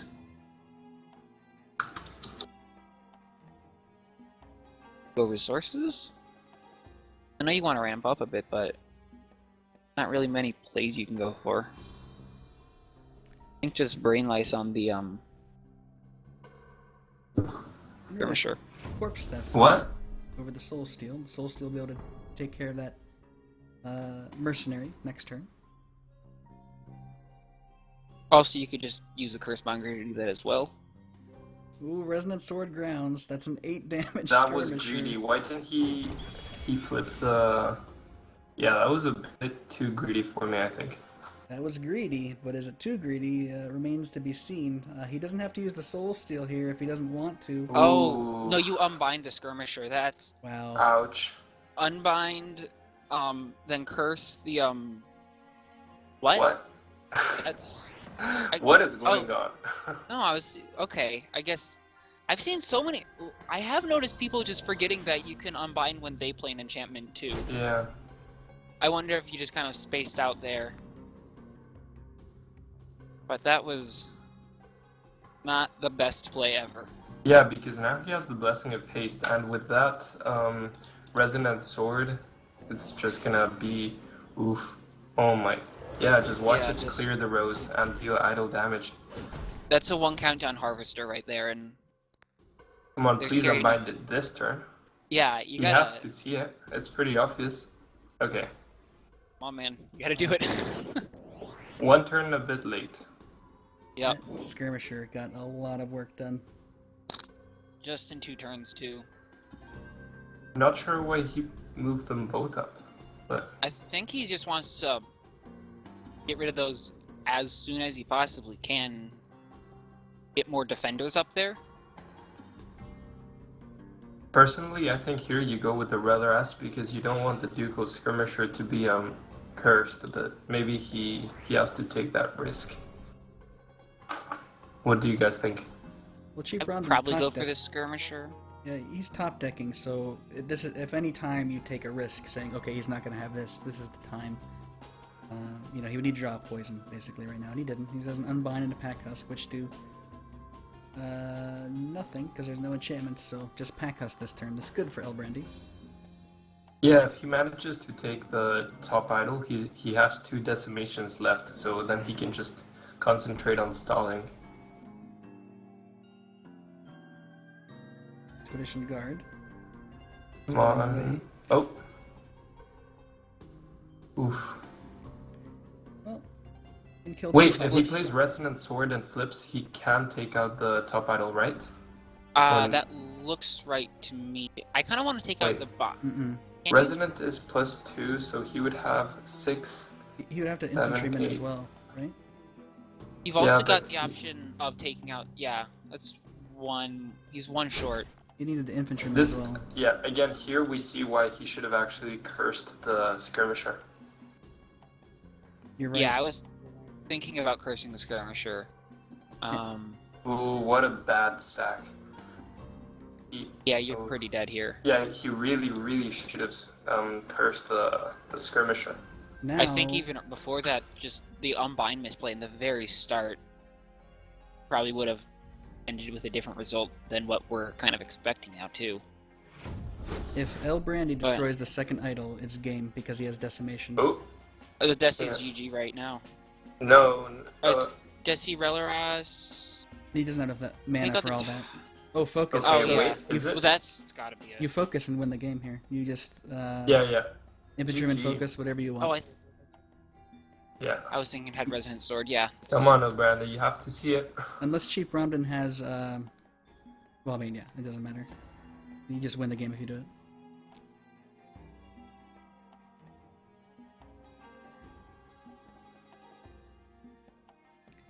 Do it. You can do it. There it is. Focus. Halfway there. And Yeah, I think he finisher. has it. Even sparing the damage on his mercenary. GG. 1-1. Bearing the 0 damage because of grounds. True. Oh, you're Like right. Grounds is still in effect. He would not have been damaged. Ah, the synergy. I actually like Grounds a lot. I think it's has its Yeah, no, place. it's really nice. Okay. That was great. I really liked that match. This is It was fast paced and yeah. yeah. Sorry to interrupt you there. I agree. I think that match was really fun, and one we haven't seen really this tournament. Now, the final match of the tournament, by popular demand, we held a poll, and we said, what do you guys want the last match of the tournament to be? Because these players won. The winner moves on to the finals, and the loser is eliminated. And everyone overwhelmingly said energy versus energy.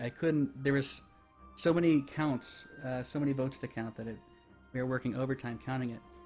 But in 25 seconds, Chief Bromdy versus El Brandy, the energy match. The final match of this tournament. Well, it's not the final match of the whole tournament, but yeah. Well, this qualifying tournament, let me be clear, right? Yeah. So for those who aren't familiar, we'll have you can find more information on Scrolls.com, but we have this first qualifier this week. Next Sunday, there's a second qualifier, same exact format. And then during MINECON weekend, we will execute the finals, which time and date are to be announced. It may be one day, it may be two, but we will have more details about that shortly. Shortly, we are working on it currently. Should be fun though. And they both look to be playing fairly aggressive automaton decks too, because if it's not mirror enough just with energy versus energy, they could actually even be the exact same deck. It looks like. I think it's way too early to tell if they're using the same deck, but yeah, it does seem like they're gonna pretty much play the same things. But Randy had a nice start there. Yeah.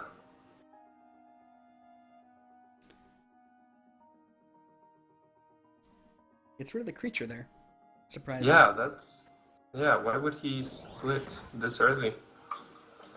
Especially since he was going second.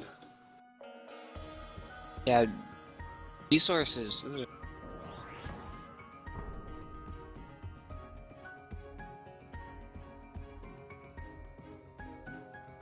Brandon could move up and play the Oculus Cannon. I think that's what he's gonna do. Yeah, I think move the two canisters up. Okay. Nope, just pass. This is a very interesting playstyle. Definitely.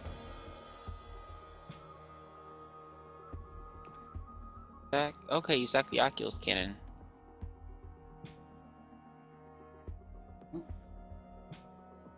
Actually, it looks like Chief Bromden is running more of a ranged energy deck than automatons. Definitely. There is some... Okay, so El Brandy's come back in the resources department still. But yeah, I think you're right about ranged. Did we see a canister in this? No, we saw a, that wasn't a canister. I think Brandon should at least move up that Dust Runner. You never want them on the bottom or top rows because they only have two rows they can attack. I don't know if that was clear enough, but yeah, no, you're basically, right. He should move them up to have more potential targets. Nice play by Chief Bromden. Little Oculus Cannon bombard action there, and yeah, you're right. There's no reason to keep a unit in the bottom lane in most cases. If you keep it in this lane right here, like Frankeny was saying, you can attack in 3 lanes instead of just 2. Potency Burst takes care Would of you the guys Oculus have Cannon. gone for the Oculus Cannon over the Storm Runner? I don't Yeah. know, at least. I mean, you can control not moving in front of the Oculus Cannon. I don't remember what his other scrolls were because it went by so fast. But unless he had no better option, I don't really think I would have. We'll see what he had here. I mean, you could have bursted the Storm Runner as a thing. Mm-hmm. Yeah. And I think that's just a little bit more threatening. Because the Storm Runner moves. The Oculus Cannon is not going to move, so that's pretty much it. Draws another Potency Burst, though. Well, I think. Oh, I thought this was a Blast Automaton turn since the. What was it? The Lobber couldn't actually deal damage to the armored unit, but okay. Right. Yeah, he would have needed a Machinate. I'm there with you. I think he could have moved his Dust Runner away from the Lobber unit. Especially because now he could have played the Potency Burst on the Cannon Automaton, but oh well. Here comes Potion. You have the Concentrate Fire on the Cannon to kill the Dust Runner if you want to be a little creative about these things. That would be funny. and it's actually not out of the question. Oh, after sacking it, it is. You just go blast, I guess. That's one way to get it out of the question, just sacrifice it. Well, he's gonna let this skirmisher live, or dust runner. I call him the wrong name every time I address him. But it makes sense. He's not gonna be able to destroy the blast auto.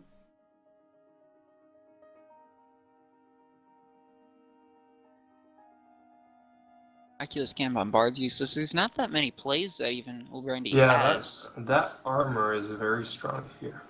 I mean, he's just got the armor robe much. Cannon and then blast. Gillis Cannon's gonna do 2 damage at most. Yeah, this isn't the best play. Yeah. Kind of a shame. Yeah, that's... Not a lot happened there. And the bombard was used.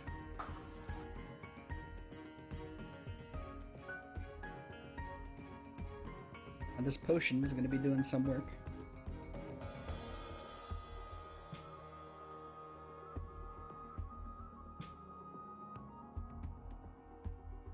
What do you sack here, though? That's... I guess you sack Power Trip, but I don't really want to sack anything.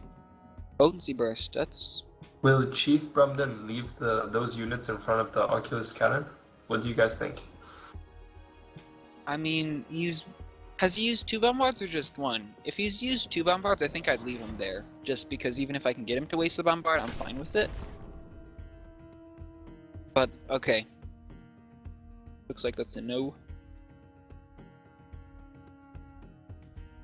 Second Oculus Cannon.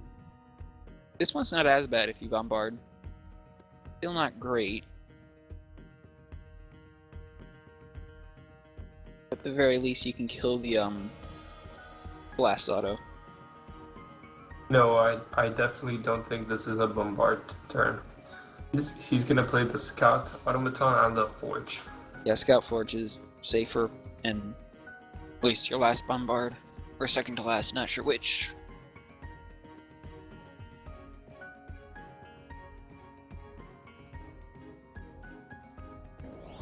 Next turn is the last potion of resistance turn.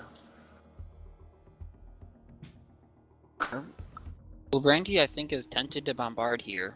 Just that was scary delay. I don't know.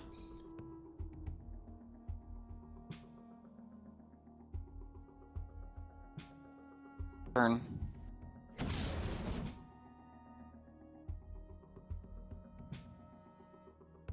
He can potency burst that 1 health skirmish or dust runner.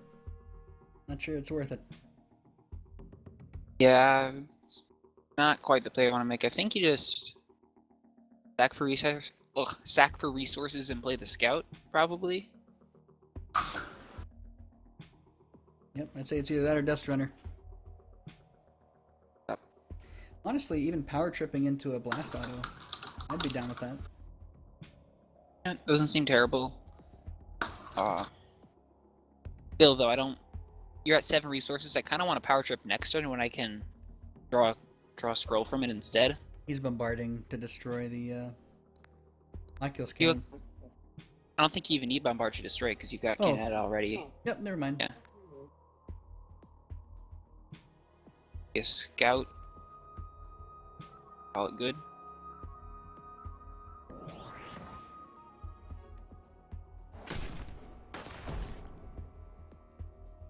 Ocean is gone. Yep. And Thunder Surge hurts.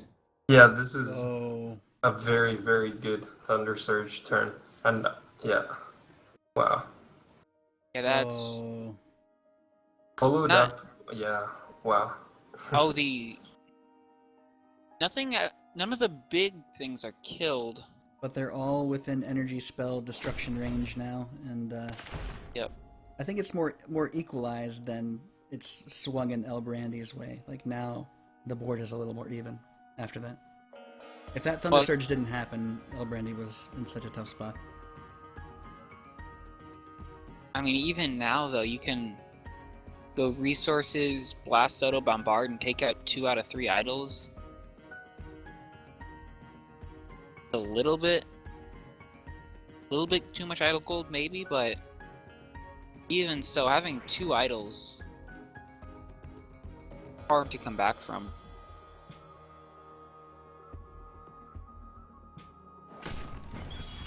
But I guess one idol's still pretty good, so. I would agree there. Now there is a bombard, but this blast auto just... it's going to be too tough to get through. It's not the right answers. He does have another potion, and I think he's going to have to rely on it to stall the game out. Yeah, you're gonna have to just do Blast Auto Potion and the 4 health idol. Ooh, he needs to protect an idol here. Oh my gosh, he's abandoning Doesn't idols. protect an idol. I think they're... yeah, that's game. That's Just game with bombard. That's it. Group them together. Cast your bombard. Signed, sealed, and delivered. Chief Rondon. 2-1. You have to over play the Enemy. BM Canada. The BM Canada, does he do it? No. Chief Rondon has not a BM bone in his body. End turn Not wins the even game. GG. There we go. And alright, we have our 4 finalists for the MINECON Open, taking place July 4th weekend. Next weekend, we will have our second set of qualifiers. 4 more players will advance. The 4 players of today. And you can check this by opening the brackets in the stream title. Challenge.com/MCOpen. 1.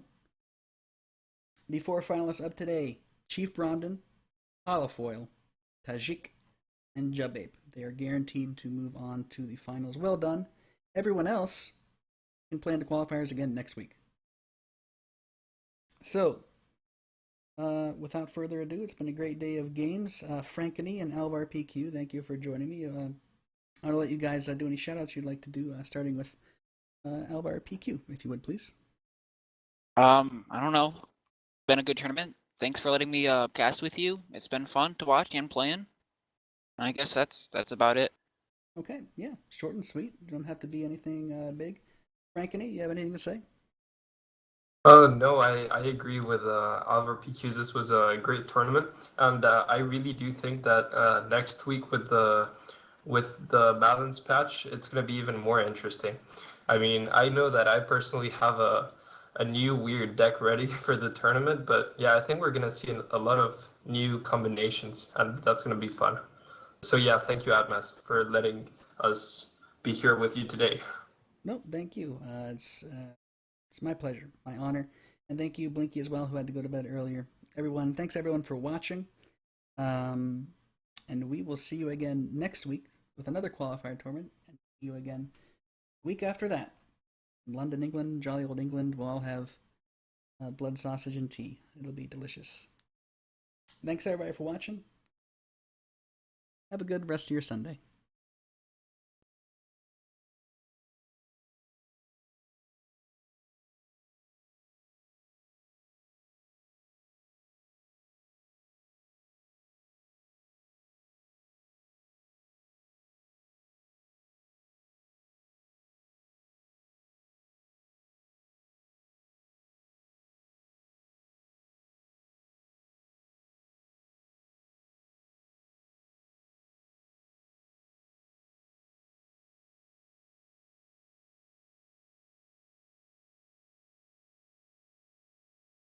Happy Father's Day to everybody. Happy Father's Day. Call your dad. Tell him hi.